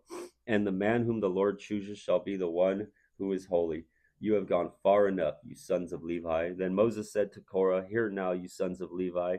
Is it too small an honor for you that the God of Israel has singled you out from the congregation of Israel to bring you near to himself, to perform the service of the tabernacle of the Lord, and to stand before the congregation to minister to them? And that he has brought you near Korah and all your brothers, sons of Levi, with you? But are you seeking the priesthood as well? Therefore you and your whole group are the ones gathered together against the Lord. But as for Aaron, who is he that you grumble against him? Then Moses sent a summons to Dathan and Abiram, the sons of Eliab. But they said, We will not come up. Is it not enough that you have brought us up out of a land flowing with milk and honey to have us die in the wilderness? But you would also appoint yourself as master over us? Indeed, you have not brought us into a land flowing with milk and honey, nor have you given us an inheritance of fields and vineyards. Would you gouge out the eyes of these men? We will not come up. Then Moses became very angry and said to the Lord, Pay no attention to their offering. I have not taken a single donkey for them, nor have I done harm to any of them. Moses said to Korah, You and all your group be present before the Lord tomorrow, you and they along with Aaron. And each of you take his censer and put incense on it, and each of you bring his censer before the Lord. 250 censers. Also you and Aaron shall each bring his censer. So they took each one his own censer and put fire on it and placed the incense on it, and they stood at the entrance of the tent of meeting with Moses and Aaron. So Korah assembled all the congregation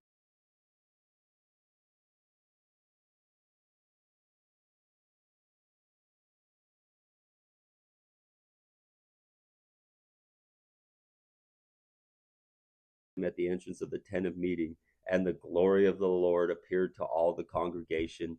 Then the Lord spoke to Moses and Aaron, saying, Separate yourselves from among this congregation, so that I may consume them instantly. But they fell on their faces and said, God, the God of the spirits of humanity, when one person sins, will you be angry with the entire congregation? Then the Lord spoke to Moses, saying, Speak to the congregation, saying, Get away from the areas around the tents of Korah, Dathan, and Abiram. Then Moses arose and went to Dathan and Abiram, with the elders of Israel following him. And he spoke to the congregation, saying, Get away now from the tents of these wicked men, and do not touch anything that belongs to them, or you will be swept away in all their sin. So they moved away from the areas around the tents of Korah, Dathan, and Abiram. And Dathan and Abiram came out and stood at the entrances of their tents, along with their wives, their sons, and their little ones. Then Moses said, By this you shall know that the Lord has sent me to do all these deeds, for it is not my doing. If these men die the death of all mankind, or if they suffer the fate of all mankind, then the Lord has not sent me. But if the Lord brings about an entirely new thing, and the ground opens its mouth and swallows them with everything that is theirs, and they descend alive into Sheol, then you will know that these men have been disrespectful to the Lord. And as he finished speaking all these words, the ground that was under them split open, and the earth opened its mouth and swallowed them up, the households and all the people who belonged to Korah with all their possessions. So they and all that belonged to them went down alive to Sheol, and the earth closed over them, and they perished from the midst of the assembly. Then all of Israel who were around them fled at their outcry, for they said, The earth might swallow us, Fire also came out from the Lord and consumed the 250 men who were offering incense. Then the Lord spoke to Moses, saying, Tell Eleazar, the son of Aaron, the priest, that he shall pick up the censers from the midst of the burned area, because they are holy, and you are to scatter the burning coals farther away. As for the censers of these men who have sinned at the cost of their own lives, have them made into hammered sheets as plating for the altar, since they did present them before the Lord, and they are holy, and they shall serve as a sign to the sons of Israel. So the priest Eleazar took the bronze censers which the men who were burned had offered, and they hammered them out as plating for the altar, as a reminder to the sons of Israel, so that no layman, anyone who was not of the descendants of Aaron, would approach to burn incense before the Lord. Then he would not become like Korah and his group, just as the Lord had spoken to him through Moses. But on the next day, all the congregation of the sons of Israel grumbled against Moses and Aaron, saying, You are the ones who have caused the death of the Lord's people. It came about, however, when the congregation had assembled against Moses and Aaron, that they turned toward the tent of meeting, and behold, the cloud covered it, and the glory of the Lord appeared. Then Moses and Aaron came to the front of the tent of meeting. And the Lord spoke to Moses, saying, Get away from this congregation, so that I may consume them. Instantly they fell on their faces, and Moses said to Aaron, Take your censer and put fire in it from the altar, and place incense on it. Then bring it quickly to the congregation and make atonement for them, for wrath has gone out from the Lord. The plague has begun. Then Aaron took it just as Moses had spoken, and he ran into the midst of the assembly. And behold, the plague had begun among the people. So he put on the incense and made atonement for the people, and he took his stand between the dead and the living, so that the plague was brought to a halt. But those who died by the plague were 14,700 in number, beside those who died on account of Korah. Then Aaron returned to Moses at the entrance of the tent of meeting, for the plague had been brought to a halt. 17. Then the Lord spoke to Moses, saying, Speak to the sons of Israel, and obtain from them a staff for each father's household, 12 staffs from all their leaders for their father's household. You shall write each man's name on his staff, and write Aaron's name on the staff of Levi, for there is to be one staff for the head of each of their father's households. You shall then leave them in the tent of meeting in the front of testimony, where I meet with you. And it will come about that the staff of the man whom I choose will sprout, so I will relieve myself as the grumblings of the sons of Israel, who are grumbling against you. So Moses spoke to the sons of Israel, and all their leaders gave him a staff, one for each leader for their father's household, 12 staffs in all, with the staff of Aaron among their staff. Then Moses left the staffs before the Lord in the tent of the testimony. Now on the next day Moses went into the tent of testimony, and behold, Aaron's staff for the house of Levi had sprouted and produced buds and bloomed with blossoms, and it yielded ripe almonds. Moses then brought out all of the staffs from the presence of the Lord to all of the sons of Israel, and they looked, and each man took his staff. But the Lord said to Moses, Put the staff of Aaron back in front of the testimony to be kept as a sign against the rebels, so that you may put an end to their grumblings against me, and they do not die. Moses did so, just as the Lord had commanded him. So he did. Then the sons of Israel spoke to Moses, saying, Behold, we are passing away. We are perishing. We are all perishing. Everyone who comes near to the tabernacle of the Lord must die. Are we to perish completely? Whoa. Chapter 18.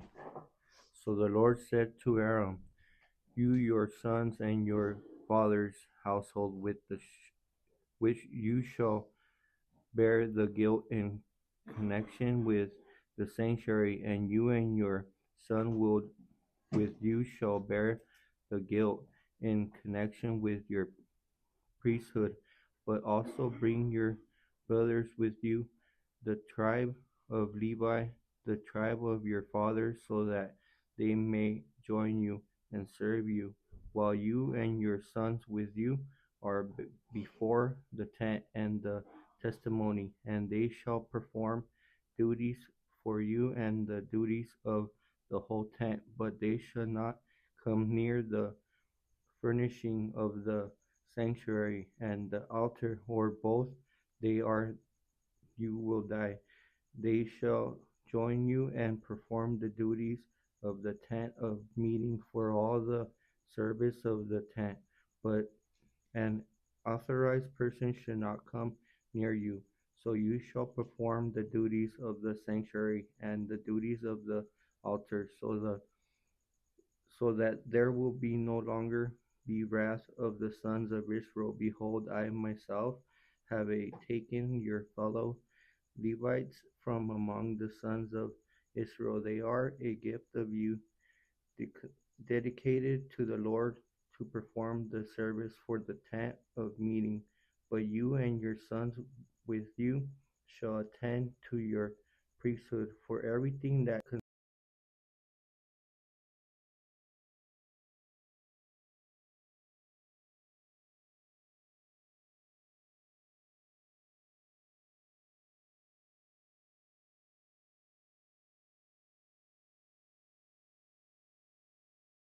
and you are to perform service. I am giving you the priesthood of a service that is a gift, and the unauthorized person who comes near shall be put to death.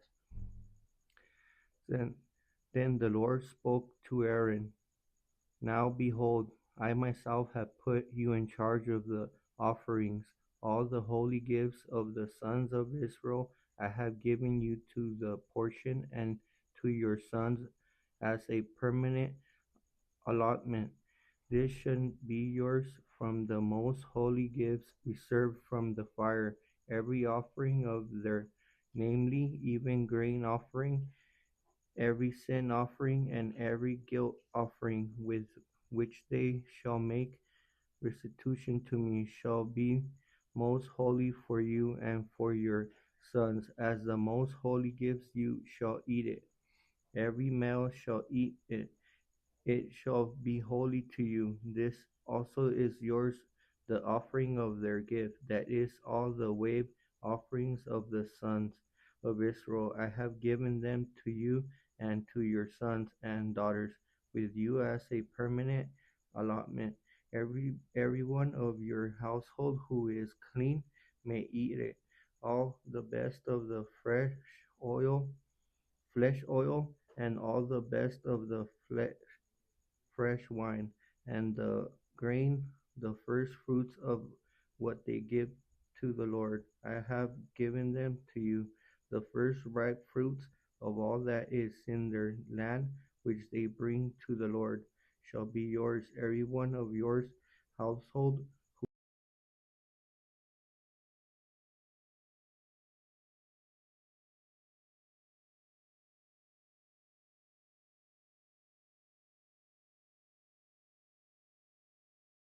banned from secular use in Israel shall be yours. Everyone first of the womb of all flesh, whether human or animal, which they offer to the Lord, shall be yours. However, you must redeem the human firstborn, and the firstborn of unclean animals you shall redeem. As to their redemption price from a month old, you shall redeem them by your assessment. 5 shekels in silver by the shekel of the sanctuary, which in 20 gerahs. But the firstborn of an ox, of the firstborn of a sheep, of the firstborn of a goat, you shall not redeem. They are holy. You shall sprinkle their blood on the altar and offer up their fat in smoke as an offering by fire for a soothing aroma to the Lord. However, their meat shall be yours. It shall be yours like the breast of a wave offering, and like the right thigh, and the offerings of the holy gifts which the sons of Israel offered to the Lord. I have given you to a and your sons and your daughters with you, and a permanent allotment. It is a permanent covenant of salt before the Lord, to you and your descendants with you. Then the Lord said to Aaron, you should have not no inheritance in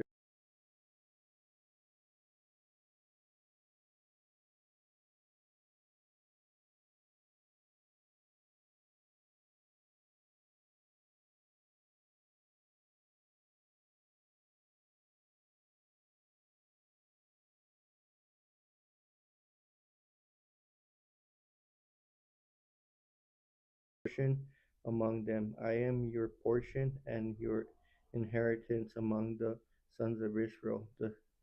To the sons of Levi, behold, I have given all the tithe of Israel, and as inheritance in the return for their service which they perform, the service of the tent of meeting, and the sons of Israel should not come near the tent of meeting again, or they will bring sin on themselves and die. Only the Levites should perform the service of the tent of meeting, and they shall bear their own guilt. In it shall be permanent statute throughout your generations, and among the sons of Israel. They should have no inheritance, but the tithe of the sons of Israel, which they offer as an offering to the Lord, I have given to the Levites, and as inheritance. Therefore I have said concerning them, they should have no inheritance among the sons of Israel. Then the Lord spoke to Moses, saying, Moreover, you shall speak the Levites, and say to them, When you take from the sons of Israel the tithe which I have given you from them for your inheritance, then you shall present an offering from it to the Lord at tithe of the tithe. Your offering shall be credited to you, and the grain of the threshing floor, or for full produce from the wine vat. So you shall also present an offering to the Lord from all your tithes, which is received from the sons of Israel, and from it should have give the Lord's offering to Aaron the priest. Out of all your gifts you shall present every offering due to the Lord from all the best of them, the sacred part from them, and you should say to them, When you have offered from it the best of it, then the rest shall be credited to the Levites, like the product of the threshing floor, and like the product of the wine vat. You may eat it everywhere, and your households, for it should compensation to return for the service in the tent of meeting, and you will bring to yourselves no sin by reason of it when you have offered the best of it. But you shall not profane and sacred gifts of the son of Israel, so that you do not die. 19. Then the Lord spoke to Moses and Aaron, saying, This is the statute of the law which the Lord has commanded, saying, Speak to the sons of Israel, that they bring you an unblemished red heifer, in which there is no defect, and on which a yoke has never been mounted, and you should give it to Eleazar the priest, and it shall be brought outside the camp and be slaughtered in his presence. And Eleazar the priest shall take some of its blood with his finger and sprinkle some of the blood towards the front of the tent of meeting 7 times. Then the heifer shall be burned, and his side, its hide, its flesh, and its blood with its refuse shall be burned. And the priest shall take cedar wood, hyssop, and scarlet and material, and throw it into the midst of the burning heifer. The priest shall then wash his clothes and bathe his body in water, and afterward come into the camp, but the priest will be unclean until evening. The ones who burns the heifer shall also wash his clothes in water, and bathe his body in water, and will be unclean until evening. Now a man who is clean shall gather up the ashes of the heifer and put them outside the camp in a clean place, and the congregation of the sons of Israel shall keep them for water to remove impurity.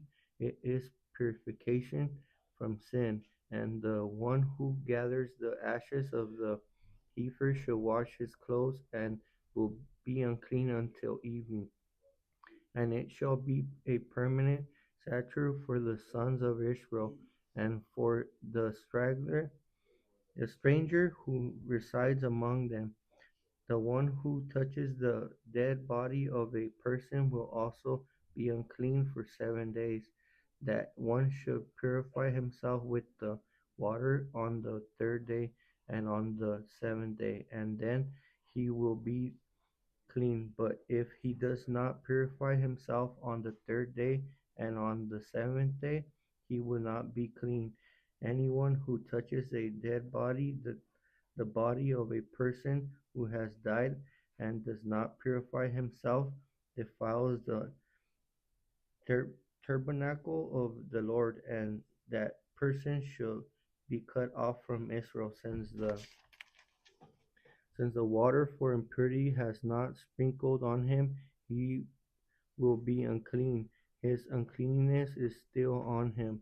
This is the law when a person dies in a tent. Everyone who comes into the tent and everyone who is in the tent will be unclean for 7 days.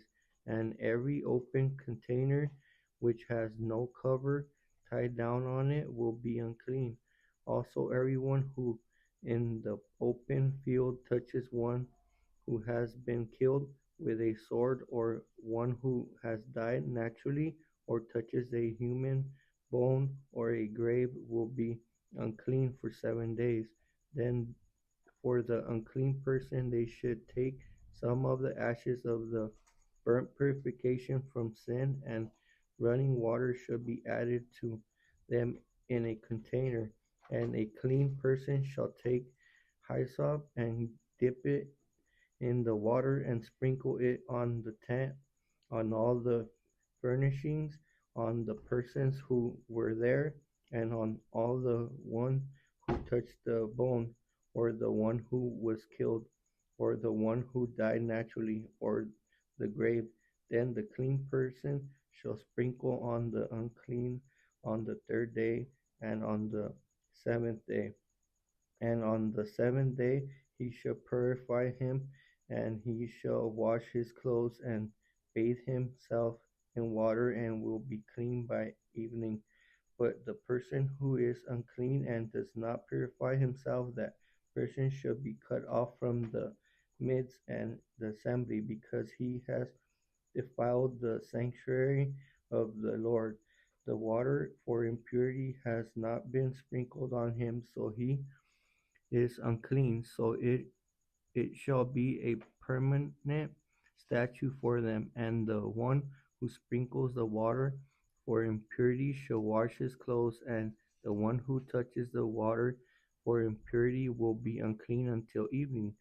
Furthermore, anything that the unclean person touches will be unclean, and the person who touches it will be unclean until evening. 20. Then the sons of Israel, the whole congregation, came to the wilderness of Sin in the first month, and the people stayed at Kadesh now Miram, and died there, and was buried there. There was no water for the congregation, and they assembled against Moses and Aaron. Then the people argued with Moses and spoke, saying, If only he has perished when our brothers perished before the Lord. Why then have you brought the Lord's assembly into the wilderness for us and our livestock to die here? Why did you make us come upon Egypt to bring us into this wretched place? It is not a place of grain, or figs, or vines, or pomegranates, nor is the water to drink. Then Moses and Aaron came in from the presence of the assembly to the entrance of the tent of meeting, and fell on their faces, and the glory of the Lord appeared to them. Then the Lord spoke to Moses, saying, Take the staff, and you and your brother Aaron assemble the congregation, and speak to the rock before their eyes, so it shall yield its water. So you shall bring water for them out of the rock, and have the congregation and their livestock drink. So Moses took the staff from before the Lord, just as he had commanded him, and Moses and Aaron summoned the assembly in front of the rock. And he said to them, Listen now, you rebels shall be bring the water for you out of this rock. Then Moses raised his hand and struck the rock twice with his staff, and water came out abundantly, and the congregation and the livestock drank. But the Lord said to Moses and Aaron, Since you did not trust me to treat me as holy in the sight of the sons of Israel, for the reasons you should not bring this assembly into the land which I have given them. Those were called the waters of Meribah, because the sons of Israel argued in, in with the Lord, and he proved himself holy among them. From Kadesh, Moses then sent messengers to the king of Edom to say this: It was your brother Israel has said, You know all the hardship that has overtaken us, that our fathers went down to Egypt, and he stayed in Egypt a long time, and the Egyptians treated us and our fathers badly. But when they when we cried out to the Lord, he heard our voice and sent an angel and brought us out from Egypt. Now behold, we are at Kadesh, a town on the edge of your territory. Please let us pass through your land. We will not pass through field or vineyard. We will not even drink water from a well. We will go along the king's road, not turning on the right or left until we pass through your territory. Edom, however, said to him, You shall not pass through us, or I will come out with the sword against you. Again, the sons of Israel said to him, We will go up by the road, and if I and my livestock do drink any of your water, then I will pay its price. Let me only pass through only my feet, nothing more. But he said, You shall not pass through.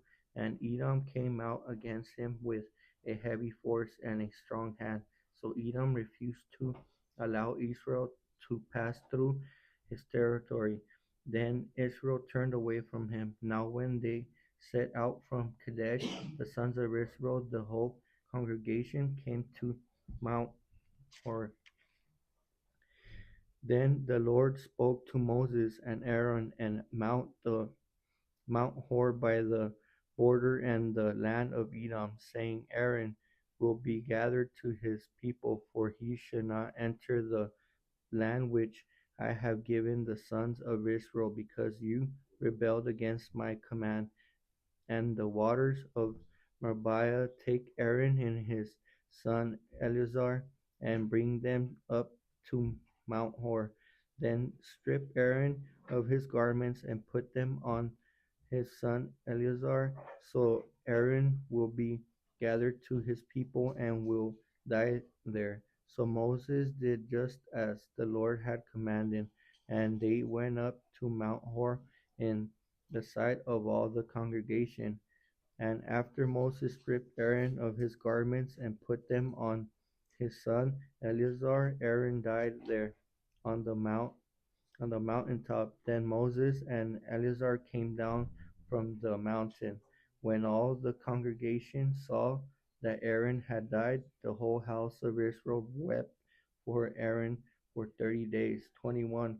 When the Canaanite, the king of Arad, who lived in the Negev, heard that Israel was coming by the way of Atrim, he fought against Israel and took some of the captives. So Israel made a vow to the Lord and said, If you will indeed hand over this people to me, then I will utterly destroy their cities. The Lord heard the voice of Israel and turned over the Canaanites. Then they utterly destroyed them and their cities, and the place was named Hormah. Then they set out from Mount Hor by the way of the Red Sea to go around the land of Edom, and the people became impatient because of the journey. So the people spoke against God and Moses, Why have you brought up us from Egypt and die in the wilderness? For there is no food and no water, and we are disgusted with this miserable food. Then the Lord sent fiery serpents among the people, and they bit the people, so that many people of Israel died. So the people came to Moses and said, We have sinned because we have spoken against the Lord and against you. Interdence with the Lord that he will remove the serpents from us. And Moses interceded for the people. Then the Lord said to Moses, Make a fiery serpent and put it on a flagpole, and it shall come about that everyone who is bitten and looks at it will live. So Moses made a bronze serpent and put it on the flagpole, and it came about that if a serpent bit someone and he looked at the bronze serpent, he lived. Now the sons of Israel moved and moved out and camped on Abath. Then they journeyed from Abath and camped at the Abram in the wilderness, which is opposite Moab of the east. From they were set out and camped in the Wadi Zered. From there they joined and camped on the other side of the Arnon, which is in the wilderness, that comes out of the border of the Amorites. For the Arnon, it is border of Moab, between Moab and the Amorites. For that reason it is said in the book of the words of the Lord, Wahem and Suphah and the wades of this Arnon, and the soap of the wades that extend to the side of Ar, and leans to the border of Moab. From there they continue to Beer, that is the well where the Lord said to Moses, Assemble the people that I may give them water. Then Israel sang this song, Spring up, O wells, sing to it, the well which the leaders dug, which the nobles of the people hollowed out with a skeeper and with their staffs. And from the wilderness they continued to Matana, and from Matana to Nahil, and from Nahil to Botham, and from Botham Batmoth to the valley, and it is the land of Moab at the top of Pisgah, which overlooks the desert. Then Israel sent messengers to Sihon, king of the Amorites, saying, Let me pass through your land. We will not turn off on field or vineyard. We will not drink water from wells. We will go to the king's road until we have passed through your border.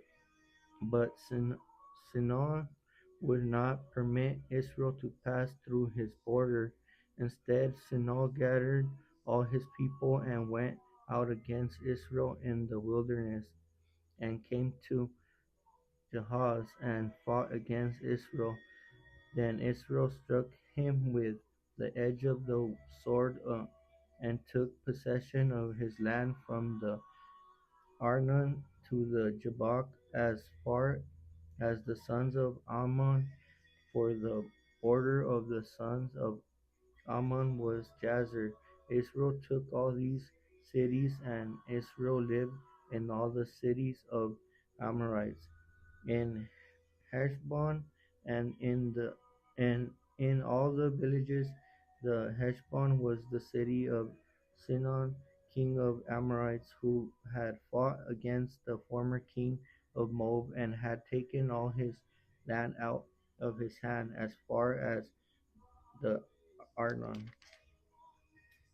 For the reason those who Proverbs say, "Come to Heshbon, let it be built. So let the city of Shinar be established, for a fire spread from Heshbon, and flame from the town of Sinon is devoured.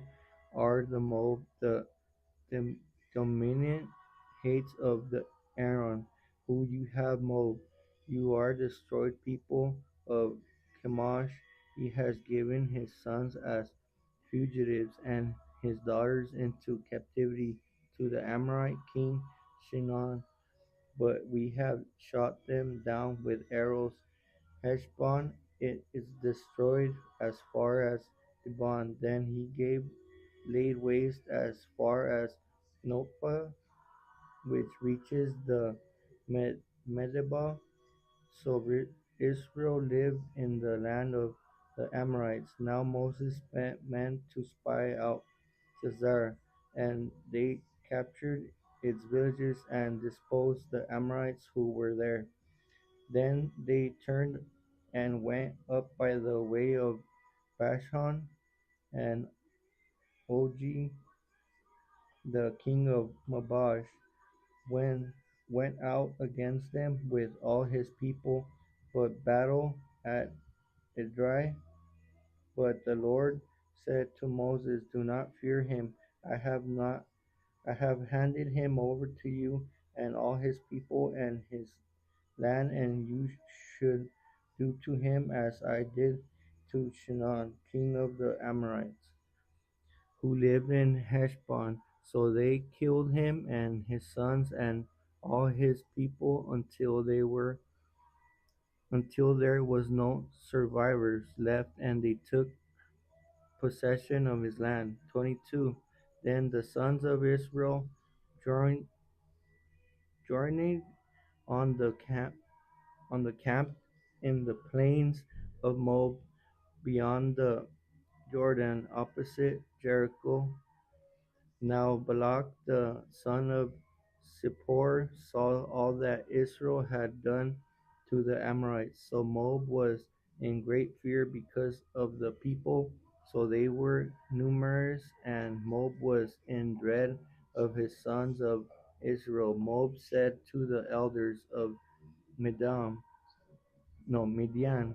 "Now this horde will eat up all this around us, as the ox eats up the grass of the field." And Balak the son of Zippor was king of Moab at the time. So he sent messengers to Balaam the son of Beor at Petor, which is near the Euphrates River in the land of the sons of his people, to call for him, saying, Behold,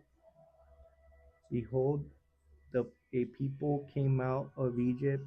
Behold, they have covered the surface of the land, and they are living opposite me. Now, therefore, please come curse this people for me, since they are too mighty for me. Perhaps I will be able to defeat them and drive them out of the land. For I know that he whom you bless is blessed, and he whom you curse is cursed. So the elders of Moab and the elders of Midian left with the feast for divination in their hands, and they came to Balaam and repeated Balak's words to him.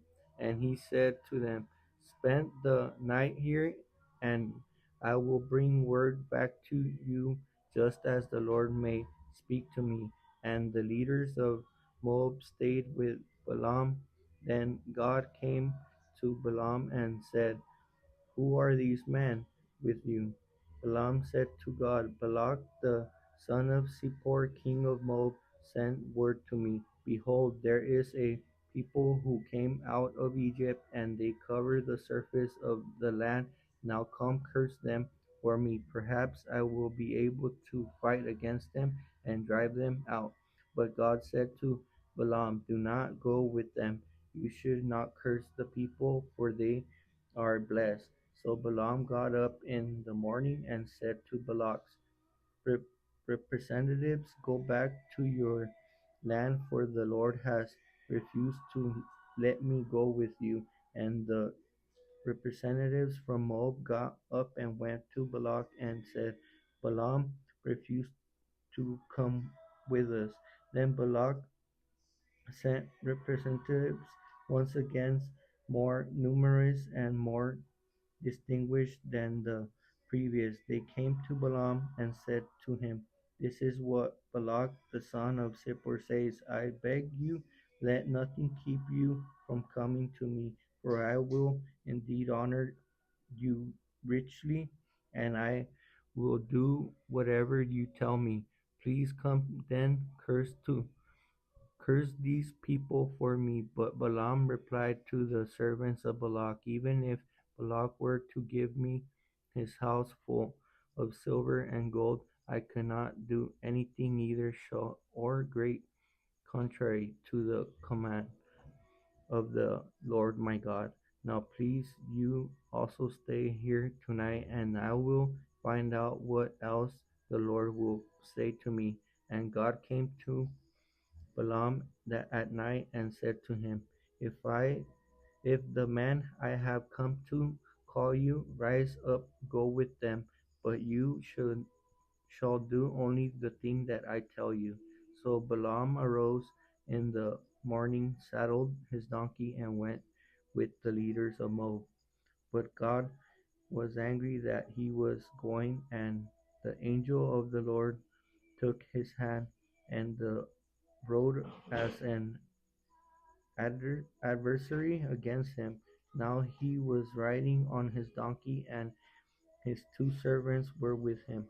When the donkey saw the angel of the Lord standing in the road with his sword drawn in his hand, the donkey turned off from the road and went into the field, and Balaam struck the donkey to guide her back into the road.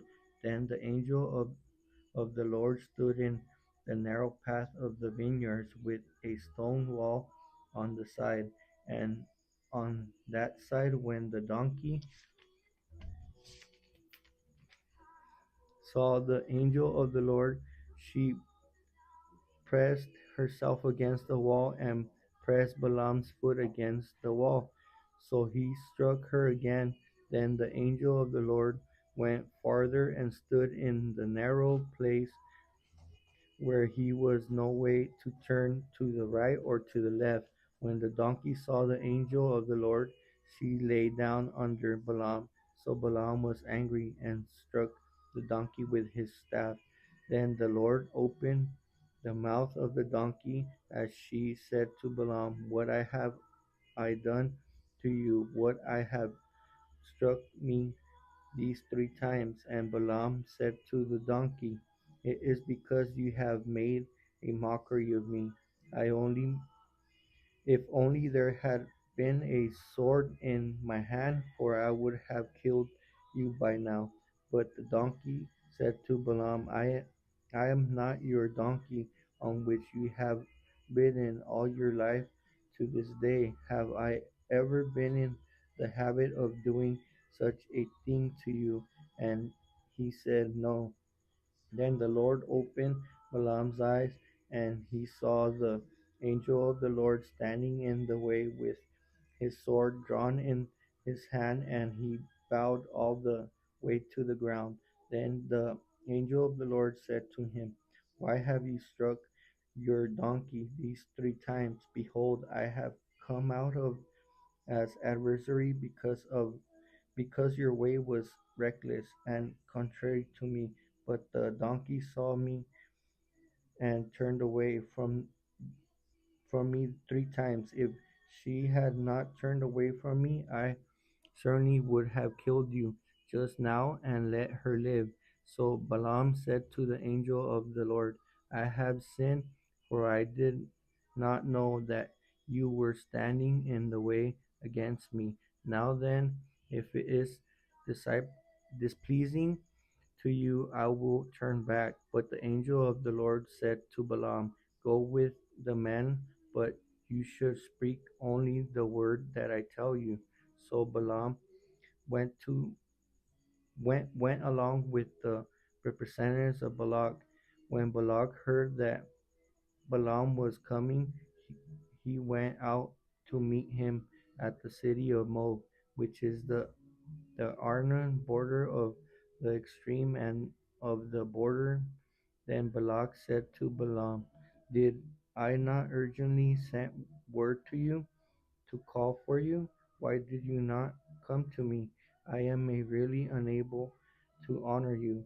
So Balaam said to Balak, Behold, I have come to you now. I am really able to speak anything. The word that God puts in my mouth, that only shall I speak. And Balaam went with Balak, and they came to Kiriath Surah.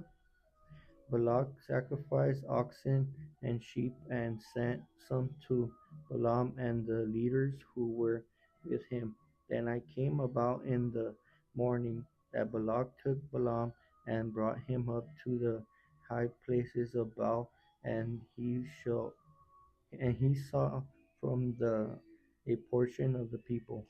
23. Then Balaam said to Balak, build, build 7 altars for me here, and prepare 7 bulls and 7 rams for me here. Balak did just what Balaam had spoken, and Balak and Balaam offered up a bull and a ram on each altar. Then Balaam said to Balak, Stand beside your burnt offerings, and I will go. Perhaps the Lord will come to meet me, and whatever he shows me, I will tell you. So he went to a bare hill.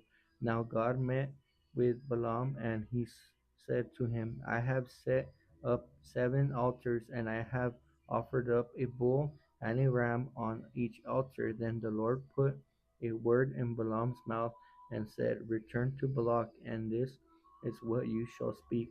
So he returned to him, and behold, he was standing beside his burnt offering, he and all the leaders of Moab. And he took up his discourse and said, From Aram Balak has brought me Moab, king of the mountains of the east, saying, Come declare Jacob accursed for me, and come curse Israel.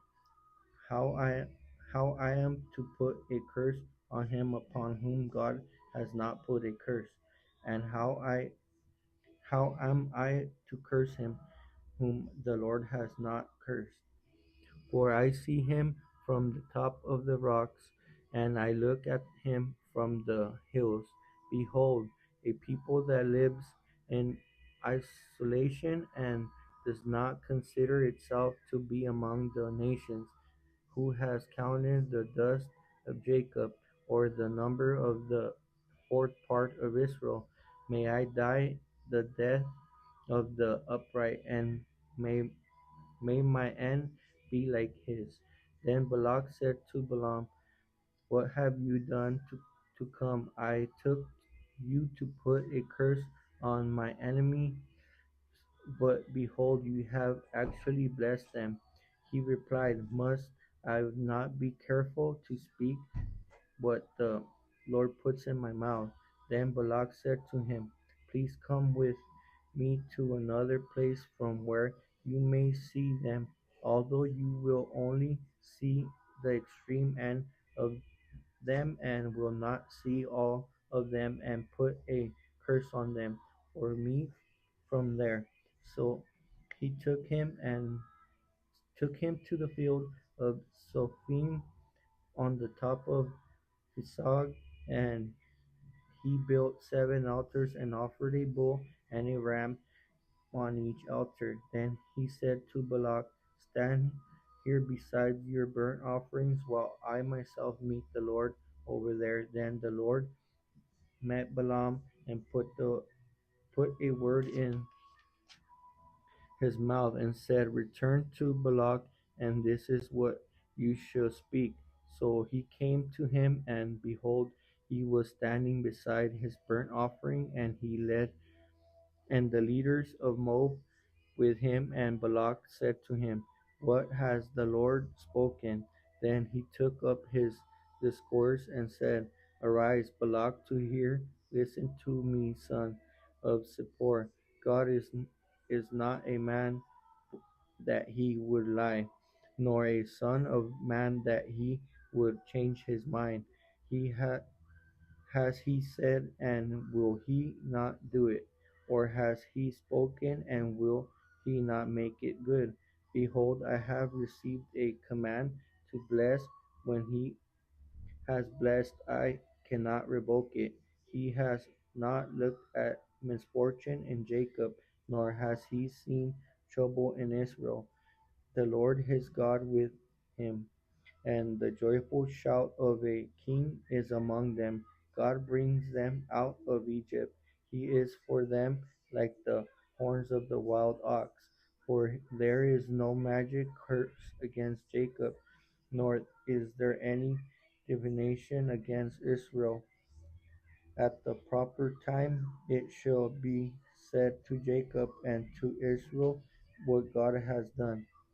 Behold, a people rises like a lioness, and like a lion it raises itself. It will not lie down until it devours the prey and drinks the blood of those slain. Then Balak said to Balaam, "Do not curse them at all, nor bless them at all." But Balaam replied to Balak, "Did I not tell you, whatever the Lord speaks, I must do?" Then Balak said to Balaam, "Please come, I will take you to another place. Perhaps it will be agreeable with God that you curse them for me from there."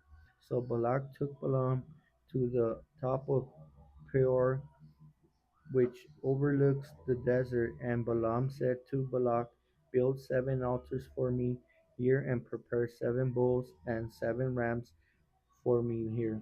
Balak did just as Balaam had said, and offered up a bull and a ram on each altar. 24. When Balaam saw that it pleased the Lord to bless Israel, he did not go as at other times to seek omens. Rather, he turned his attention towards the wilderness, and Balaam raised his eyes and saw Israel camping tribe by tribe, and the Spirit of God came upon him. Then he took up his discourse and said, "The declaration of Balaam the son of Beor, and the declaration of the man whose eye is open, the declaration of him who hears the word of God, who sees the vision of the Almighty falling down, yet having his eyes uncovered. How pleasant you are, tents Jacob! Your dwelling places, Israel, like valleys that stretched out, like gardens beside a river, like aloes planted on the Lord, like cedars beside the waters. Water will flow from his buckets, and his sea will be by many waters, and his king shall be higher than Agag, and his kingdom shall be exalted. God brings him out of Egypt. He is for him like the horns on the wild ox. He will devour the nations who are his adversaries, and which crush their bones and smash them with his he crouches, he lies down like a lion, and like a lioness who dares to rouse him. Blessed is everyone who blesses you, and cursed is everyone who curses you. Then Balak anger burned against Balaam, and he struck his hands together. And Balak said to Balaam, I called you a curse, my enemies. Behold, you have persisted in blessing them these 3 times. So flee to your place now. I said I would honor you greatly, but behold, the Lord has held you back from honor. And Balaam said to Balak, did I not in fact tell you, messengers whom you had sent to me, saying, if Balak were to give me his house full of silver and gold, I cannot do anything contrary to the command of the Lord, either good or bad, or of my own accord. What the Lord speaks, I will speak. So now behold, I am going to my people. Come, and I will advise you of what this people will do to your people in the days to come. Then he took up his discourse and said, the declaration of Balaam the son of Beor, and the declaration of the man whose eye is open, the declaration of him who hears the word of God and knows the knowledge of the Most High, who sees the vision of Almighty falling down, yet having his eyes uncovered. I see him, but not now. I look at him, but nor hear. At at a star shall appear from Jacob, a scepter shall rise from Israel, and shall smash the forehead of Moab, and overcome all the sons of Seth, and Edom shall be a possession.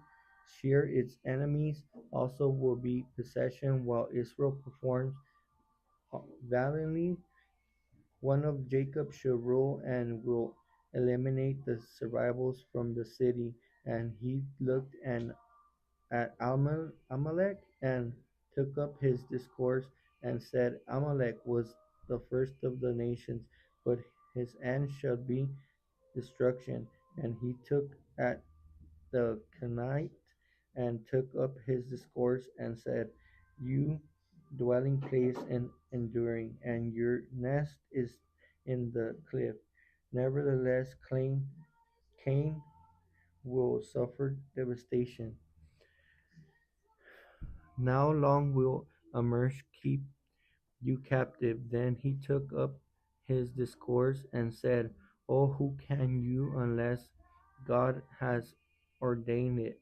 Or ships shall come from the coast of Kittim, and they shall oppress Ashur and oppress Eber, so they also will come to destruction. Then Balaam arose and he departed and returned to his place, and Balak also went on his way. 25. While Israel remained at Siddim, the people began to identify with the daughters of Moab, for they invited the people to sacrifice of their gods, and the people ate and bowed down to their gods. So Israel became followers of Baal, of Peor, and the Lord was angry with Israel. And the Lord said to Moses, take all the leaders of the people and execute them in broad daylight before the Lord, so that the fierce anger of the Lord may turn away from Israel. So Moses said to the judges of Israel, each of you kill his men who have become followers of Baal and Peor. Then behold, one of the sons of Israel came and brought to his relatives a Midianite woman in the sight of Moses and in the sight of the whole congregation of the sons of Israel, while they were weeping at the entrance of the tent of meeting, when Phinehas, Phinehas, son of Eleazar, the son of Aaron, the priest, saw it. He rose up from the midst of the congregation and took a spear in his hand, and he went after the man of Israel into the inner room of the tent and pierced both of them, the man of Israel and the woman, through the bottom. So the plague of the sons of Israel was brought to a halt, but those who died from the plague were 24,000 in number. Then the Lord spoke to Moses, saying, Phinehas, the son of Eleazar, the son of Aaron the priest, has averted my wrath from the sons of Israel, and that he was jealous with me, jealousy among them, so that I did not destroy the sons of Israel in my jealousy. Therefore say, Behold, I am giving him my covenant of peace, and it shall be for him and for his descendants after him a covenant of the permanent priesthood, because he was jealous for his God and made announcement for the sons of Israel. Now the name of the dead man of Israel who was killed with the Midianite woman was Zimri, the son of Salu, a leader of a father's household among the Samnites. And the name of the Midianite woman who was killed was Cosbi, the daughter of Sur, who was head of the people of the fathers of household of Midian. Then the Lord spoke to Moses, saying, Be hostile and the Midianites and attack them, for they have been hostile for you with their tricks with which have which they have deceived you in the matter of Pur, and in the matter of Cosbi, the daughter of the leader of Midian, their sister, who has killed on the day of the plague because of Pur. 26. Then it came about after the plague that the Lord spoke to Moses and Eleazar the son of Aaron the priest, saying, Take a census and all the congregation of the sons of Israel from 20 years old and upward by their father's household, whoever is able to go to war in Israel. So Moses and Eleazar the priest spoke with them in the plains of Moab by the Jordan at Jericho, saying, Take a census of people from 20 years old and upward, and as the Lord has commanded Moses. Now the sons of Israel who came out of the land of Egypt were as follows. Reuben, Israel's firstborn, the sons of Reuben, and Hanok, the family of the Hanakites, and Palu, the family of the Palu, Palutes, of Zeron, the family of the Seronites, of Carmi, the family of the Garmites. These are the families of the Reubenites, and those who are counted on them were 43,730. The son of Palu, Elab, the son of Eliab, Manuel,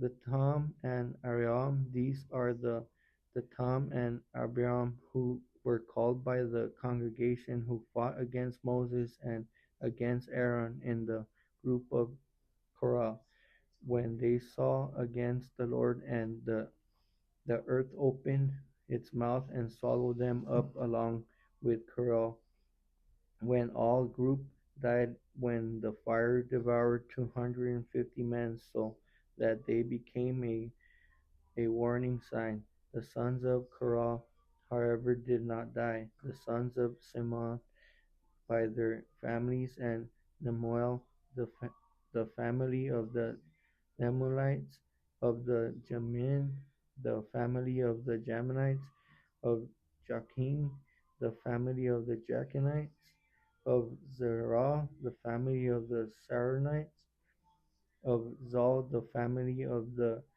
Shalmites. These are the families of the Samnites, 22,200 in number.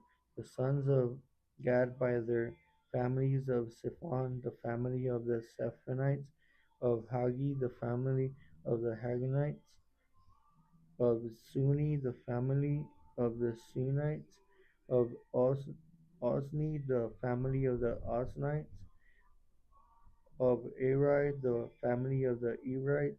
Of Arod, the family of the Arodites. Of Areli, the family of the Arelites. These are the families of sons of Gad according to those who were numbered of them 40,500. The sons of Judah were and Onan, but and Onan died in the land of Canaan. The sons of Judah by their families were of Shelah, the family of the Shilonites, of Perez, the family of the Perizzites, of Zerah, the family of the Zerahites. The sons of Perez were of Zeron, the family of the Seronites, of Hamul, the family of the Hamulites. These are the families of Judah by those who were numbered of them 76,500. The son of Issachar by the families of Tola, the families of the Tolaites, of Puvah, the family of Punites, of Jazub, the family of the Jazubites, of Shiram, the family of the Shimronites. These are the families of Issachar by those who were numbered of them 64,300. The sons of Zebulun by their families of sacred, the family of the Sacredites of Elon, the family of the Elianites of Jahil, the family of Jahilites. These are the families of Sebulunites by those who were numbered of them 60,500. The sons of Joseph by their families, Masahed and Ephraim, the sons of Manash of Machir, the family of Machirites, and Machir fathered Galid of the Galid, the family of the Galidites. These are the sons of Galid of Ezer, the family of the Ezerites, of Helek, the family of Helekites, and of Israel, the family of the Azerites, and of Shechem, the family of the Shechemites, and the Shemida, the family of the Shemedites, and of Hefer, the family of the Heferites. Now Zephad, the son of Hefer, had no sons, only daughters, and the names of the daughters of Zephad were Melah, Noah, Hlah, Milach, and Trizah. These are the families of Manes, and these who were numbered of them were 52,700. These are the sons of Ephraim by their families of Shutelah, the family of Shutelanites, of Becher, the family of Bechernites, and Taham, the family of the Tahinites. These are the sons of Shulat of Aaron, the family of the Aaronites. These are the families of the sons of Ephraim by those who were numbered of them 32,500. These are the sons of Joseph by their families, the sons of Benjamin by their families of Bela, the family of the Benjamites, of Ashbel, the family of Ashbelites, of Aram, of Ahiram, the family of Ahiramites, of Shephuham, the family of the Shephumites, of Fuham, the family of the Fuhamites, the son of Bela, were an Nam, and Ard, the family of the Ardites of Naaman, the family of the Naamites. These are the sons of Benjamin by their families, and those who were numbered of their were 45,600. These are the sons of Dan by their families of Shuban, the family of Shubanites. These are the families of Dan by their families, all the families of the Shub- Shumite, Shumanites by those who were numbered of them were 64,400. The sons of Asher by their families of Enam, the family of the Emites of Ishvi, the family of the Ishvites of the Bera, the family of the Berites of the sons of Bera of Heber, the family of the Heberites, and Mal- Malkiner, the families of the Malkinites, and the name of the daughter of Asher was Sarah.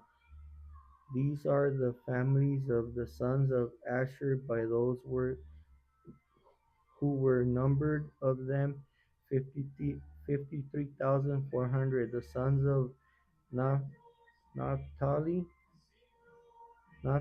Naphtali in their families of Sahil, the family of the Sahilites of Guni, the families of the Gunites of Zeher, the family of the Zeharites of Shilam, the family of the Shilamites.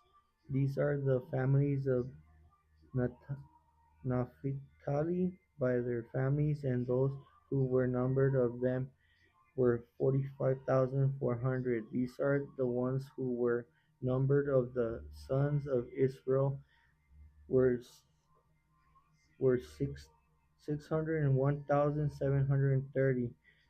Then the Lord spoke to Moses, saying, among these, the land shall be divided as all inheritance according to the number of names to a larger group. You shall increase their inheritance, and to the smaller group you shall decrease their inheritance. Each should be given their inheritance corresponding to the total of those who were numbered of them. But the land shall be divided by lot. They shall receive their inheritance according to the names of the tribes of their fathers, corresponding to the selection by lot. Their inheritance should be divided between the larger and the smaller groups. These are two who were numbered of the Levites according to their families of Gershon, the family of the Gershonites; of Kohath, the family of the Kohanites; of the Merari, the family of the Merarites. These are the families of Levi, the family of the Labanites; the family of the Hebronites; the family of the Mahanites; the family of the Mushinites; and the family of the Korahites. Kohath fathered Abram, and he came to Abram's wife was Jochebed, the daughter of Levi, who was born to Levi in Egypt, and she bore to Abram Aaron and Moses, and their sister Miriam, and the Aaron were born Naboth and Abihu, Eleazar, and Ithamar. But Naboth and Abihu died when they offered strange fire before the Lord. Those who were numbered of them were 23,000, every male from a month old and upward. They were not numbered among the sons of Israel, since no inheritance was given to them among the sons of Israel. These are the ones who were numbered by Moses, and Eleazar the priest, who numbered the sons of Israel in the plains of Moab by the Jordan at Jericho. But among these they were not a man of those who were numbered by Moses and Aaron the priest, who numbered the sons of Israel in the wilderness of Sinai. For the Lord had said to them, they should certainly die in the wilderness, and not a man was left of them except Caleb the son of Jephunneh and Joshua the son of Nun.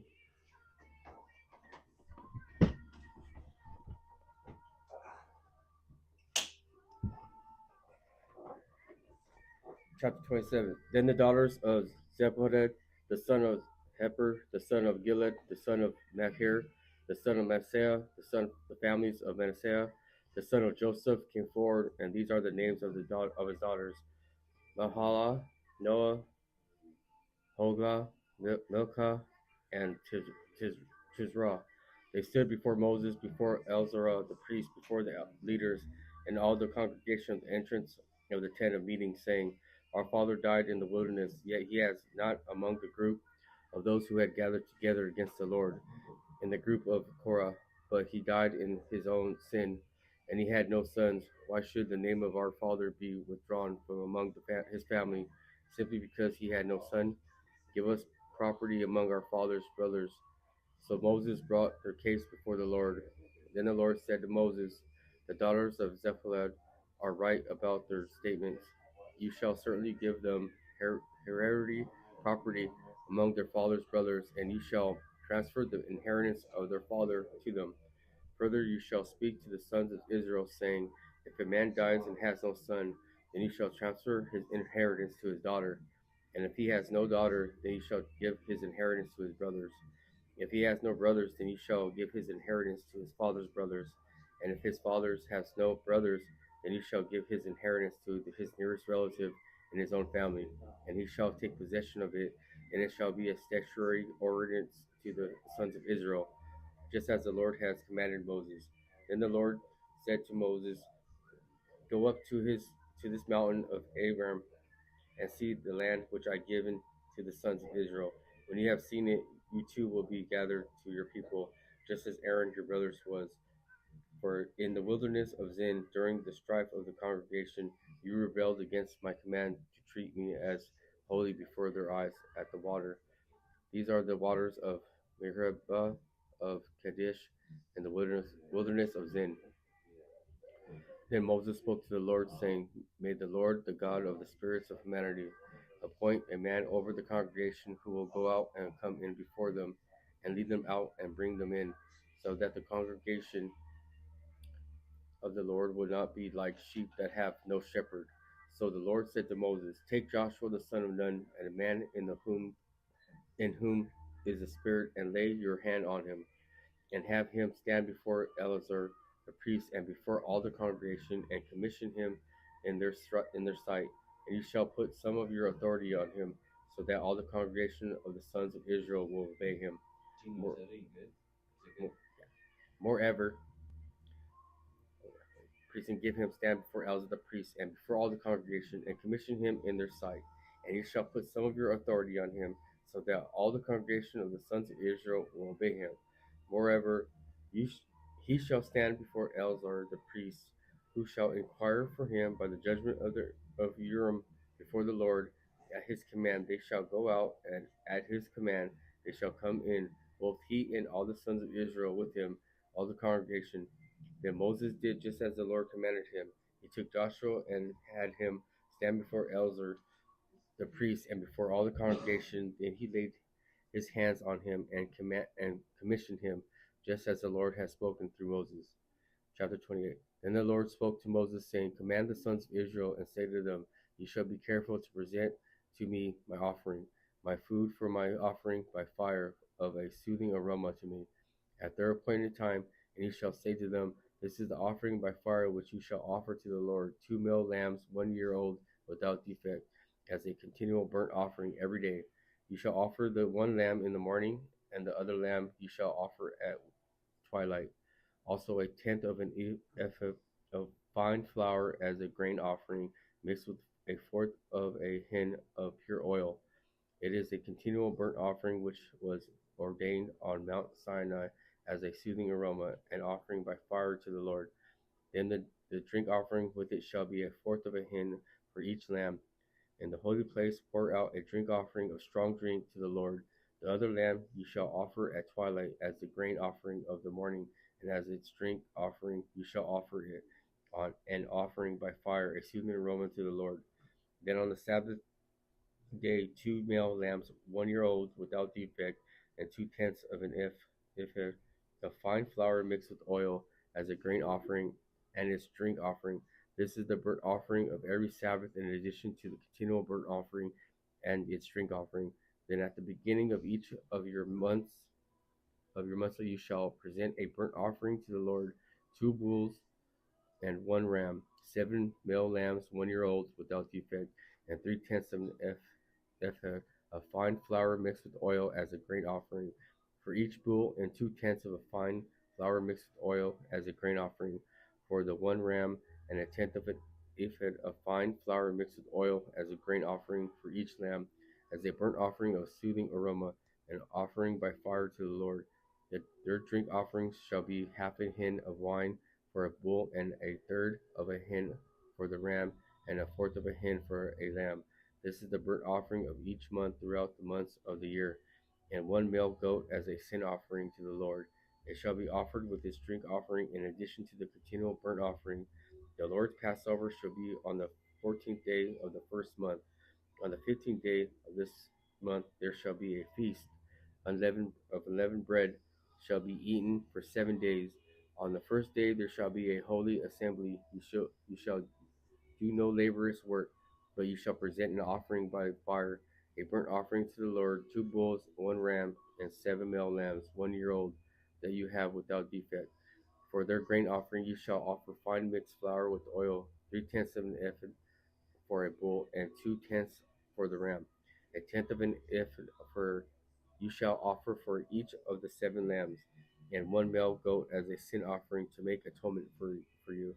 You shall present these besides the burnt offering of the morning, which is for a continual burnt offering. In this way you shall present daily for 7 days the food of the offering by fire of a soothing aroma to the Lord. It shall be presented with its drink offering in addition to the continual burnt offering. On the 7th day you shall have a holy assembly. You shall do no laborious work. Also on the day of the first fruits, when you present a new grain offering to the Lord in your feast of weeks, you shall have a holy assembly. You shall do no laborious work, but you shall offer a burnt offering as a soothing aroma to the Lord, 2 bulls, 1 ram, and 7 male lambs 1 year old. And as their grain offering, fine mixed with oil, flour mixed with oil, 3/10 of an ephah for each bull, 2/10 for the 1 ram, and a tenth for each of the 7 lambs. Also 1 male goat to make atonement for you. Besides the continual burnt offering and its grain offering, you shall present them with their drink offerings. They shall be without defect. Chapter 29. Now in the 7th month, on the first day of the month, you shall have a holy assembly. You shall do no laborious work. It will be to you a day for blowing trumpets. And you shall offer a burnt offering as a soothing aroma to the Lord, 1 bull, 1 ram, and 7 male lambs 1 year old without defect. Also the grain offerings, fine flour mixed with oil, 3/10 of an ephah for the bull, 2/10 for the ram, and a tenth for each of the 7 lambs, and 1 male goat as a sin offering to make atonement for you. Besides the burnt offering of the new moon and its grain offering, and the continual burnt offerings and its grain offering, and the drink offerings according to the ordinance for a soothing aroma, an offering by fire to the Lord. Then on the 10th day of this 7th month you shall have a holy assembly, and you shall humble yourselves. You shall not do any work. You shall present a burnt offering to the Lord as a soothing aroma, 1 bull, 1 ram, and 7 male lambs 1 year old, that you have without defect, and their grain offering, fine flour mixed with oil, 3/10 of an ephah for the bull, 2/10 for the 1 ram, and a tenth for each of the 7 lambs, 1 male goat as a sin offering, besides the sin offering of atonement, and the continual burnt offering and its grain offerings and their drink offerings. Then on the 15th day of the 7th month, you shall have a holy assembly. You shall do no laborious work, and you shall celebrate with a feast to the Lord for 7 days. You shall present a burnt offering, an offering by fire as a soothing aroma to the Lord. 13 bulls, 2 rams, and 14 male lambs 1 year old, which are without defect, and their grain offering fine flour mixed with oil, 3/10 of an ephah for each of the 15 bulls, 2/10 for each of the 2 rams, and 1/10 for each of the 14 lambs, and 1 male goat as a sin offering, besides a continual burnt offering, its grain offering, and its drink offering. Then on the second day, 12 bulls, 2 rams, and 14 male lambs 1 year old without defect, and their grain offering and their drink offering for the bulls, for the rams, and for the lambs by their number according to the ordinance, and 1 male goat as a sin offering, besides a continual burnt offering and its grain offering and their drink offerings. Then on the third day, 11 bulls, 2 rams, and 14 male lambs 1 year old without defect, and their grain offering and their drink offering for the bulls, for the rams, and for the lamb by their number according to the ordinance, and 1 male goat as a sin offering, besides a continual burnt offering and its grain offerings and its drink offering. Then on the 14th day, 10 bulls, 2 rams, and 14 male lambs, 1 year old without defect, their grain offering and their drink offerings for the bulls, for the rams, and for the lambs by their number according to the ordinance, and 1 male goat as a sin offering, besides a continual burnt offering, its grain offering, and its drink offering. Then on the 5th day, 9 bulls, 2 rams, and 14 male lambs 1 year old without defect, and their grain offering and their drink offerings for the bulls, for the rams, and for the lambs by their number according to the ordinance, and 1 male goat as a sin offering, besides the continual burnt offering and its grain offering and its drink offering. Then on the 6th day, 8 bulls, 2 rams, and 14 male lambs 1 year old without defect, and their grain offering and their drink offering for the bulls, for the rams, and for the lambs by their number according to the ordinance, and 1 male goat as a sin offering, besides the continual burnt offering, its grain offering, and its drink offerings. Then on the 7th day, 7 bulls, 2 rams, and 14 male lambs 1 year old without defect, and their grain offering and their drink offerings for the bulls, for the rams, and for the lambs by their number according to the ordinance, and 1 male goat as a sin offering, besides the continual burnt offering, its grain offering, and its drink offering. On the 8th day you shall have a sacred assembly. You shall do no laborious work, but you shall present a burnt offering and an offering by fire as a soothing aroma to the Lord. 1 bull, 1 ram, and 7 male lambs 1 year old without defect, their grain offering and their drink offerings for the bull, for the ram, for the lambs by their number according to the ordinance, and 1 male goat as a sin offering, besides the continual burnt offering and its grain offering and its drink offering. You shall present these to the Lord at your appointed times, besides your vowed offering and your voluntary offerings, for your burnt offerings, your grain offerings, your drink offerings, and your peace offerings. And Moses spoke to the sons of Israel in accordance with everything that the Lord had commanded Moses. Chapter 30. Then Moses spoke to the head of the tribes of the sons of Israel, saying, This is the word which the Lord has commanded.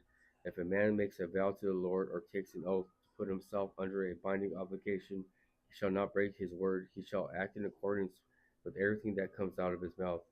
And if a woman makes a vow to the Lord and puts herself under a binding obligation in her father's house in her youth, and her father hears her vow and her obligation under which she has put herself, and her father says nothing to her, then all her vows shall remain valid, and every binding obligation under which she has put herself shall remain valid. But if her father expresses disapproval to her on the day he hears of it, none of her vows or her obligation under which she has put herself shall remain valid, and the Lord will forgive her because her father has expressed disapproval to her. However, if she happens to marry while under her vows, or the impulsive statement of her lips by which she has obligated herself, and her husband hears of it and says nothing to her on the day he hears it, then her vows shall remain valid, and her binding obligations under which she has put herself shall remain valid. But if on the day her husband hears of it he expresses disapproval to her, then he will annul her vow which she is under, and the impulsive statement of her lips by which she has obligated herself, and the Lord will forgive her.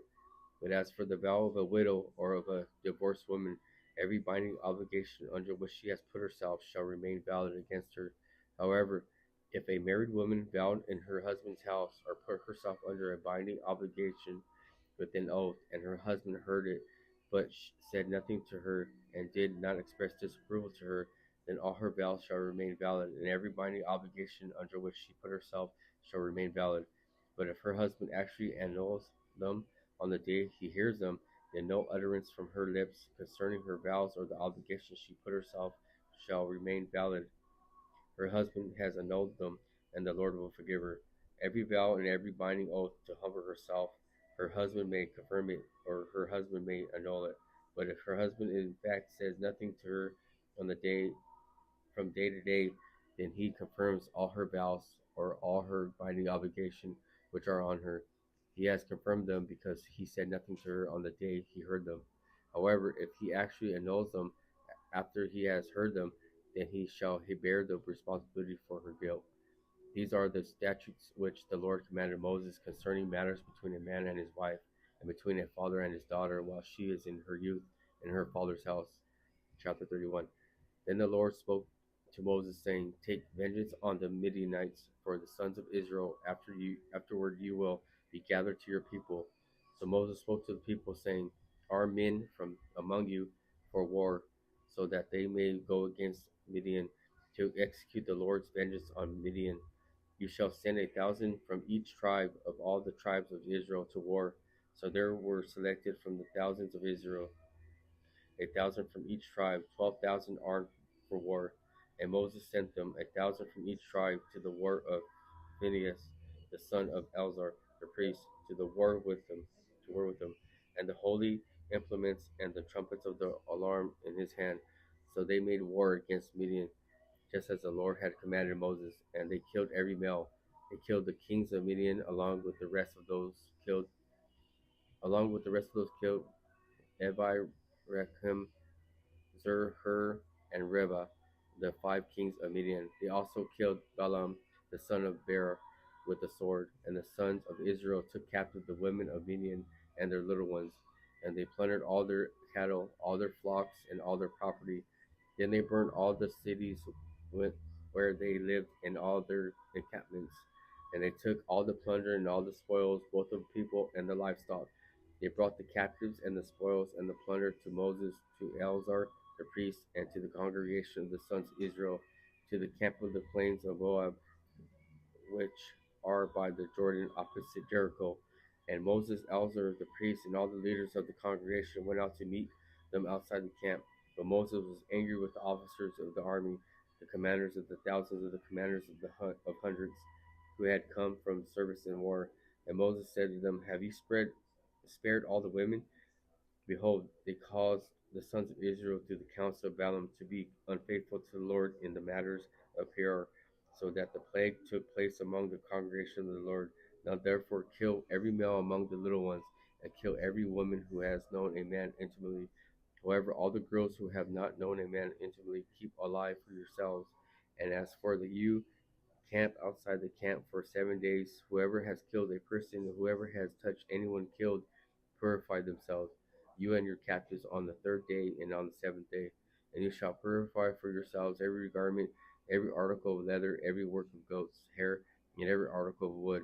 Then Eleazar the priest said to the men of war who had gone to battle, This is the statute of the law which the Lord has commanded Moses. Only the gold and the silver, the bronze, the iron, the tin, and the lead, everything that can withstand the fire, you shall pass through the fire, and it will be clean. Only it shall be purified with the water of impurity. But whatever cannot withstand the fire, you shall pass through the water. And you shall wash your clothes on the 7th day, and you will be clean. And afterward you may enter the camp. Then the Lord spoke to Moses, saying, You and Eleazar the priest and the heads of the fathers' households of the congregation, take account of the spoils that were captured, both of the people and the livestock, and divide the spoils between the warriors who went to battle and all the congregation. Also collected tribute tax for the Lord from the men of war who went to battle, one in 1 in 500 of the persons of the cattle, of the donkeys, and of the sheep. Take it from their half and give it to Eleazar the priest as an offering to the Lord. And from the sons of Israel half you shall take one draw from every 50 of the persons of the cattle, of the donkeys, and of the sheep, from all the animals, and give them to the Levites who perform the duty of the tabernacle of the Lord. Moses and Eleazar the priest did just as the Lord had commanded Moses.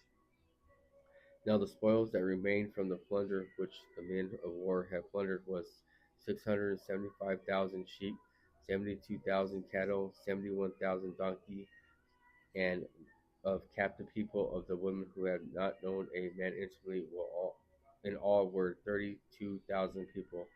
The half, the share of those who went to war was as follows. The number of sheep was 337,500.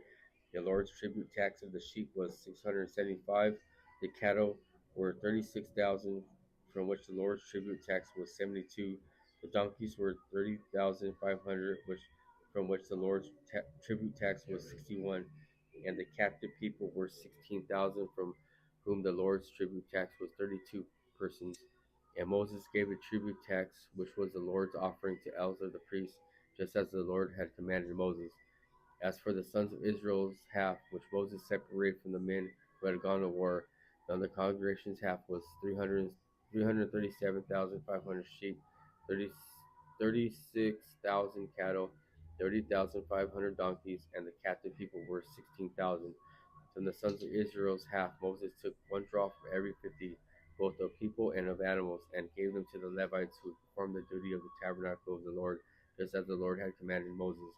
Then the officers who were over the thousands of the army, the commanders of the thousand, the commanders of the hundreds, approached Moses, and they said to Moses, "Your servants have taken a census of the men of the war who were under your authority, our authority, and no man of us is missing. So we have brought as an offering to the Lord what each man found: articles of gold, armlets and bracelets, signets, rings, earrings, and necklaces, to make atonement for ourselves before the Lord." Moses and Eleazar the priest took the gold from them, all kinds of crafted articles, all the gold of the offering which they offered up to the Lord, from the commanders of thousands and the commanders of hundreds. It was 16,750 shekels. The men of war had taken plunder, every man from himself. So Moses and Eleazar the priest took the gold from the commanders of thousands and of hundreds, and brought it to the tent of meetings as memorial for the sons of Israel before the Lord. Chapter 32. Now the sons of Reuben and the sons of Gad had a very large number of livestock. So when they saw the land of Jezer and the land of Gilead, that it was indeed a place suitable for livestock, the sons of Gad and the sons of Reuben came and spoke to Moses, Eleazar the priest, and to the leaders of the congregation, saying, Ektroth, Gideon, Jezer, Nimrah, Hezbon, Elah, Sebam, Nebo, and beyond, the land which the Lord conquered before the congregation of Israel is the land of livestock, and your servants have livestock. And they said, If we have found favor in your sight, let this land be given to your servants as our property, and do not take us across the Jordan. But Moses said to the sons of Gad and the sons of Reuben, Should your brothers go to war while you remain here? And why are you discouraging the sons of Israel from crossing over into the land which the Lord has given them? This is what your fathers did when I sent them from Kadesh Barnea to see the land. For when they went up to the valley of Eshcol and saw the land, they discouraged the sons of Israel, so that they did not go into the land which the Lord has given them. So the Lord's anger burned on that day, and he swore, saying, None of the men who come up from Egypt from 20 years old and upward shall see the land which I swore to Abraham, to Isaac, and to Jacob. For they did not follow me fully, except Caleb, the son of Jephunneh, and Kenzanite, and Joshua, the son of Nun, for they have followed the Lord fully. So the Lord's anger burned against Israel, and he made them wander in the wilderness for 40 years, until the entire generation of those who had done evil in the sight of the Lord came to an end. Now behold, you have risen up in your father's place, born of sinful men, to add still more to the burning anger of the Lord against Israel. For if you turn away from following him, he will once more leave them in the wilderness, and you will destroy all these people. Then they approached him and said, We will build sheepfolds for our livestock here, and cities for our little ones. But we ourselves will be armed, hurrying ahead of the sons of Israel until we have brought them to their place, while our little ones live in the fortified cities because of the inhabitants of the land. We will not return to our homes until every one of the sons of Israel has gained possession of his inheritance.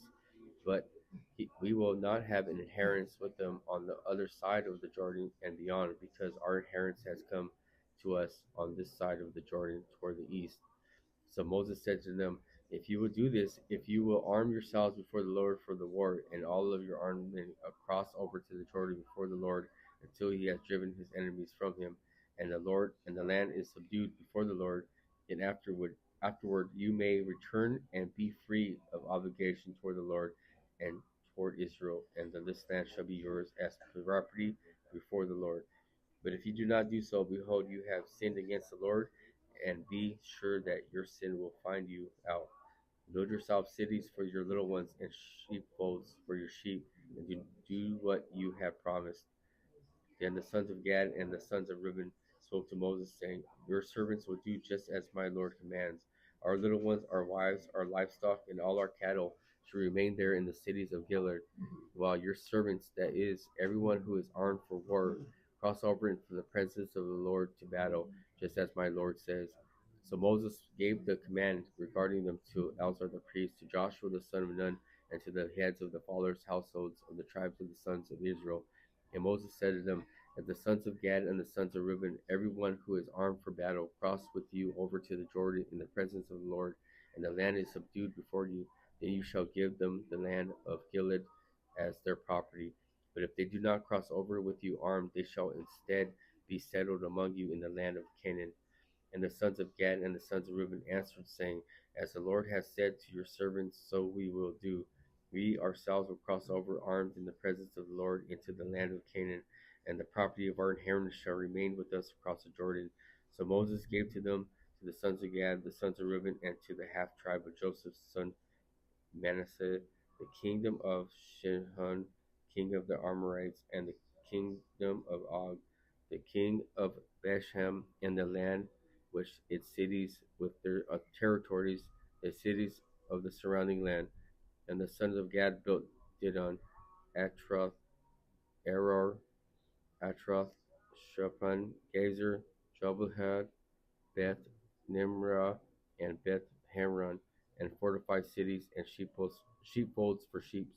The sons of Reuben built Heshron, Elah, Kirathim, Nebo, and Balameon, their names being changed, and Simba, and they gave other names to the cities which they built. The sons of Machir, the sons of Manasseh, went to Gilead and took it, and dispossessed the Amorites who were in it. So Moses gave Gilead to Machir, the sons of Manasseh, and he lived in it.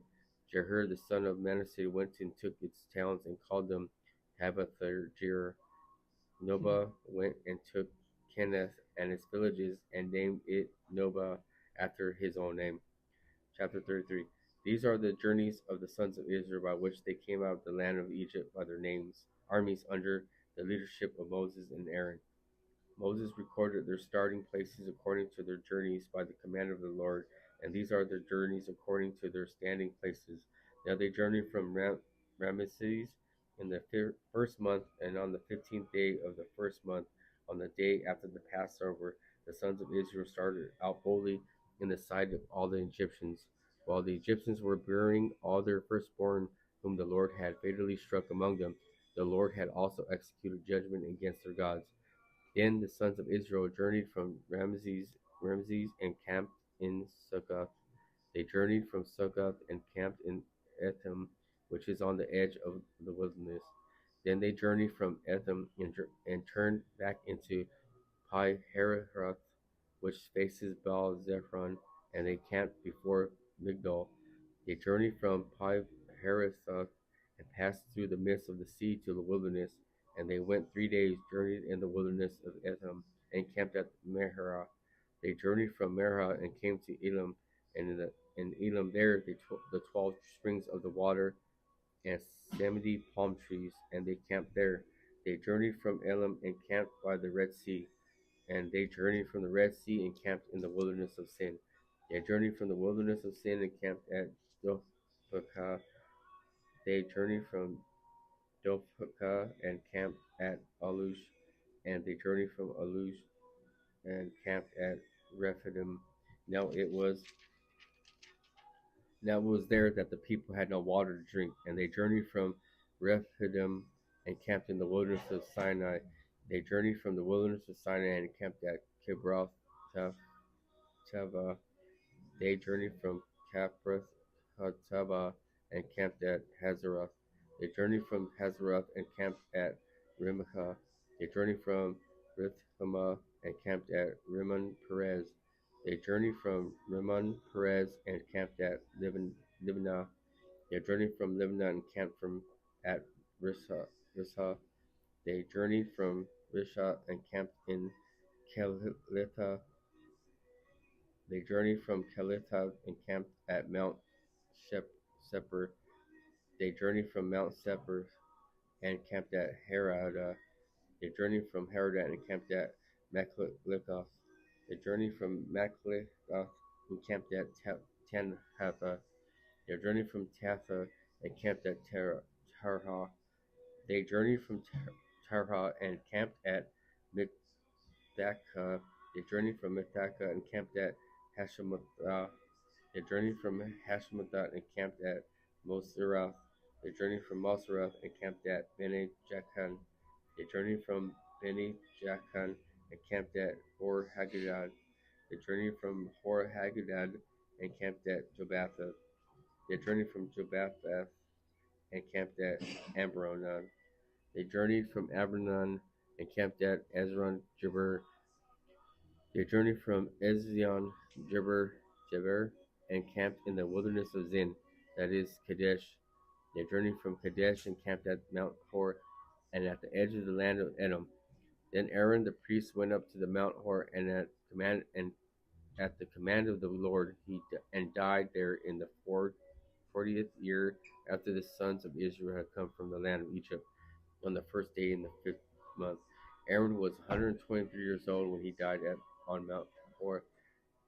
Now the Canaanite, the king of Arad, who lived in the Negev in the land of Canaan, heard about the coming of the sons of Israel. Then they journeyed from Mount Hor and camped at Salmona.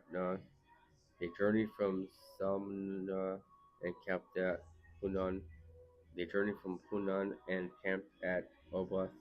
They journeyed from Oboth and camped at Abiram at the border of Moab. They journeyed from Edom and camped at Dibon-Gad. They journeyed from Dibon-Gad and camped at Almon Dibathim. They journeyed from Almon Dibathim and camped in the mountains of Abram before Nebo. They journeyed from the mountains of Abram and camped at the plains of Moab by the Jordan opposite Jericho.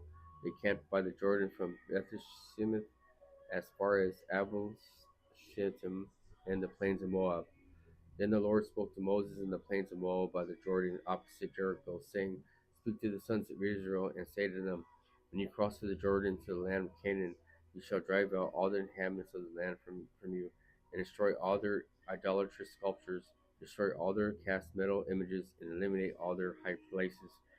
And you shall take possession of the land and live in it, for I have given the land to you to possess it. You shall maintain the land as an inheritance by lot according to your families. To the larger you shall give more inheritance, and to the smaller you shall give less inheritance. Wherever the lot falls to anyone, that shall be his. You shall pass on the land as an inheritance according to the tribes of your fathers. But if you do not drive out the inhabitants of the land from you, then it will come about that those whom you let remain of them will be like thorns in your eyes and like crickets in your sides, and they will trouble you in the land in which you live. And just as I plan to do to them, I will do to you. Chapter 34. Then the Lord spoke to Moses, saying, Command the sons of Israel and say to them, When you enter the land of Canaan, this is the land that shall fall to you as an inheritance. That is, the land of Canaan according to its borders. Your southern region shall extend from the wilderness to Zin along the side of Edom, and your southern border shall extend from the end of the salt sea eastward. And your border shall change direction from the south to the ascent of Akrabim and continue to Zin, and its termination shall be to the south of Kadesh Barren, and it shall reach Hazar Dar and continue to Asmon. Then the border shall change direction from Asmon to the brook of Egypt, and its termination shall be at the sea. As for the western border, you shall have the great sea, that is its coastline. This shall be your western border. And this shall be your northern border. You shall draw your boundary from the great sea to Mount Hor. You shall draw a boundary from Mount Hor to the Libo Hamath, and the termination of the border shall be at Zebed. And the border shall proceed to Zephron, and its termination shall be at Hazar Enan. This shall be your northern border.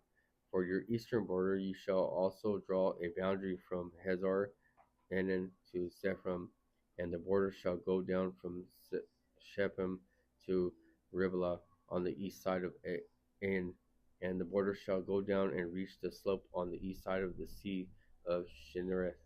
And the border shall go down to the Jordan, and its termination shall be at the salt sea. It shall be your land according to its borders on all sides. So Moses commanded the sons of Israel, saying, This is the land that you are to possess by lot, which the Lord has commanded to give to the 9.5 tribes.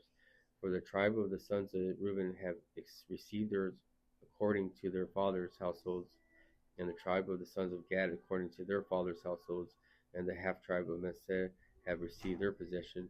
The 2.5 tribes have received their possession across the Jordan opposite Jericho, eastward toward the sunrise. Then the Lord spoke to Moses, saying, These are the names of the men who shall assign the land to you as an inheritance: Eleazar the priest, and Joshua the son of Nun. And you shall take one leader of each tribe to assign the land as an inheritance. These are the names of the men of the tribe of Judah: Caleb the son of Shephan, of the tribe of the sons of Simeon; Samuel the son of Amnud, the son of Benjamin; Elad the son of Kishlon, and the tribe of the sons of Dan; a leader, Buki the son of Jogli; the sons of Joseph of the tribe of the son of Manasseh; a leader, Hanel the son of Ephod; of the tribe of the sons of Ephraim; a leader, Kemuel the sons of Sephan; of the tribe of the sons of Zebulun; a leader, Elzabad the son of Parnach; of the tribe of the sons of Eskar; a leader, Paltiel the sons of Ezen; of the tribe of the sons of Asher; a leader, Ahidhud the son of Shilomai; of the tribe of the sons of Naphtali; a leader, Bethel the son of Amhiad. These are the sons whom the Lord commanded to apportion the inheritance of the sons of Israel in the land of Canaan. Chapter 35. Now the Lord spoke to Moses in the plains of Moab by the Jordan opposite Jericho, saying, Command the sons of Israel that they give to the Levites from the inheritance of their possession cities to live in. You shall give to the Levites pasture lands around the cities.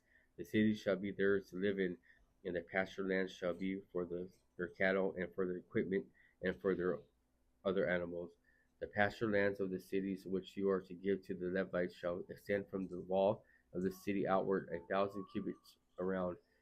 You shall also measure outside the city on the east side of 2,000 cubits, on the south side 2,000 cubits, on the west side 2,000 cubits, and on the north side 2,000 cubits, which the city is in the center. This shall become theirs as pasture lands for the cities.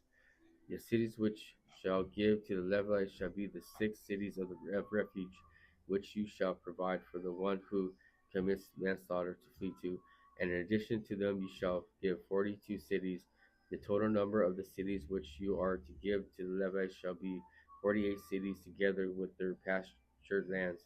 As for the cities which you shall give them from the possession of the sons of Israel, you shall take more from the larger in and you shall take fewer from the smaller. Each shall give some of the cities to the Levites in proportion to their inheritance, which he possesses. Then the Lord spoke to Moses, saying, Speak to the sons of Israel, and say to them, When you cross through the Jordan into the land of Canaan, then you shall select for yourselves cities to be your cities of refuge, so that the one who commits manslaughter by killing a person unintentionally may flee there. The cities shall serve you as a refuge from the avenger, so that the one who commits manslaughter does not die until he stands before the congregation for trial. So the cities which you are to provide shall be 6 cities of refuge for you. You shall provide 3 cities across the Jordan and 3 cities in the land of Canaan. They are to be cities of refuge. These 6 cities shall be a refuge for the sons of Israel, for the stranger, and for the foreign resident among them, so that anyone who kills a person unintentionally may flee there. But if he struck him with an iron object so that he died, he is a murderer. The murderer must be put to death. And if he struck him with a stone in the hand by which he would die, as a result he did die, he is a murderer. The murderer must be put to death. Or if he is struck with him a wooden object in the hand by which he would die, as a result he did die, he is a murderer. The murderer must be put to death. The blood avenger, the blood avenger himself shall put the murderer to death. He himself shall put him to death when he meets him. Now, if he pushed him in hatred, or he threw something at him with malicious intent, and as a result he died, or if he struck with him his hand with hostility, and as a result he died, the one who struck him must be put to death. He is a murderer. Murderer. The blood avenger shall put the murderer to death when he meets him. But if he pushed him suddenly without hostility, or threw an object at him without malicious intent, or had any deadly stone, and without looking he dropped it on him, so that he died, while he was not his enemy, nor was he seeking to harm him, then the congregation shall judge between the one who fatally struck the victim and the blood avenger in accordance with these court ordinances. And the congregation shall save the one who committed manslaughter from the hand of the blood of the avenger. And the congregation shall return him to his city of refuge to which he fled, and he shall live in it until the death of the high priest who was anointed with the holy oil. But if at any time he goes beyond the border of the city of refuge to which he flees, and the blood avenger finds him outside the border of the city of refuge, and the blood avenger kills him, he will not be guilty of bloodshed, because he should have remained in his city of refuge until the death of the high priest. But after the death of the high priest, the one who committed the manslaughter may return to the land of his property. These things shall be a statutory ordinance for you throughout your generations in all your dwelling places. If anyone kills a person, the murderer shall be put to death on the testimony of witnesses. But no person shall be put to death on the testimony of only one witness. Moreover, you shall not accept a ransom for the life of a murderer who is condemned to death, but he must be put to death. And you shall not accept a ransom for the one who has fled to the city of his refuge, so that he may return to live in the land before the death of the priest. So you shall not defile the land in which you live, for blood defiles the land, and no atonement can be made for the land for the blood that is shed on it, except by the blood of the one who shed it. So you shall not defile the land in which you live, in the midst of which I dwell, for I, the Lord, am dwelling in the midst of the sons of Israel. Chapter 36. Now the heads of the father's household of the family of the sons of Gilead, the son of Machir, the sons of Manasseh, of the families of the sons of Joseph, came forward and spoke before Moses and before the leaders, the heads of the father's household of the sons of Israel. And they said to the Lord, and they said, The Lord commanded my Lord to give the land by lot to the sons of Israel as an inheritance.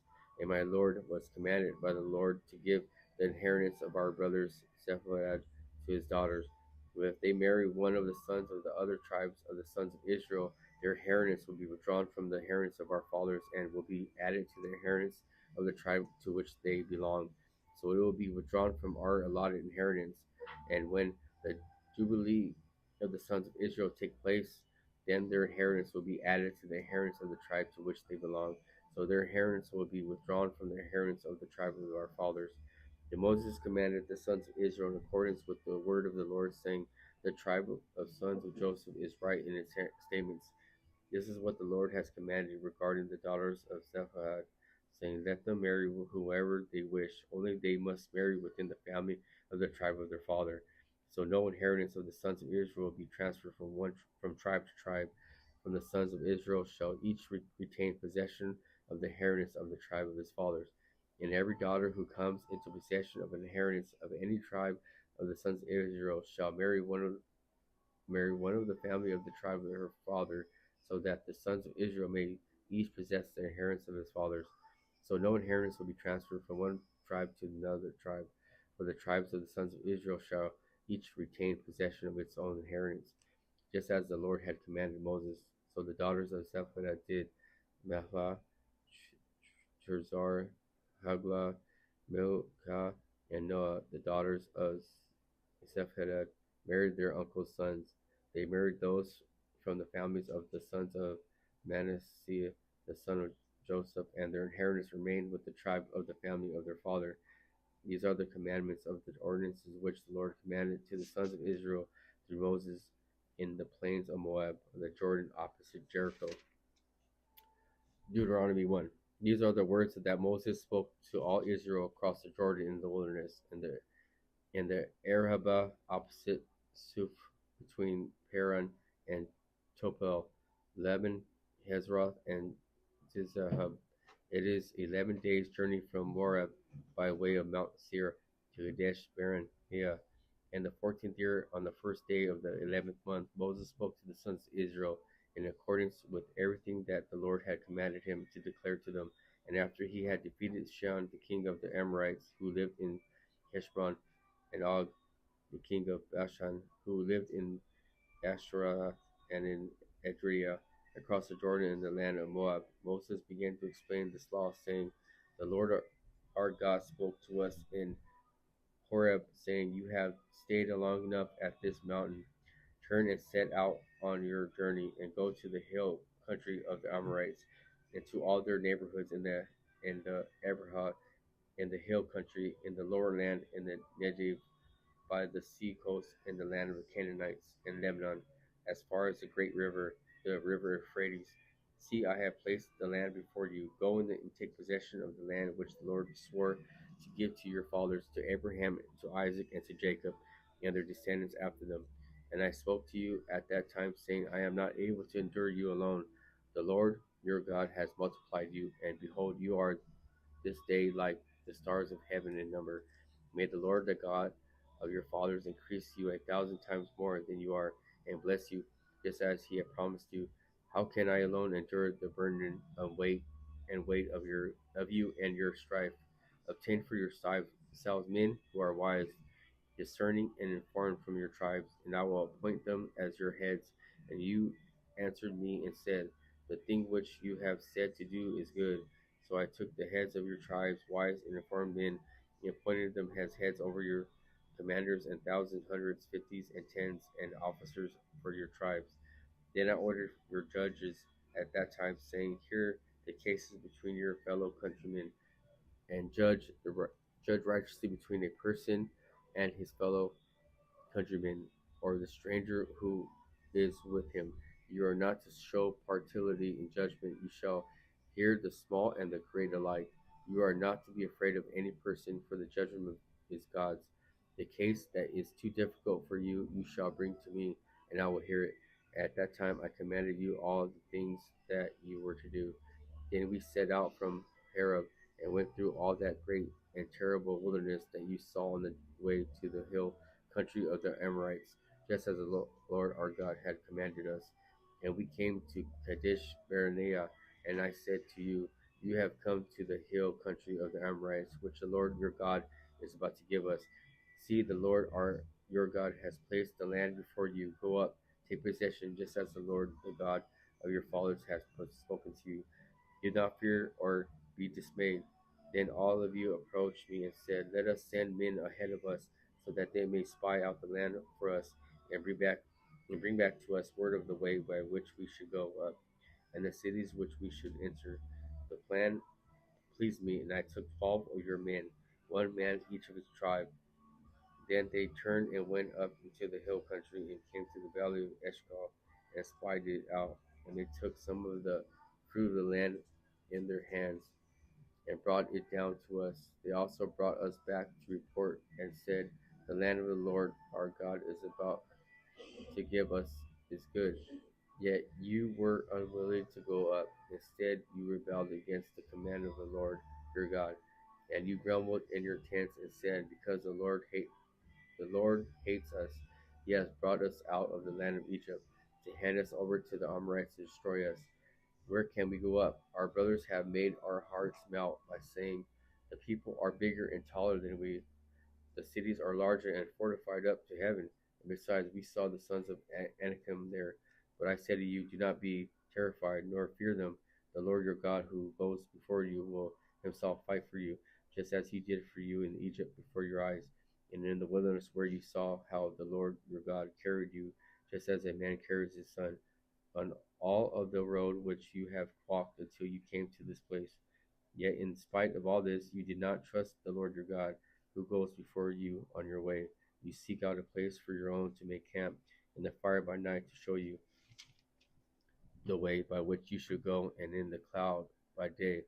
Then the Lord heard the sound of your words, and he was angry and swore an oath, saying, not one of these men, this evil generation, shall see the good land which I swore to give your fathers, except Caleb the son of Jephunneh. He shall see it, and to him I will give the land on which he has set foot, and to his sons, because he has followed the Lord fully. The Lord was angry with me also on your account, saying, not even you shall enter there. Joshua the son of Nun, who stands before you, shall himself enter there. Encourage him, for he will give it to Israel as an inheritance. Wherever your little ones who you said would become plunder, and your sons who is this day have no knowledge of good and evil, shall enter there, and I will give it to them, and they shall take possession of it. But as for you, turn around and set out for the wilderness by the way of the Red Sea. Then you replied to me, you have sinned against the Lord. We ourselves will go up and fight, just as the Lord our God commanded us. And every man of you strapped on his weapons of war, and you viewed it as easy to go up into the hill country. But the Lord said to me, say to them, do not go up nor fight, for I am not among you. Otherwise you will be defeated by your enemies. So I spoke to you, but you would not listen. Instead of rebelled against the command of the Lord, and dedicated presumptuously, and went up into the hill country. And the Amorites who live there in the country will come up against you and chase you as bees do, and they scattered from you Shir and Hormah. Then you returned and wept before the Lord, but the Lord did not listen to your voice or pay attention to you, so you remained in Kadesh for many days, the days that you spent there.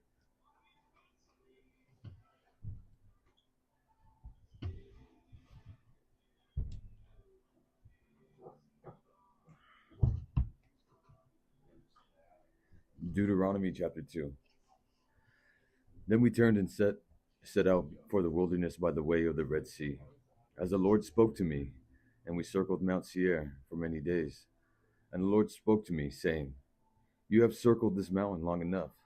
Now turn north, and command the people, saying, you are going to pass through the territory of your brothers and the sons of Esau, who live in Seir, and they will be afraid of you, so be careful, do not provoke them. For I will not give you any of their land, not even as much as a footprint, because I have given Mount Seir to Esau as a possession. You are to buy food from them with money, so that you may eat. And you shall also purchase water from them with money, so that you may drink. For the Lord your God has blessed you in all that you have done. He has known your wandering through this great wilderness. These 40 years, the Lord your God has been with you. You have not lacked anything. So we passed beyond our brothers, the sons of Esau, who live in Seir, away from Arabah, away from Elath and Ezion Geber, and we turned and passed through by the way of the wilderness of Moab. Then the Lord said to me, do not attack Moab, nor provoke them to war, for I will not give you any of their land as a possession. Because I have given Ar to the sons of Lot as a possession, the Emim lived there previously, and people as great, numerous, and tall as Anakim. Like the Anakim, they too are regarded as Rephaim, but the Moabites call them Emim. The Horites previously lived in Seir, but the sons of Esau disposed them and destroyed them from before them and settled in their place, just as Israel did to the land of their possession, which the Lord gave them. Now arise and cross over the Wadi Zir yourselves. So we crossed over the Wadi Zir. Now the time that it took for us to come from Kadesh Barnea until we crossed over the Wadi Zered was 38 years. And to all the generation of the men of war perished from within the camp, just as the Lord had sworn to them. Indeed, the hand of the Lord was against them, to destroy them from within the camp until they all perished. So it came about, when all the men of war had finally perished from among the people, the Lord spoke to me, saying, Today you shall cross over Ar, the border of Moab. When you come opposite the sons of Ammon, do not attack them nor provoke them, for I will not give you any of the land of the sons of Ammon as a possession, because I have given it to the sons of Lot as a possession. It is regarded as the land of Rephaim, because the Rephaim previously lived in it. But the Ammonites call them Zamzummim, a people as great, numerous, and tall as the Anakim. But the Lord destroyed them before them, and they dispossessed them and settled in their place, just as he did for the sons of Esau who live in Seir. When he destroyed the Horites from before them, they dispossessed them and settled in their place, where they remain even to this day. And as for the Avim, who lived in villages as far as Gaza, the Caphtorim, who came from Caphtor, destroyed them and lived in their place. Arise, set out and pass through the valley of Arnon. Look, I have handed over to you Sihon, the Amorite, king of Heshbon, and his land. Start taking possession and plunge into battle with them. This day I will begin to put the dread and fear of you upon the faces of people everywhere, who when they hear the news of you will tremble and be in anguish because of you. So I sent messengers from the wilderness of Kedemoth to Sihon, king of Heshbon, with words of peace, saying, Let me pass through your land, and I will travel only on the road. I will not turn aside to the right or to the left. You will sell me food for money, so that I may eat, and give me water for money, so that I may drink. Only let me pass through one on foot, just as the sons of Esau who live in Seir, and the Moabites who live in Ar did for me, until I cross over the Jordan into the land that the Lord our God is giving us. But Sihon, king of Heshbon, was not willing for us to pass through his land. For the Lord your God hardened his spirit and made his heart obstinate, in order to hand him over to you, as he is today. And the Lord said to me, See, I have begun to turn Sihon and his land over to you. Begin taking possession so that you may possess his land. Then Sihon came out with all his people to meet us in battle at Jahaz.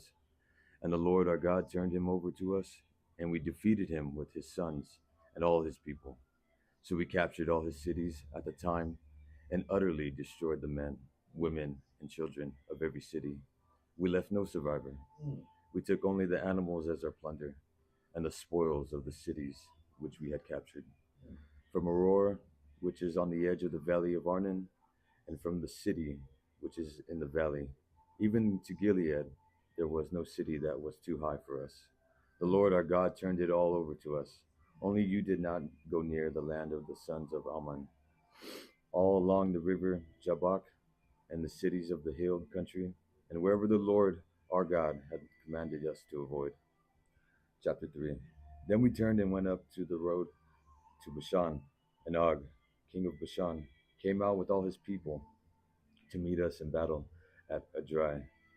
But the Lord said to me, Do not fear him, for I have handed him and all his people and his land over to you. And you shall do to him just as you did to Sihon, king of the Amorites, who lived in Heshbon.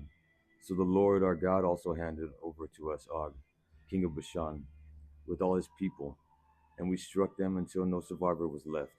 We captured all his cities at that time. There was not a city which we did not take from them, 60 cities, all the region of Argob, the kingdom of Og and Bashan. All these cities were fortified with high walls, gates, and bars, besides a great many unwalled towns. We utterly destroyed them, as we did to Sihon, king of Heshbon, utterly destroying the men, women, and children of every city. But all the animals and the spoils of the cities we took as our plunder. So at that time we took the land from the hand of the two kings of the Amorites, who were beyond the Jordan, from the valley of Arnon to Mount Hermon. Sidonians call Hermon Sirion, and the Amorites call it Sinir. All the cities of the plateau, all Gilead and all Bashan, as far as Salaka and Adrai, cities of the kingdom of Og and Bashan, for only Og, king of Bashan, was left of the remnant of the Rephaim. Behold, his bed was a bed of iron. It is in Rabbah of the sons of Ammon. Its length was 9 cubits, and its width 4 cubits by the usual cubit. So we took possession of this land at that time, from Aurora, which is by the valley of Arnon, and half the hill country of Gilead, and its cities I gave to the Reubenites, and to the Gadites. The rest of Gilead and all Bashan, the kingdom of Og, I gave to the half tribe of Manasseh, all the region of Argob. As to all the Bashan, it is called the land of Rephaim. Jair, the son of Manasseh, took all the region of Argob, as far as the border of the Jeshurites and the Maccathites, that is Bashan, and named it after his own name, Havith Jair, as it is to this day. To Machir I gave Gilead, to the Reubenites and the Gadites I gave from Gilead, even as far as the valley of Arnon, the middle of the valley as a border, and as far as the river Jabbok, the border of the sons of Ammon, the Arabah also, with the Jordan as the border, from Chinnereth, even as far as the sea of Arabah, the salt sea, at the foot of the slopes of Pisgah on the east. Then I commanded you at that time, saying, the Lord your God has given you this land to possess. All you valiant men shall cross over armed ahead of your brothers, the sons of Israel. However, your wives, your little ones, and your livestock, I know that you have much livestock, shall remain in your cities which I have given you, until the Jordan, but you are going to cross, and you will take possession of this good land. So be careful yourselves, that you do not forget the covenant of the Lord your God, which he made with you, and make yourselves a carved image in the form of anything against which the Lord your God has commanded you. For the Lord your God is a consuming fire, a jealous God. When your father children and have grandchildren, and you grow old in the land, and you act corruptly, and make an idol in the form of anything, and do what is evil in the sight of the Lord your God, to provoke him in anger, I call heaven and earth as witnesses against you today, that you will certainly perish quickly from the land where you are going over the Jordan, to take possession of it. You will not live long on it, but you will be utterly destroyed. The Lord will scatter you among the peoples, and you will be left few in number among the nations where the Lord drives you. There you will serve gods, the work of human hands, wood and stone, which neither see nor hear, nor eat nor smell anything. But from there you will seek the Lord your God, and you will find him if you search for him with all your heart and all your soul. When you are in distress, and all these things happen to you, in the latter days you will return to the Lord your God and listen to his voice. For the Lord your God is a compassionate God. He will not abandon you, nor destroy you, nor forget the covenant with your fathers which he swore to them. Indeed, ask now about the earlier days that were before your time, since the day that your God created mankind on the earth, and inquire from one end of the heavens to the other. Has anything been done like this great thing, or has anything been heard like it? Has any people heard the voice of God speaking from the midst of the fire, as you have heard it, and survived? Or has a God ventured to go to take for himself a nation from within another nation? By trials, by signs and wonders, by war, by a mighty hand, by an outstretched arm, and by great terrors, just as the Lord your God did for you in Egypt before your eyes. You were shown these things so that you might know that the Lord, he is God. There is no other besides him. Out of the heavens he let you hear his voice to discipline you, and on earth he let you see his great fire, and you heard his voice from the midst of the fire, because he loved your fathers. He chose their descendants after them, and he personally brought you from Egypt by his great power, driving out from before you nations greater and mightier than you, to bring you in and give to you their land as an inheritance, as it is today. Therefore know today and take it to your heart that the Lord, he is God in heaven above and on earth below. There is no other. So you shall keep his statutes and his commandments, which I am giving you today, so that it may go well for you and for your children after you, and that you may live long on the land which the Lord your God is giving you for all time. Then Moses set apart 3 cities across the Jordan to the east, for one to flee there who unintentionally killed his neighbor without having hatred for him in time past, and by fleeing to one of these cities he might live. Bezer in the wilderness on the plateau of the Reubenites, Ramoth in Gilead for the Gadites, and Golan in Bashan for the Manassites. Now this is the law which Moses set before the sons of Israel. These are the testimonies of the statutes and the ordinances which Moses spoke to the sons of Israel when he came out of Egypt, across the Jordan, in the valley opposite Beth Peor, in the land of Sihon, king of the Amorites, who lived in Heshbon, whom Moses and the sons of Israel defeated when they came out of Egypt. And they took possession of his land, and the land of Og, king of Bashan. The 2 kings of the Amorites who were across the Jordan to the east, from Aroer, which is on the edge of the valley of Arnon, even as far as Mount Sion, that is Hermon, with all the Arabah across the Jordan to the east, even as far as the sea of the Arabah, at the foot of the slopes of Pisgah. Chapter 5. Now Moses summoned all Israel and said to them, Listen, Israel, to the statutes and ordinances which I am speaking today, for you to hear, so that you may learn them and be careful to do them. The Lord our God made a covenant with us at Horeb. The Lord did not make this covenant with our fathers, but with us. All of us who are alive here today, the Lord spoke with you face to face at the mountain from the midst of the fire. While I was standing between the Lord and you at that time, to declare to you the word of the Lord, for you were afraid because of the fire, and you did not go up on the mountain, he said. I am the Lord your God who brought you out of the land of Egypt, out of the house of slavery. You shall have no other gods besides me. You shall not make yourself a carved image or any likeness of what is in heaven above, or on the earth beneath, or in the water under the earth.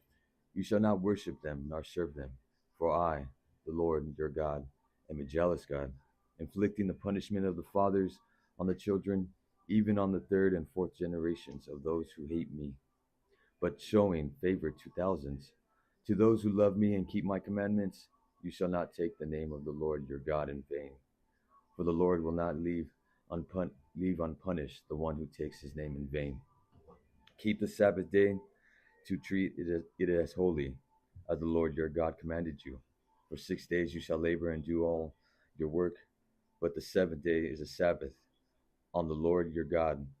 You shall not do any work that day, you or your son or your daughter, or your male slave or your female slave, or your ox, your donkey, or any of your cattle, or your resident who stays with you, so that your male slave and your female slave may rest as well as you. And you shall remember that you were a slave in the land of Egypt, and the Lord your God brought you out of there by a mighty hand and an outstretched arm. Therefore, your Lord your God commanded you to celebrate the Sabbath day. Honor your father and your mother, just as the Lord your God has commanded you, so that your days may be prolonged and that it may go well for you on the land which the Lord God your God is giving you. You shall not murder, you shall not commit adultery, you shall not steal, you shall not give false testimony against your neighbor. You shall not covet your neighbor's wife, nor desire your neighbor's house, his field, his male slave, or his female slave, his ox, his donkey, or anything that belongs to your neighbor.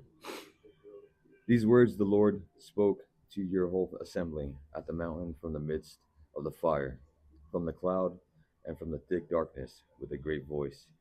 And he added nothing more. He wrote them on 2 tablets of stone and gave them to me. And when you heard the voice from the midst of the darkness, while the mountain was burning with fire, you approached me, all the heads of your tribes and your elders. You said, Behold, the Lord our God has shown us his glory and his greatness, and we have heard his voice from the midst of the fire. We have seen today that God speaks with mankind, yet he lives. Now then why should we die? For this great fire will consume us. If we hear the voice of our Lord our God any longer, then we will die. For who is there of humanity who has heard the voice of the living God speaking from the midst of the fire, as we have, and lived? Go near and listen to everything that the Lord our God says. Then speak to us everything that the Lord our God speaks to you, and we will listen and do it. Now the Lord heard the sound of your words when you spoke to me. And the Lord said to me, I have heard the sound of the words of this people which they have spoken to you. They have done well in all that they have spoken, if only they had such a heart in them to fear me and keep all my commandments always, so that it would go well with them and with their sons forever. Go, say to them, return to your tents. But as for you, stand here by me, that I may speak to you all the commandments, the statutes, and the judgments which you shall teach them, so that they may follow them in the land which I am giving them to possess. So you shall be careful to do just as the Lord your God has commanded you. You shall not turn aside to the right or to the left. You shall walk entirely in the way which the Lord your God has commanded you, so that you may live and that it may be well for you, and that you may prolong your days in the land which you will possess. Chapter 6. Now this is the commandment, the statutes, and the judgments which the Lord your God has commanded me to teach you, so that you may do them in the land where you are going over to take possession of it, so that you, your sons, and your grandson will fear the Lord your God, to keep all his statutes and his commandments which I commanded you, all the days of your life, and that your days may be prolonged. Now Israel, you shall listen and be careful to do them, so that it may go well for you, and that you may increase greatly, just as the Lord, the God of your fathers, has promised you, in a land flowing with milk and honey. Hear, Israel, the Lord is our God, the Lord is one, and you shall love the Lord your God with all your heart, and with all your soul, and with all your strength. These words which I am commanding you today shall be on your heart, and you shall repeat them diligently to your sons, and speak to them when you sit in your house, when you walk on the road, when you lie down, and when you get up. You shall also tie them as a sign to your hand, and they shall be a frontlets on your forehead. You shall also write them on the doorposts of your house and on your gates. Then it shall come about, when the Lord your God brings you into the land that he swore to your fathers, to Abraham, Isaac, and Jacob, to give you, great and splendid cities which you did not build, and houses full of all good things which you did not fill, and carved cisterns which you did not carve out, vineyards and olive trees which you did not plant, and you eat and are satisfied. Be careful that you do not forget the Lord who brought you out of the land of Egypt, out of the house of slavery. You shall fear only the Lord your God, and you shall worship him, and swear by his name. You shall not follow other gods, any of the gods of the peoples who surround you, for the Lord your God, who is in the midst of you, is a jealous God. So follow him, or else the anger of the Lord your God will be kindled against you, and he will wipe you off the face of the earth. You shall not put the Lord your God to the test, as you tested him in Massah. You shall diligently keep the commandments of the Lord your God and provisions and his statutes, which he has commanded you. You shall do what is right and good in the sight of the Lord, so that it may go well for you, and that you may go in and take possession of the good land which the Lord swore to give your fathers, by driving out all your enemies from you, as the Lord has spoken. When your son asks you in time to come, saying, what do the provisions and the statutes and the judgments mean, which the Lord our God commanded you? Then you shall say to your son, we were slaves to the Pharaoh in Egypt, and then the Lord brought us out of Egypt with a mighty hand. Moreover, the Lord provided great and terrible signs and wonders before our eyes against Egypt, Pharaoh and all his household. He brought us out of there in order to bring us in, to give us the land which he had sworn to our fathers. So the Lord commanded us to follow all these statutes, to fear the Lord our God for our own good, always, and for our survival, as it is today. And it will be righteousness for us if we are careful to follow all this commandment before the Lord our God, just as he commanded us. Chapter 7. When the Lord your God brings you into the land where you are entering to take possession of it, he drives away many nations before you, the Hittites, the Girgashites, the Amorites, the Canaanites, the Perizzites, the Hivites, and the Jebusites, 7 nations greater and mightier than you. And when the Lord your God turns them over to you and you defeat them, you shall utterly destroy them. You shall not make a covenant with them, nor be gracious to them. Furthermore, you shall not intermarry with them. You shall not give your daughters to their sons, nor shall you take their daughters for your sons. For they will turn your sons away from following me, and they will serve other gods. Then the anger of the Lord will be kindled against you, and he will quickly destroy you. But this is what you shall do to them. You shall tear down their altars, smash their memorial stones, cut their Asherim to pieces, and burn their carved images in fire. For you are a holy people to the Lord your God. The Lord your God has chosen you to be a people for his personal possession. Out of all the peoples who were on the face of the earth, the Lord did not make you his beloved, nor choose you because you were greater in number than any of these peoples, since you were the fewest of all the peoples, but because the Lord loved you and kept the oath which he swore to your forefathers. The Lord brought you out by a mighty hand and redeemed you from the house of slavery, from the hand of Pharaoh, king of Egypt. Know therefore that the Lord your God, he is good, he is God, the faithful God, who keeps his covenant and his faithfulness to 1,000 generations for those who love him and keep his commandments. But he repays those who hate him to their faces, to eliminate them.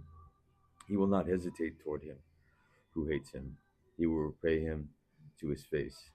Therefore, you shall keep the commandment, the statutes, and the judgments which I am commanding you today to do them. Then it shall come about, because you listen to these judgments and keep and do them, that the Lord your God will keep his covenant with you and his faithfulness which he swore to your forefathers. And he will love you, bless you, and make you numerous. He will also bless the fruit of your womb and the fruit of your ground, your grain, your new wine, and your oil, the newborn of your cattle, and the offspring of your flock. In the land which he swore to your forefathers to give you, you shall be blessed above all peoples. There will be no sterile male or infertile female among you or among your cattle. And the Lord will remove from you all sickness, and he will not inflict upon you any of the harmful diseases of Egypt which you have known, but he will give them to all who hate you. You shall consume all the peoples from whom the Lord your God will turn over to you. Your eyes shall not pity them, nor shall you serve their gods, for that would be a snare to you. If you say in your heart, These nations are greater than I. How can I dispossess them? You are not to be afraid of them. You shall remember well that the Lord your God did to Pharaoh and to all Egypt the great trials which your eyes saw, and the signs and the wonders, and the mighty hand, and the outstretched arm by which the Lord your God brought you out. The Lord your God will do the same to all the peoples of whom you are afraid. Indeed, the Lord your God will send the hornet against them, until those who are left and hide themselves from you perish. You are not to be terrified of them, because the Lord your God is in your midst, a great and awesome God. And the Lord your God will drive away these nations from you little by little.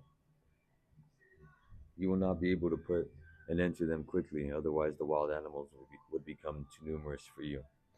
But the Lord your God will turn them over to you, and will throw them into a great confusion until they are destroyed.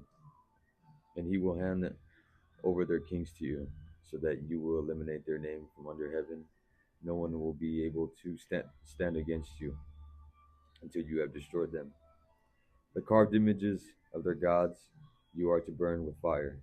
You shall not covet the silver or the gold that is on them, nor take it for yourselves, or you will be trapped by it. For it is an abomination to you, to the Lord for your God. And you shall not bring an abomination into your house, and become designated for destruction. Like it, you are to utterly detest it, and you are to utterly loathe it, for it is something designated for destruction.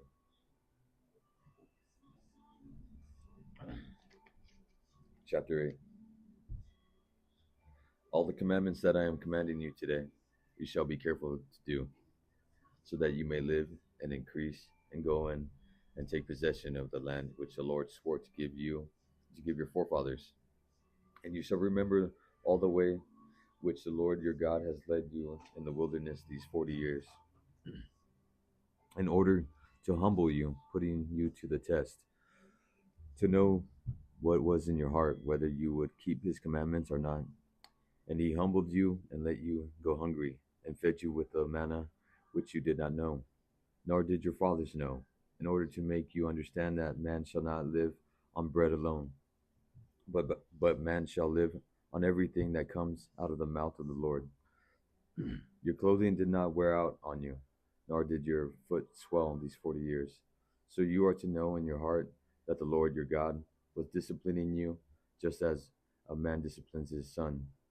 Therefore you shall keep the commandments of the Lord your God, to walk in his ways and to fear him.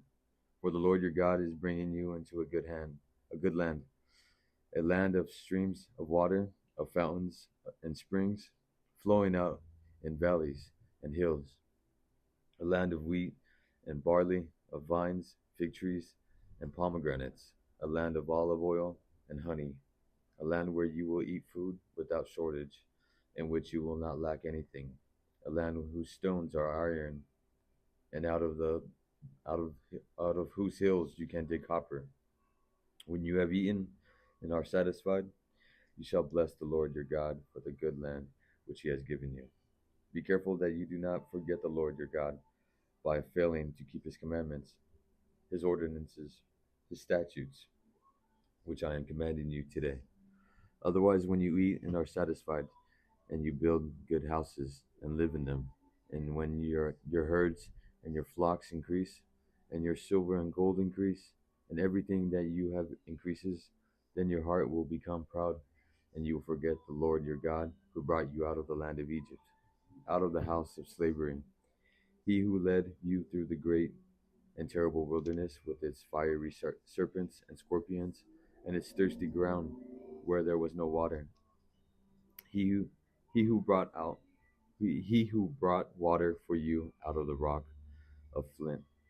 In the wilderness it was he who fed you manna, which your fathers did not know, in order to humble you, and in order to put you to the test, to do good for you in the end. Otherwise you may say in your heart, my power and the strength of my hand made me this wealth. But you are to remember the Lord your God, for it is he who is giving you power to make wealth, in order to confirm his covenant which he swore to your fathers, as it is this day.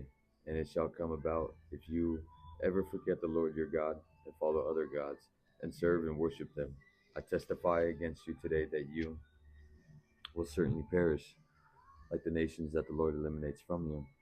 So you shall perish because you would not listen to the voice of the Lord your God. Chapter 9.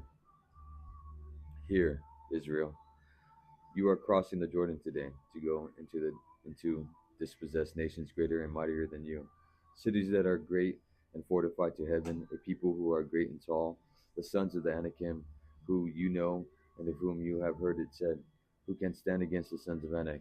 So be aware today that it is the Lord your God who is crossing over ahead of you as a consuming fire. He will destroy them and will subdue them before you, so that you may drive them out and eliminate them quickly, just as the Lord has spoken to you. Do not say in your heart, when the Lord your God has driven them away from you, because of my righteousness the Lord has brought you in to take possession of this land. Rather, it is because of the wickedness of these nations that the Lord is dispossessing them before you. It is not because of your righteousness or the uprightness of your heart that you are going in to take possession of their land, but it is because of the wickedness of these nations that the Lord your God is driving them out from before you. And in order to confirm the oath which the Lord swore to your fathers, to Abraham, Isaac, and Jacob, know then that it is not because of your righteousness that the Lord your God is giving you this good land to possess. For you are a stubborn people. Remember, do not forget how you provoked the Lord your God to anger in the wilderness, from the day that you left the land of Egypt until you arrived at this until you arrived at this place. You have been rebellious against the Lord. Even at Horeb, you provoked the Lord to anger, and the Lord was so angry with you that he would have destroyed you. When I went up to the mountain to receive the tablets of stone, the tablets of the covenant which the Lord made with you, then I remained on the mountain for 40 days and nights. I neither ate bread nor drank water. The Lord gave me 2 tablets of stone written by the finger of God, and on them were the words which the Lord had spoken with you on the mountain from the midst of the fire. On the day of assembly, it came about at the end of 40 days and nights that the Lord gave me the 2 tablets of stone, the tablets of the covenant. Then the Lord said to me, Arise, go down from here quickly. Your people whom you brought out of Egypt have behaved corruptly. They have quickly turned aside from the way that I commanded them. They have made a cast metal image for themselves. The Lord also said to me, I have seen this people, and indeed it is a stubborn people. Leave me alone, that I may destroy them and wipe out their name from under heaven, and I will make you a nation mightier and greater than they. So I turned and came down from the mountain while the mountain was burning with fire, and the 2 tablets of the covenant were in my 2 hands. And I saw that you had indeed sinned against the Lord your God. You had made for yourselves a cast metal image of a calf. You had quickly turned aside from the way that the Lord had commanded you. So I took hold of the 2 tablets and threw them from my 2 hands, and smashed them to pieces before your eyes. Then I fell down before the Lord the first time for 40 days and nights. I neither ate bread nor drank water, because of all your sin which you had committed by doing what was evil in the sight of the Lord, to provoke him to anger. For I was afraid of the anger and the rage with which the Lord was angry with you, so as to destroy you. But the Lord listened to me that time as well. The Lord was also angry enough with Aaron to destroy him. So I also prayed for Aaron at the same time. And I took your sinful thing which you had made, the calf, and burned it in the fire and crushed it, grinding it thoroughly until it was as fine as dust. And I threw its dust into the stream that came down from the mountain. Then at Taberah, at Massa, and at Kibroth Hattaavah, you kept provoking the Lord to anger. And when the Lord sent you from Kadesh Barnea saying, Go up and take possession of the land which I have given you. You rebelled against the command of the Lord your God. You neither trusted him nor listened to his voice. You have been rebellious toward the Lord since the day I knew you. So I fell down before the Lord for 40 days and nights, which I did because the Lord said he would destroy you. And I prayed to the Lord and said, Lord God, do not destroy your people, your inheritance, whom you have redeemed through your greatness, whom you have brought out of Egypt with a mighty hand. Remember your servants, Abraham, Isaac, and Jacob. Do not turn your attention to the stubbornness of this people, or their wickedness, or their sin. Otherwise, the people of the land from which you brought us will say, since the Lord was not able to bring them into the land which he had promised them, and since he hated them, he has brought them out to kill them in the wilderness. Yet they are your people and your inheritance, whom you brought out by your great power and your outstretched arm. Chapter 10. At that time, the Lord said to me, Cut out for yourself 2 tablets of stone, like the first 2, and come to me on the mountain, and make an ark of wood for yourself. Then I will write on the tablets the words that were on the first tablets, which you smashed to pieces, and you shall put them in the ark.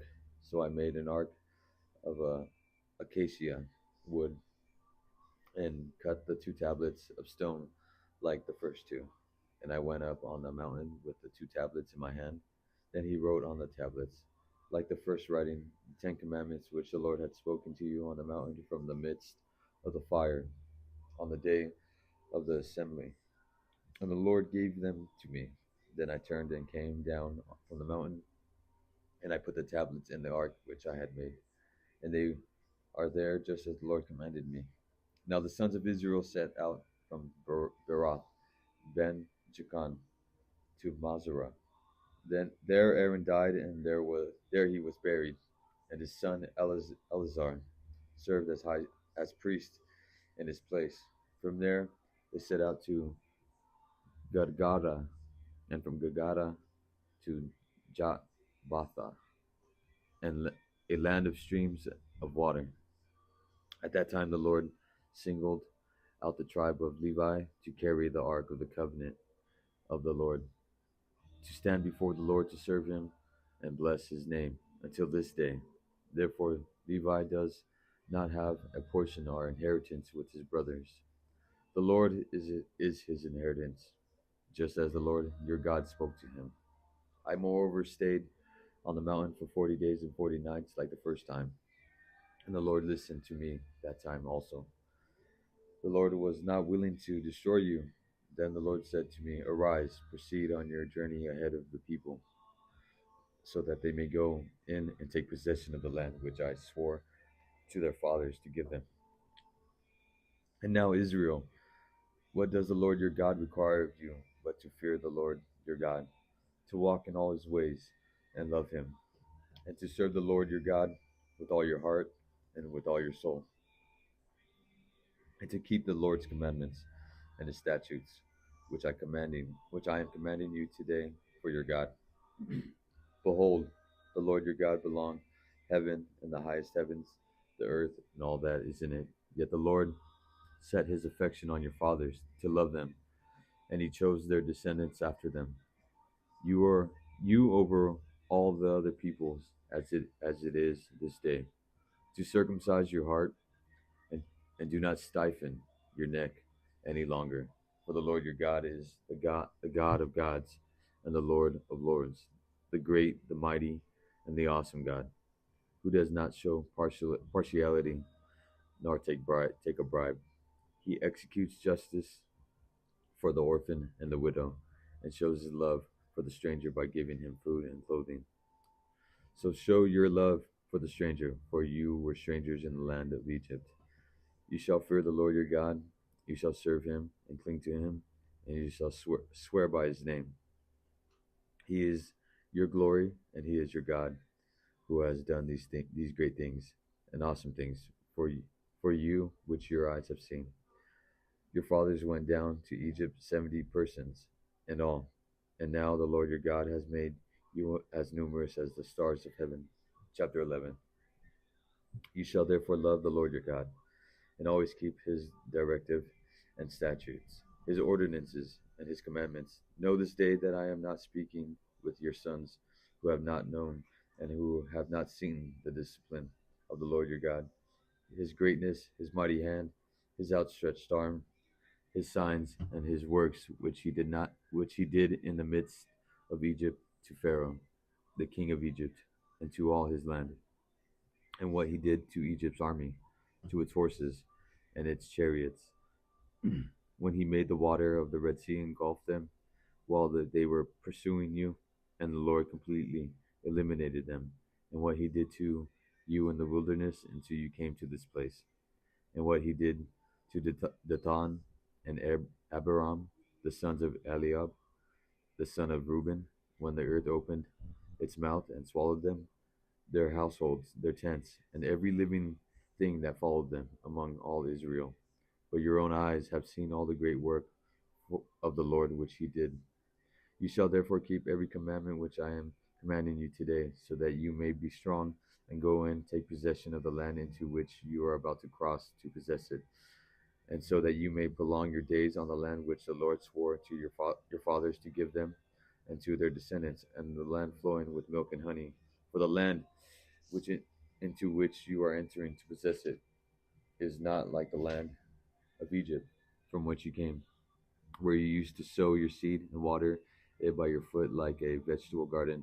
But the land into which you are about to cross to possess it, and a land of hills and valleys, drinks water from the rain of heaven, a land for which the Lord your God cares. The eyes of the Lord your God are continually on it, from the beginning even to the end of the year. And it shall come about, if you listen obediently to my commandments, which I am commanding you today, to love the Lord your God and to serve him with all your heart and your soul, that he will provide rain for your land in its seasons, the early and late rain, so that you may gather your grain, your new wine, and your oil. He will also provide grass in your field for your cattle, and you will eat and be satisfied. Beware that your hearts are not easily deceived, and that you do not turn away and serve other gods and worship them. Otherwise, the anger of the Lord will be kindled against you, and he will shut up the sky so that there will be no rain on the ground, and the ground will not yield its produce. Then you will quickly perish from the good land which the Lord is giving you. You shall therefore take these words of mine to heart and to soul, and you shall tie them as a sign on your hand, and they shall be as frontlets on your forehead. You shall also teach them to your sons, speaking of them when you sit in your house, when you walk along the road, when you lie down, and when you get up. And you shall write them on the doorposts of your house and on your gates, so that your days and the days of your sons may be increased on the land which the Lord swore to your fathers to give them, as long as the heavens are above the earth.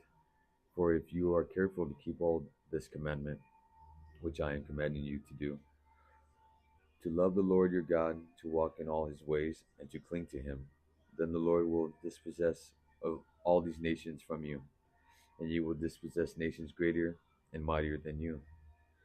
Every place on which the sole of your footsteps shall be yours. Your border will be from the wilderness to Lebanon, and from the river Euphrates, as far as the western sea. No one will be able to stand against you. The Lord your God will instill the dread of you and the fear of you in all the land on which you set foot, just as he has spoken to you. See, I am placing before you today a blessing and a curse. The blessing, if you listen to the commandments of the Lord your God, which I am commanding you today, and the curse, if you do not listen to the commandments of the Lord your God, but turn aside from the way which I am commanding you today, by following other gods which you have not known.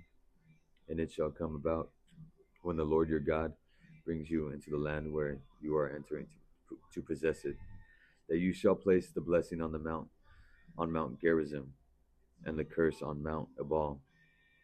Are they not across the Jordan, west of the road toward the sunset, in the land of the Canaanites, who live in the Arabah opposite Gilgal, beside the oaks of Moreh? For you are about to cross the Jordan to go in and take possession of the land which the Lord your God is giving you, and you shall possess it and live in it, and you shall be careful to do all the statutes and the judgments which I am placing before you today. Chapter 12. These are the statutes and the judgments which you shall carefully follow in the land which the Lord, the God of your fathers, has given you to possess. As long as you live on the earth, you shall utterly destroy all the places where the nations whom you are going to dispossess serve their gods, on the high mountains, on the hills, and under every leafy tree. And you shall tear down their altars and smash their memorial stones to pieces, and burn their Asherim in the fire, and cut to pieces the carved images of their gods. And you shall eliminate their name from that place. You shall not act this way toward the Lord your God, but you shall seek the Lord at the place which the Lord your God will choose from all your tribes, to establish his name there for his dwelling. And you shall come there. You shall bring there your burnt offerings, your sacrifices, your tithes, the contribution of your hand, your vowed offerings, your voluntary offerings, and the firstborn of your herd and of your flock. There you and your household shall eat before the Lord your God, and rejoice in all your undertakings, in which the Lord your God has blessed you. You shall not do at all what we are doing here today, everyone doing whatever is right in his own eyes, for you have not as yet come to the resting place and the inheritance which the Lord your God is giving you. When you cross the Jordan and live in the land which the Lord your God is giving you as the inheritance, and he gives you rest from all your enemies around you, so that you live in security, then it shall come about that the place in which the Lord your God will choose for his name to dwell, there you shall bring everything that I command you, your burnt offerings and your sacrifices, your tithes, and the contribution of your hand, and all your choice vowed offerings which you will vow to the Lord. And you shall rejoice before the Lord your God, you and your sons and daughters, your male and female slaves, and the Levite who is within your gates, since he has no portion or inheritance within you.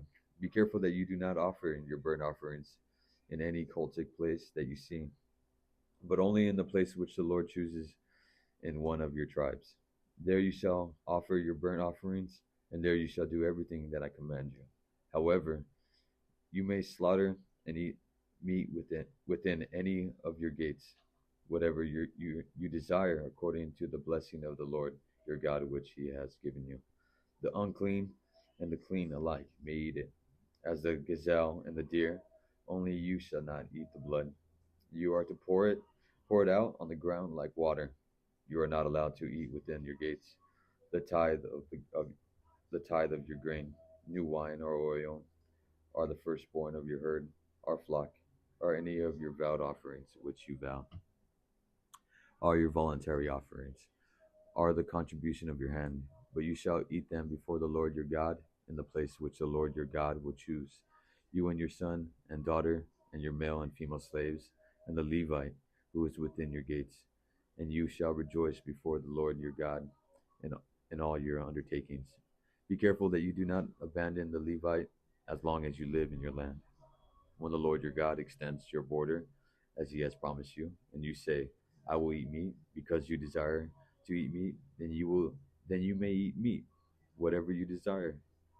The place where your Lord your God chooses to put his name is too far from you, then you may slaughter animals from your herd and flock which the Lord has given you, as I have commanded you, and you may eat within your gates, whatever you desire, just as a gazelle or a deer is eaten, so you may eat it. The unclean and the clean alike may eat it. Only be sure not to eat the blood, for the blood is the life, and you shall not eat the life with the flesh. You shall not eat it. You shall pour it out on the ground like water. You shall not eat it, so that it may go well for you and your sons after you. Since you will be doing what is right in the sight of the Lord, only your holy things which you may have and your vowed offerings you shall take and go to the places which the Lord chooses. And you shall offer your burnt offerings, the flesh and the blood, and the altar of the Lord your God, and the blood of your sacrifices shall be poured out on the altar of the Lord your God, and you shall eat the flesh. Be careful and listen to all these words which I am commanding you, so that it may go well for you and your sons after you forever. For you will be doing what is good and right in the sight of the Lord your God. When the Lord your God cuts off from you the nations which you are going and to dispossess, and you dispossess them and live in their land, be careful that you are not ensnared to follow them after they are destroyed from your presence, and that you do not inquire about their gods, saying, how do these nations serve their gods, that I also may do likewise? You shall not behave this way toward the Lord your God, because every abominable act which the Lord hates, they have done for their gods. For they even burn their sons and daughters in the fire for their gods. Whatever I command you, you shall be careful to do. You shall not add to nor take anything away from it. Chapter 13. If a prophet or a dreamer of dreams arises among you and gives you a sign or a wonder, and the sign or the wonder comes true, of which he spoke to you, saying, let's follow other gods whom you have not known, and let's serve them. You shall not listen to the words of that prophet or dreamer of dreams. For the Lord your God is testing you to find out whether you love the Lord your God with all your heart and with all your soul. You shall follow the Lord your God and fear him, and you shall keep his commandments. Listen to his voice, serve him, and cling to him. But that prophet or that dreamer of dreams shall be put to death, because he has spoken falsely against the Lord your God, who brought you out of the land of Egypt and redeemed you from the house of slavery, to drive you from the way in which the Lord your God commanded you to walk. So you shall eliminate the evil from among you. If your brother, your mother's son, or your son or daughter, or the wife you cherish, or your friend who is like your own soul entices you secretly, saying, let's go and serve other gods, whom neither you nor your fathers have known, of the gods of the peoples who are around you, near you, or are far from you, from one end of the earth to the other end. You shall not consent to him or listen to him, and your eye shall not pity him, nor shall you spare or conceal him. Instead, you shall most certainly kill him. Your hand shall be first against him to put him to death, and afterward the hand of all the people. So you shall stone him to death, because he has attempted to drive you away from the Lord your God, who brought you out of the land of Egypt, out of the house of slavery. Then all Israel will hear about it and be afraid, and will not do such a wicked thing among you again. If you hear in one of your cities, which the Lord your God is giving you to live in, anyone saying that some worthless men have gone out from among you and have seduced the inhabitants of their city, saying, let's go and serve other gods whom you have not known, then you shall investigate, search out, and inquire thoroughly. And if it is true, and the matter is certain, that this abomination has been committed among you, you shall most certainly strike the inhabitants of that city with the edge of the sword, utterly destroy it and all who are in it, and its cattle, with the edge of the sword. Then you shall gather all its plunder into the middle of its public square, and burn the city and all its plunder with fire as a whole burnt offering to the Lord your God, and it shall be a ruin forever. It shall never be rebuilt. Nothing at all from what is designated for destruction is to cling to your hand, in order that the Lord may turn from his burning anger and show mercy to you and compassion on you, and make you increase, just as he has sworn to your fathers, if you will listen to the voice of the Lord your God, keeping all his commandments, which I am commanding you today, and doing what is right in the sight of the Lord your God. Chapter 14. You are the sons of the Lord your God. You shall not cut yourselves, nor shave a bald spot above your forehead for the dead. For you are a holy people to the Lord your God. And the Lord has chosen you to be a people for his personal possession out of all the peoples who are on the face of the earth. You should not eat any detestable thing. These are the animals that you may eat: the ox, the sheep, the goat, the deer, the gazelle, the roebuck, the wild goat, the ibex, the antelope, and the mountain sheep, and any animal that has a divided hoof, and has its hoofs split in two, and chews the cud among the animals. That animal you may eat. However, you are not to eat these among the ones that chew the cud, or among those that have the hoof divided in two: the camel, the rabbit, the hyrax. For though they chew the cud, they do not have a divided hoof. They are unclean to you. And the pig, because it has a divided hoof, but does not chew the cud, it is unclean for you. You shall not eat any of their flesh, nor touch their carcasses. These you may eat of everything that is in the water. Anything that has fins and scales you may eat, but anything that does not have fins and scales you shall not eat. It is unclean for you. You may eat any clean bird, but these are the ones that you shall not eat: the eagle, and the vulture, and the buzzard, and the red kite, the falcon, and the kite in their kinds, and every raven in its kind, and the ostrich, the owl, the seagull, and the hawk in their kinds, the little owl, and the great owl, the white owl, the pelican, the carrion vulture, the, the, the cormorant, the stork, and the heron in their kinds, and the hoopoe, and the bat, and all the swarming insects with wings are unclean to you. They shall not be eaten. You may eat any clean bird. You shall not eat anything which dies of itself. You may give it to the stranger who is in your town, so that he may eat it, or may sell it to a stranger. For you are a holy people to the Lord your God. You shall not boil a young goat in its mother's milk. You shall certainly tithe all the produce from what you sow, which comes from the field every year. You shall eat in the presence of the Lord your God, at the place where he chooses to establish his name, the tithe of your grain, your new wine, your oil, and the firstborn of your herd and your flocks, so that you may learn to fear the Lord your God always. But if the distance is so great for you that you are not able to bring the tithe, since the place where the Lord your God chooses to set his name is too far away from you when the Lord your God blesses you, then you shall exchange it for money, and bind the money in your hand, and go to the place which the Lord your God chooses.